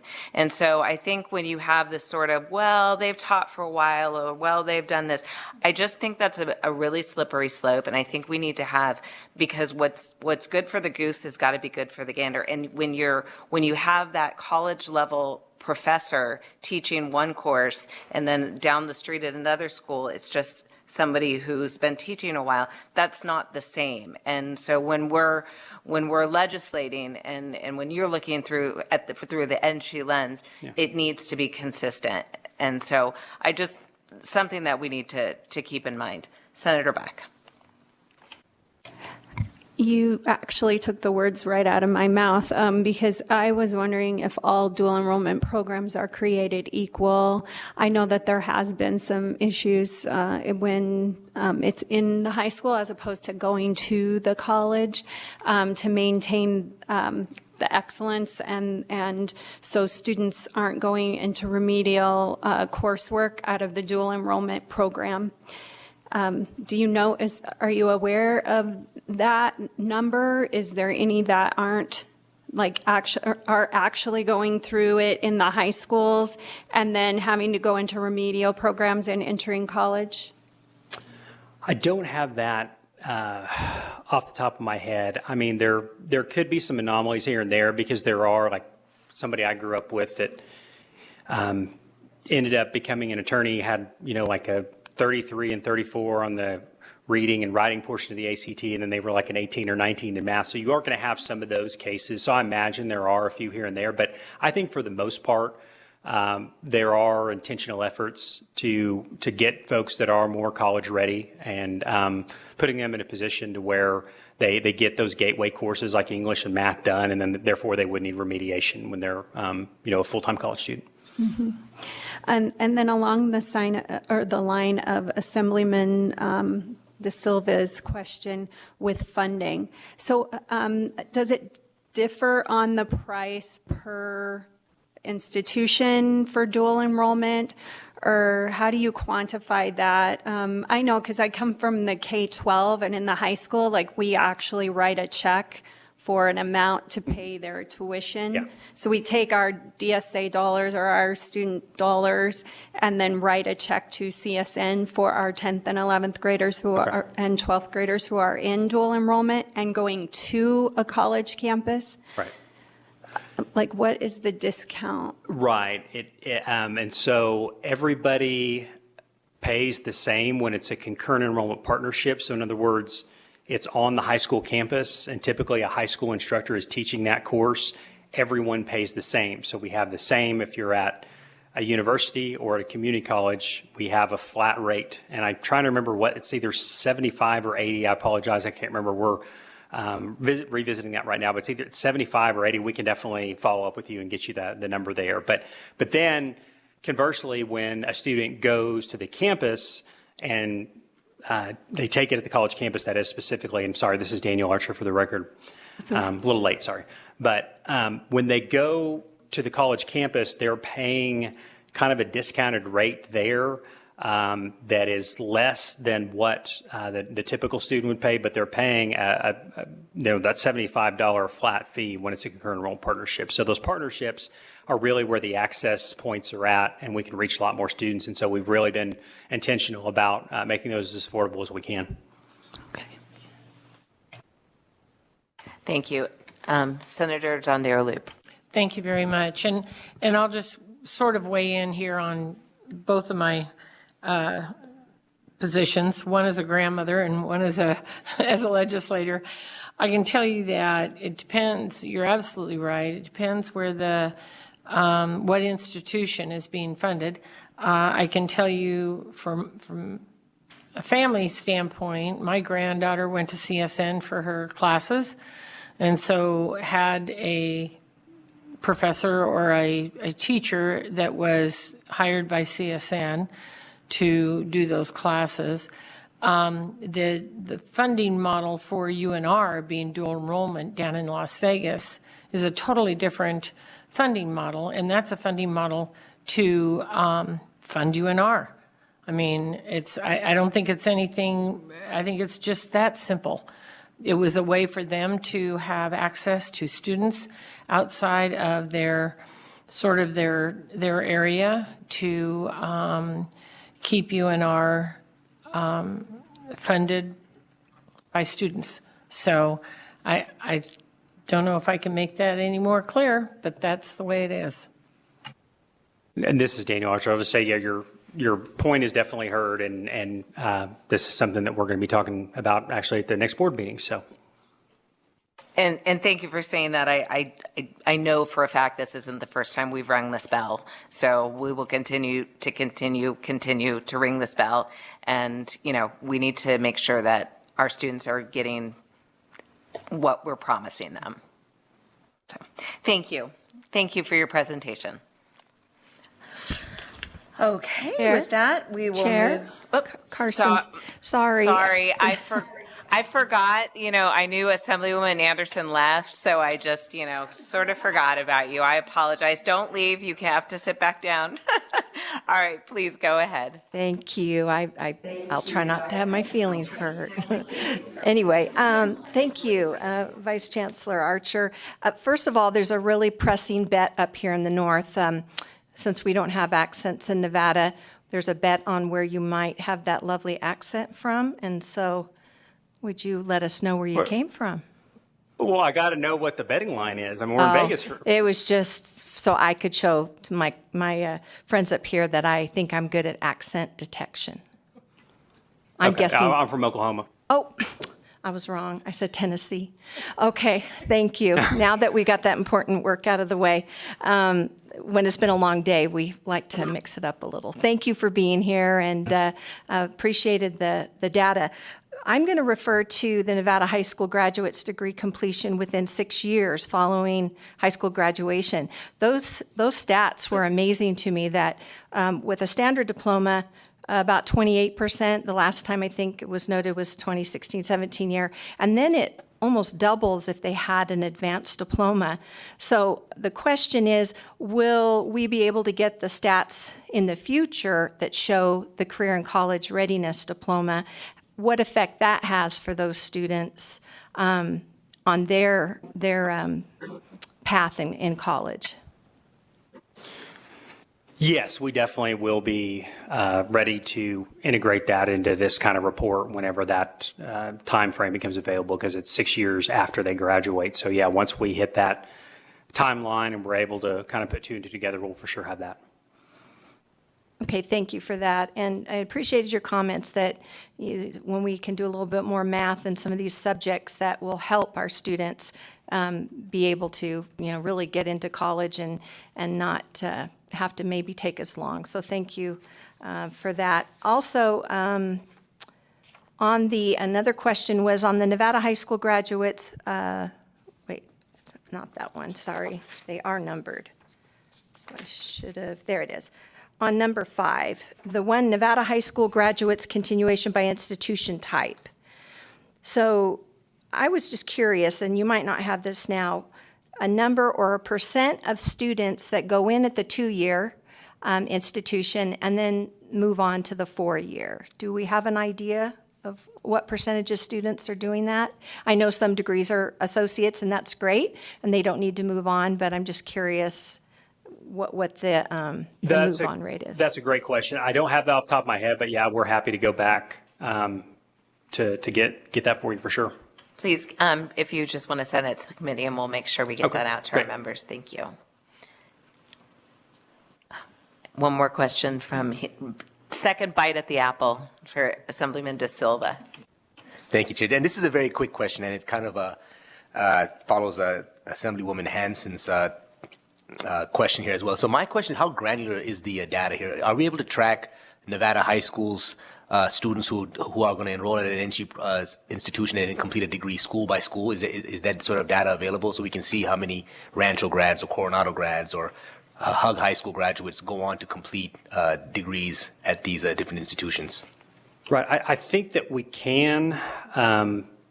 Jose Martinez, I think, is at our site in Carson City. And Jose, are you able to address that?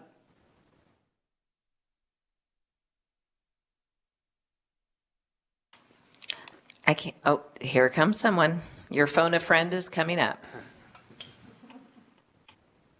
Good afternoon, Jose Martinez, for the record. Yes, that information is available. We have access to the student level data, and we can tell what high school graduates, the high school where those graduates came from.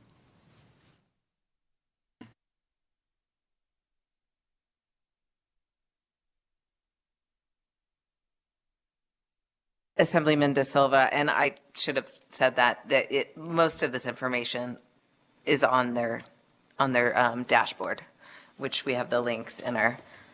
There's actually a ton of information, which was really great.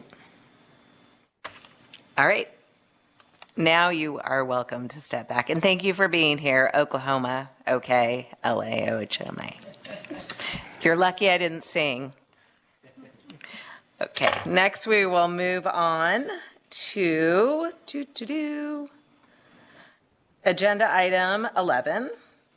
We'll end our presentations with the day with showing a school accountability and efforts to reshape what accountability looks like in Nevada. To present, we have Adam Young, Superintendent of White Pine School District, who is presenting on behalf of the Nevada Association of Superintendents. And we will have him via Zoom with a PowerPoint. Please go ahead when you are ready. Thank you. Good afternoon, Chair. I'm assuming everybody can hear me. If I can get a thumbs up there from the Zoom world, thank you. And I hope the presentation is there up on the screen. It looks like it is from what I can see. Adam Young, Superintendent of White Pine. It's my pleasure to be with you this afternoon. I enjoyed speaking with you not too long ago, and of course, the opportunity to contribute to this really great conversation. I want to say how much I have appreciated what has been talked about today as a practitioner, and what I have learned and taken away from today as part of this larger conversation. I appreciate it very much. Obviously, everybody has a lot of care for this important topic of education in our states. Before I kind of launch into some of this, and I would just want to, I guess, reiterate from the superintendents that we absolutely have high expectations for our students, our educators, our schools, our districts, and ourselves as leaders. Everything that I say today will come from the lens of, from my lens really as a practitioner, as a K through 12 Nevada graduate, and as a UNLV graduate and lifelong resident. So I definitely have a lens, and I think many of our superintendents do, that is maybe a little bit different than some of the other ones that you've heard today, but there's lots of overlap. One of those areas of overlap is this idea of high expectations. We also really want to continue to emphasize, as I did in my last presentation, that we really believe that high levels of learning can be shown and demonstrated in many, many, many ways that are not currently being taken advantage of, that would contribute to this wonderful discussion that you have had today. And of course, we do believe that the best systems are built collaboratively. They are co-created, which I think you heard in several presentations today as well. What's not on here, and I just want to add, is that we have heard a number of times today that this is very complicated work. It's filled with a lot of nuance. And I think that I would add that it's also very messy and it's nonlinear. I know in the policy world that we want to be able to draw a line from A input to B outcome. And as we've heard multiple times today, it's just really tough to do that in education. Every single student of these 500,000 students in our state is unique and different and individual. And there's just no way to quantify all of those differences in numbers.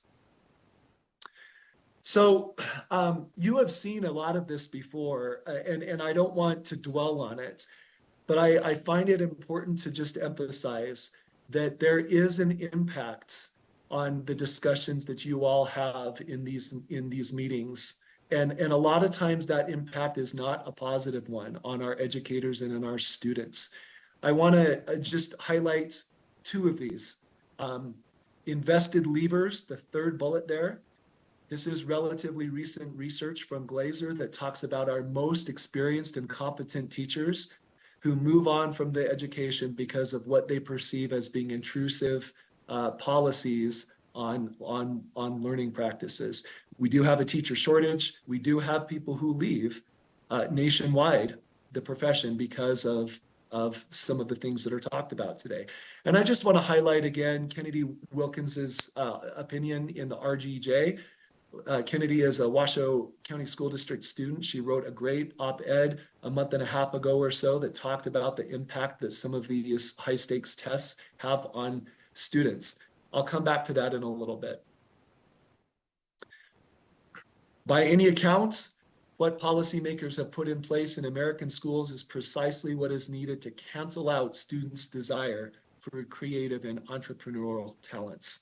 We heard a lot of talk earlier in the day about creativity. The gentleman who presented on artificial intelligence was very compelling about how that is such an in-demand attribute for our graduates as they go into life after high school. And yet sometimes when we limit what is taught to only what is measured, then by definition, creativity goes out the door. And if you only measure things in one particular way, then you're missing a lot of the creative ways that students can show that they have actually learned. I touched on this a little bit earlier, so I'm going to move past this when you have the points.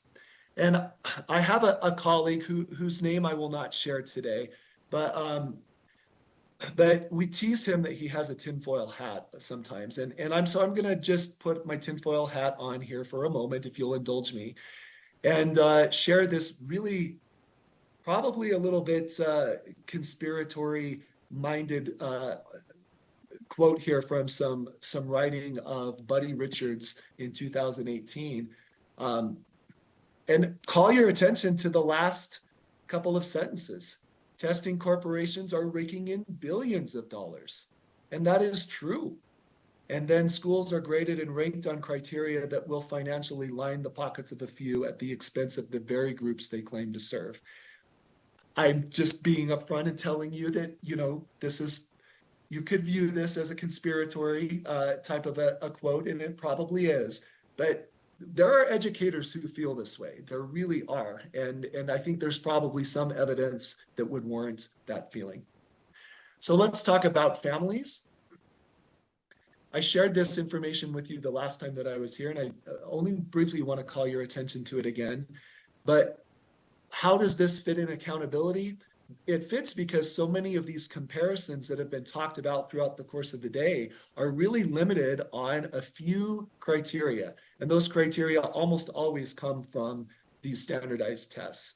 So our families across the country really don't value standardized tests as the most important way to quantify learning for our students. A couple more quick reviews here, just to keep calling your minds to this. This is from the National Center on Education and the Economy. This is very, very helpful and valuable information, and it reinforces some of what we talked about today. Not everything that's on this list, in fact, very few things that are on this list are currently measured as intended outcomes of our educational system in the United States and in Nevada. And probably there's a lot of them that can't be measured. And as a system, we have to come to some type of comfort with that discomfort, that we may not be able to gather data on some of these things. But if we only focus our data collection on a few metrics, then by definition, people are going to default to those things that are being measured. And last on the review slides here, I really want to, again, amplify the idea that student voice, oh my gosh, it is so important. I told you before that my lens is as a current practitioner. You all know that besides being the superintendent that I teach every day still. Our students in 2024 are so different than they were even just 5 years ago before COVID. If our students do not see value in the types of activities and actions that they're being asked to do, they simply disengage. They use their agency whether we plan for that or not. So let me give you an example. You had a presentation about ACT data earlier today. Every junior in Nevada takes the ACT. The way that students exercise their agency on that is that since they don't have a voice in choosing not to take it and maybe taking something that's more meaningful to them, the way that they do exercise their voice is they bubble through letter C, letter C, letter C, letter C, letter C, letter C, letter C for the entire test, and they're done with each of those, and then they take it out.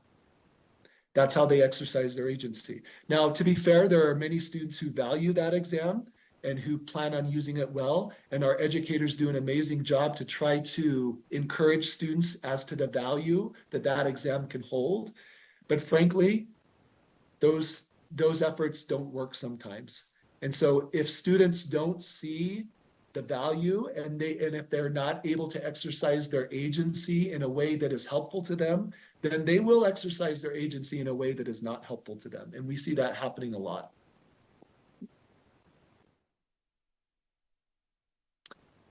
You heard a little bit today about acing accountability. I do want to highlight our appreciation for the sixth question that Superintendent Ebert talked about today. To what degree are districts using innovative solutions to meet the unique needs of their students? We appreciate the chance as school districts to weigh in and share data that is helpful, share data that maybe isn't being shared in other ways. But I also just want to point out that most of the metrics that are in acing accountability really do double down on standardized tests and this very kind of narrow vision of what education is supposed to look like. One of the things that I think we have room to grow on is this idea of alignment, which you've also heard about today. Superintendent Ebert didn't talk about it today that I heard anyway, but you're all aware of the Nevada Portrait of a Learner North Star that has been created through lots of feedback across the state, throughout school districts, with student voice, all of these things. If this accountability system that we are working to reshape doesn't align with that North Star of the Nevada Portrait of a Learner, then all of that work has been wasted. And we'll continue to have the frustrations that we have with lack of alignment because what we're measuring doesn't line up with what this vision is that's been articulated. So current accountability models, this is into a little bit of new content here. You're aware of the NSPF, acing accountability. You heard a little bit about that today. I know that the governor and his staff released his audit on school districts. We have the governor's 3-year education policy, which is very kind of rigid on the goals that are outlined.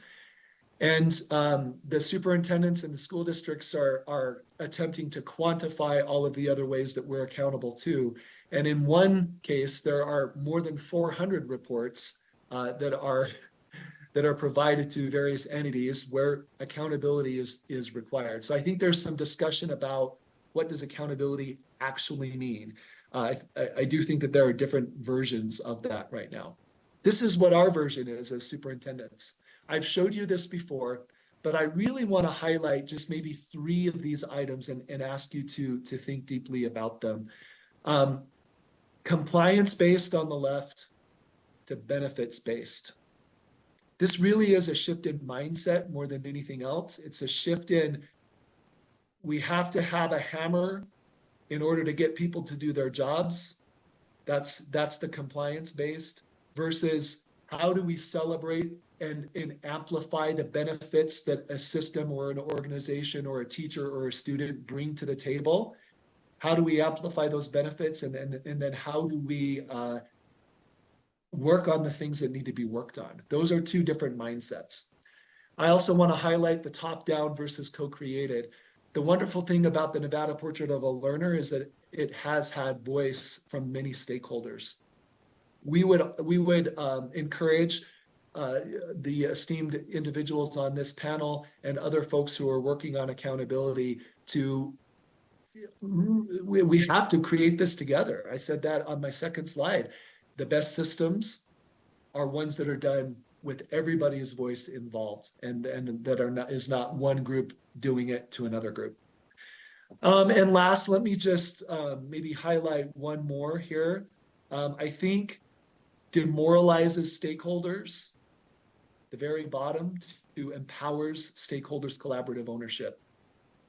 We know as educators, and you know as legislators, how important stakeholder ownership is to education. And I purposefully avoid the word buy-in there, because I think buy-in is different than ownership. We want ownership. And sometimes as some of you said today, some of the ways that learning is being quantified right now can be very, very disenchanting. And it's not that anybody wants to avoid that students can learn better than they are currently learning, and that all of us can perform better than we're currently performing. I think there's widespread acceptance of that. What I think we would say in this shift here is that there are many ways to show that learning. And if their agency and voice is honored, and they're allowed to show their learning in ways that make sense to them and that's meaningful for them, then you're going to see a lot different numbers than some of the ones that you've said today. They still won't be 100%. They'll still probably be way lower than what we want them to be. But it'll be a more realistic conversation. And in the process, people will be empowered to own the problem versus trying to, shift blame and all of those other things that we see happening sometimes. What are some of the things that are currently going on? You're aware that individual school districts are being asked to share some of their data and some of their thoughts to the IFC Subcommittee on Educational Accountability. That's new. The Commission on School Funding is tackling this problem. The Commission on Innovation and Excellence in Education has a subcommittee whose purpose is to think about this.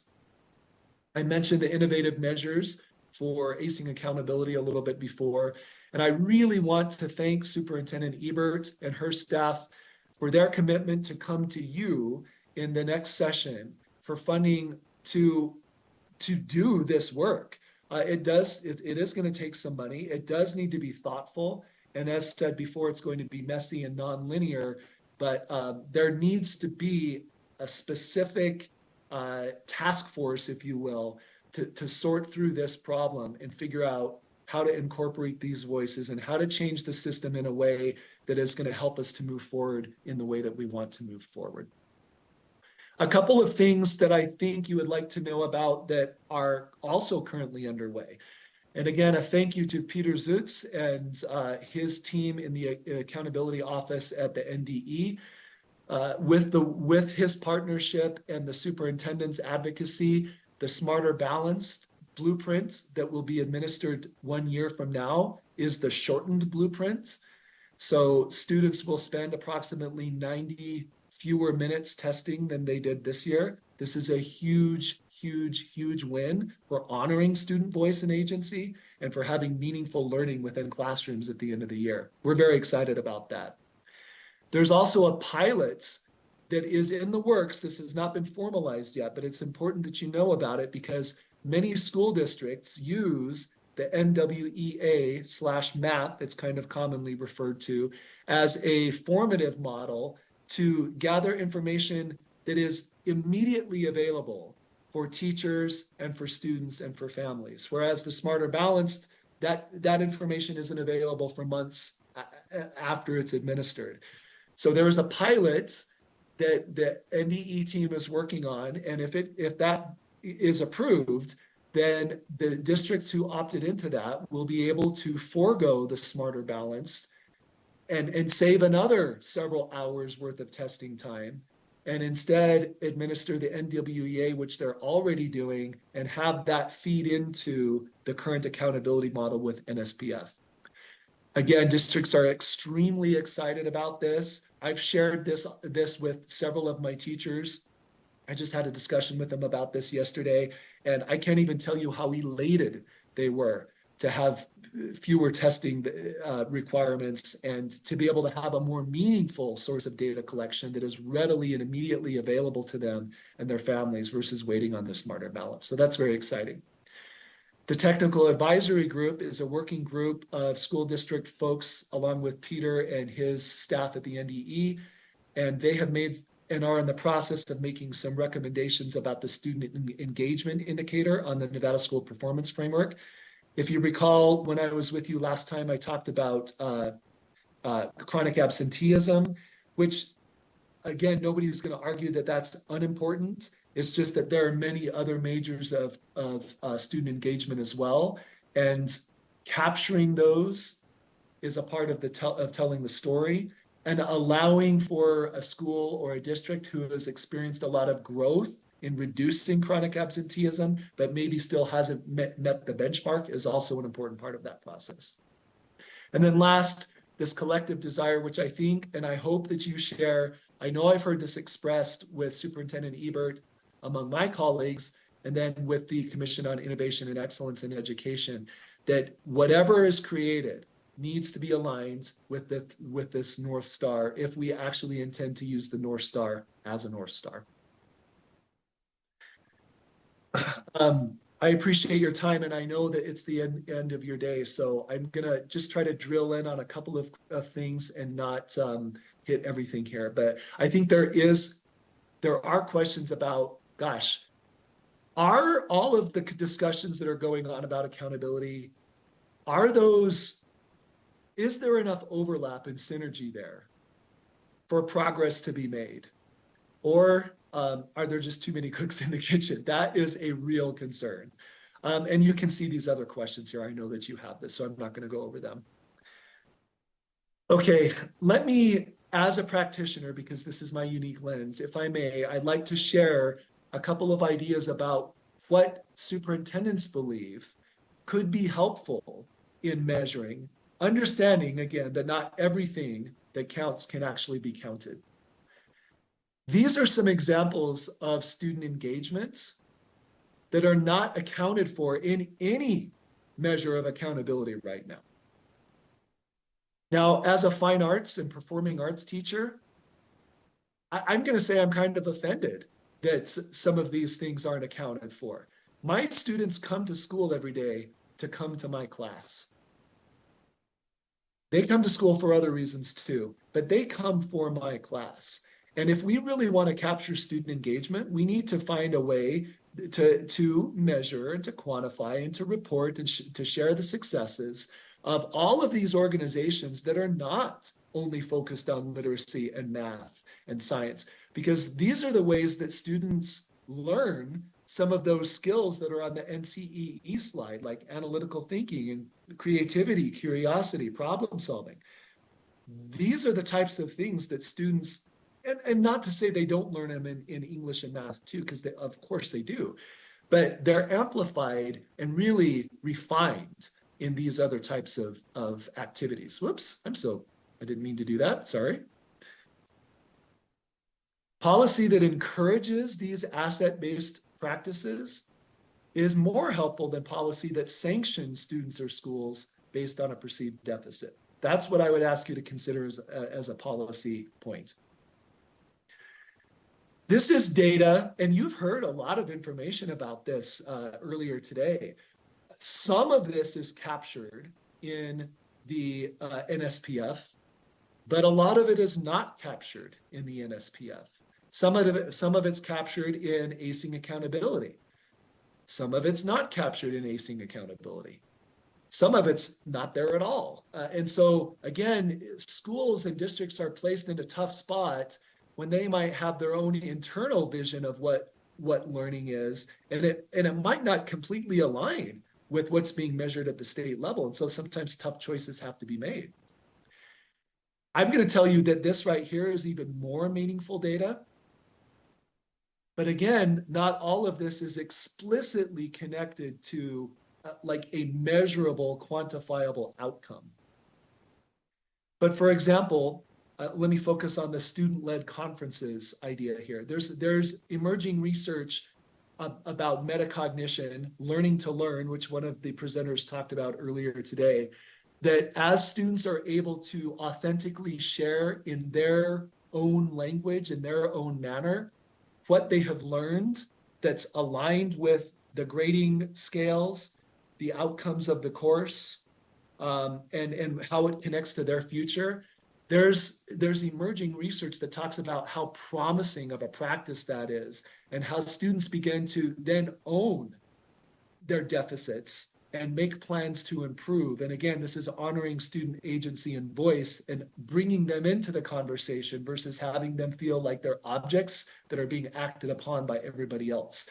So in my mind, the more students that I can get in my system to have a meaningful student-led conference multiple times per year, I want to be able to tell that story. I want to be able to share that with you. And most of all, I want to be able to do that for my students so that they can show their learning in a way that's not just sitting down at a test at the end of the year. I won't go into greater detail on these unless you have questions on them later, but I just want to offer this as an example of what internal accountability systems already look like. And that if there were flexibility that were granted to districts to report some of these things, then they would be reported, and you would have the opportunity to have more information at your fingertips to make decisions about systems and their effectiveness. Last, I just want to share from the strictly academic standpoint.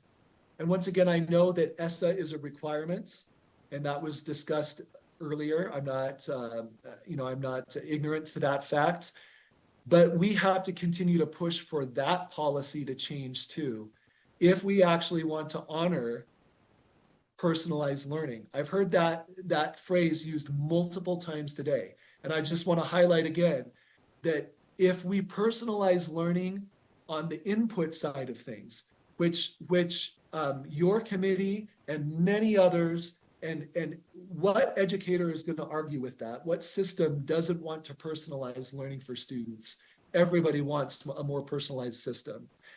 But if the only way that we personalize is on the inputs, and we still measure learning in the same old standardized way, then that is not personalized learning. We're going to have a disconnect there. So we have to give options to kids. And what's wrong with, despite what ESSA says, pushing for policy that allows students options in the ways that they show their academic learning? What if a student wanted to take the Smarter Balanced and the MAP, and they wanted to do a portfolio, and they wanted to present evidence to a committee? Wouldn't we want to say, absolutely, please do all of those things? But what if a student really didn't want to do all of those things? What if they only wanted to do one of them? And if maybe they didn't show their competence in that one, what if then we could come back and say, okay, you're not there yet, my friends. Let's look at a different way. Let's figure out how you can show your learning, or if the learning's not there, what are we going to do to help you get there?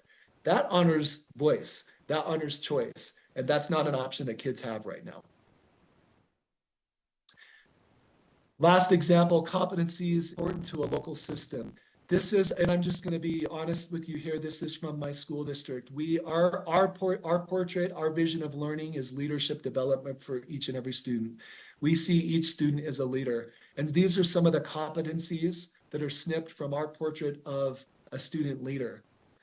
My system, my community, my stakeholders have said they buy into this. If there was such thing as 80,000%, then they buy into it 80,000%, okay?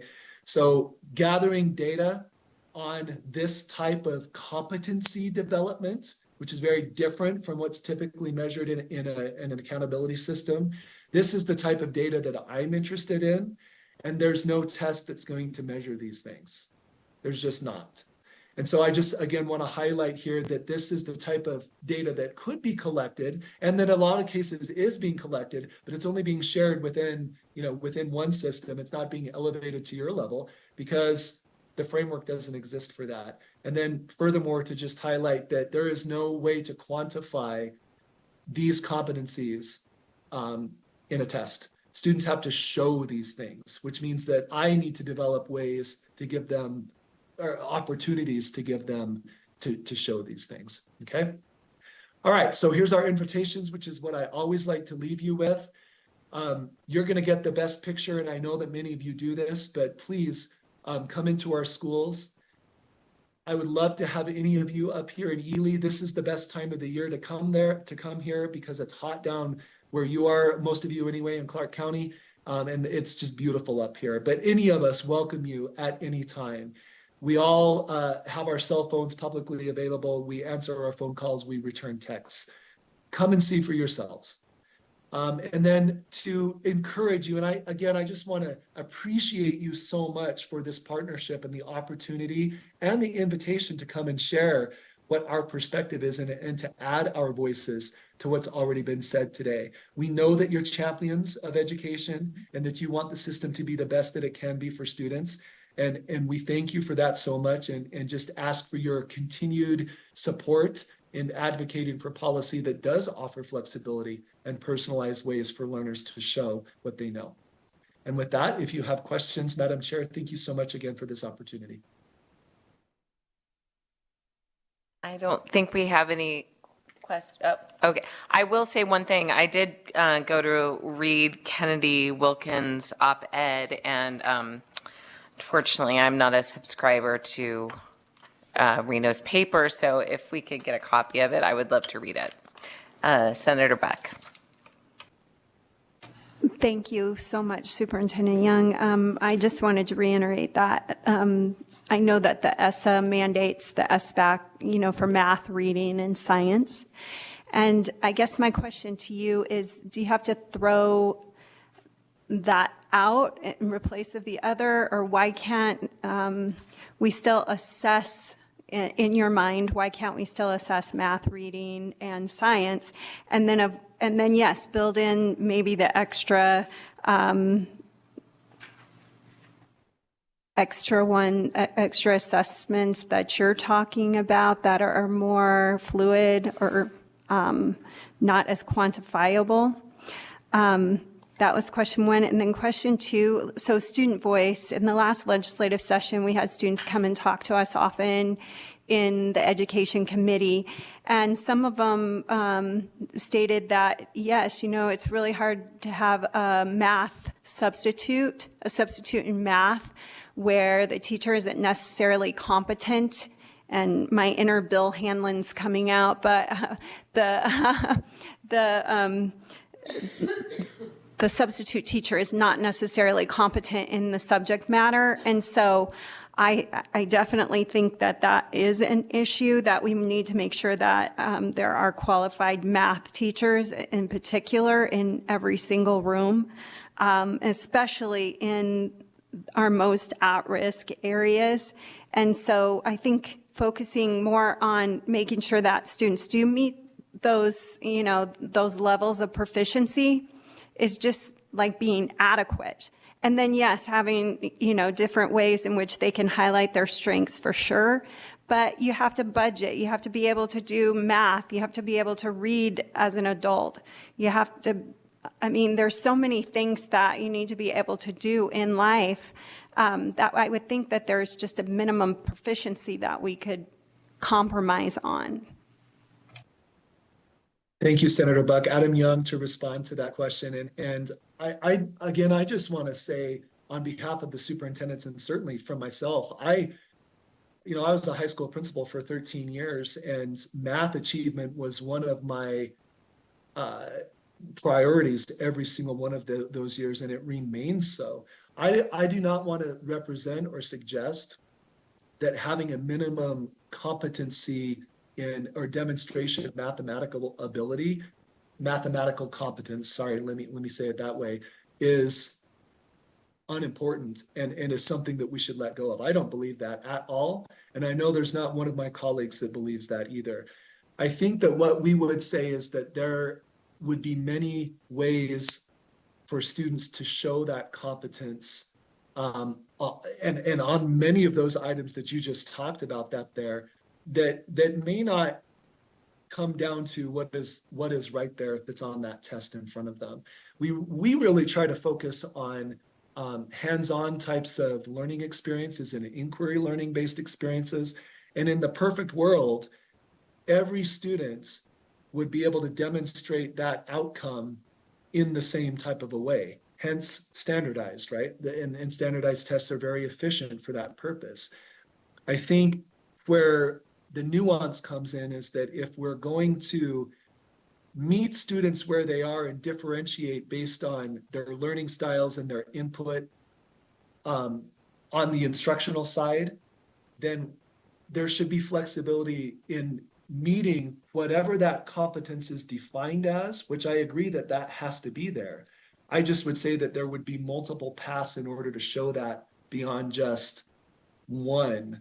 And in a classroom, as you know, there are multiple paths to do that. It's just that that doesn't necessarily manifest itself in that standardized testing environment. And to respond to your smarter balanced question, if I am understanding your question correctly, Senator, I think that my answer to that would be is that ESSA does require that. So I don't think that is going anywhere anytime soon, although in my perfect world, it probably would. But I would still say that the expectation that there is a high level of learning, that can't go away. Nobody wants that to go away. But I would also argue that there are probably higher levels of learning that can be shown in ways that are other than just that standardized test. But a lot of times kids don't get the opportunity to do that. So I hope that answered your question. And Chair Bilbray Axelrod, thank you for that point on Kennedy's article, and I'll see what I can do about that. Thank you very much. We will go to Carson City for Assemblywoman Hanson. Thank you, Chair. Thank you, Superintendent Young, for being here with us today. I just have a question on slide 16 under efforts to reshape policy. When you mentioned that multiple districts are opting into the pilot with NWEA to replace the Smarter Balanced test and such, when is that happening as we speak? Like, when will we see kind of the fruits of that pilot? Thank you, Assemblywoman Hanson. Adam Young. That is an iterative and collaborative process with the Department of Education. Initially, we had hoped to apply for an innovative assessment design waiver. In the end, we opted not to do that. And so Deputy Superintendent Dixon is doing a phenomenal job of, working through all of the regulations about what this potential pilot could look like and what flexibilities would be offered with that and which ones would not be offered with that. So that's all to say that within the next probably 4 weeks, we certainly hope as districts that within the next 4 weeks or so that we have answers to some of those questions. In the best case scenario, the NWEA would replace Smarter Balanced, as I said in my presentation. There's also a possibility that it wouldn't replace and that districts would be allowed to pilot it in addition to giving the Smarter Balanced, which I think fewer people would be excited about, but are still interested in just as alternatives, right? And it's not that anybody wants to vilify the Smarter Balanced. I think it's just that the data that's available through MAP and NWEA is more valued by our educators, it's more valued by students, and it's immediate. And so in that way, it's a lot more helpful than what the Smarter Balanced is that comes, 3 or 4 months after it's actually administered. And so I hate to be vague, but that is the best answer that I have to that question. Thank you, Chair. Thank you so much. Yes, and thank you for being here. With that, we will move on to agenda item 12, which is public comment. We have cleared the room in Las Vegas, so we do not have public comment here. Carson City, do you have any public comment?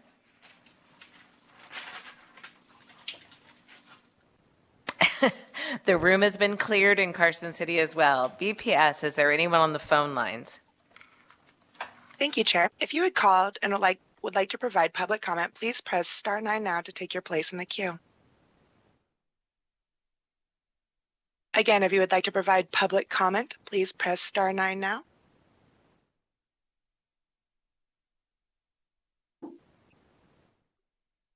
Good morning or good afternoon, Chair and members of the committee. This is Dora Martinez, DORA-MARTINEZ, and I am the legislative liaison for Nevada Council of the Blind and an activist for the Nevada Disability Peer Action Coalition. It's interesting that I did not hear anything relating to students with disability or 504 or anything like that, or people with IEPs, and maybe it happened earlier today and I just clocked in at 11:45. But we really need to be aware that there are those students who are American Sign Language learners and students who are blind who needs Braille lessons, and they are not getting that met in this state. And I know that when I'm working with some parents who are not getting the teachers who knows Braille to teach their students. Just imagine yourself as a blind person who is being read to instead of being taught how to read. This is what the Nevada Education is treating some students who are in the rural area. So please put that in your radar. If it's not being reported, it's probably because the superintendent or whoever's running the show is not aware. But I am bringing it to your attention and hope that we can work together to, instead of the school district being sued, that we are paying attention to our students and including them and their parents at the table so they have the equal playing field as the sighted counterparts as students. Thank you so much for your attention and enjoy your day. Thank you so much. BPS, next caller. Chair, the public line is open and working, but there are no other callers at this time. Thank you very much. Okay, with that, we will go to our final agenda item, which is adjournment. Thank you to the members and everyone who came today. And an archived version of today's meeting will be available online. As I mentioned earlier, that AI presentation should be uploaded within the next few days. I don't know when our next meeting is. I don't have it. June 20th. Our next meeting is June 20th. I plan to be in Carson City, I believe. So I think that's the meeting. Anyways, that's all I have. We are adjourned.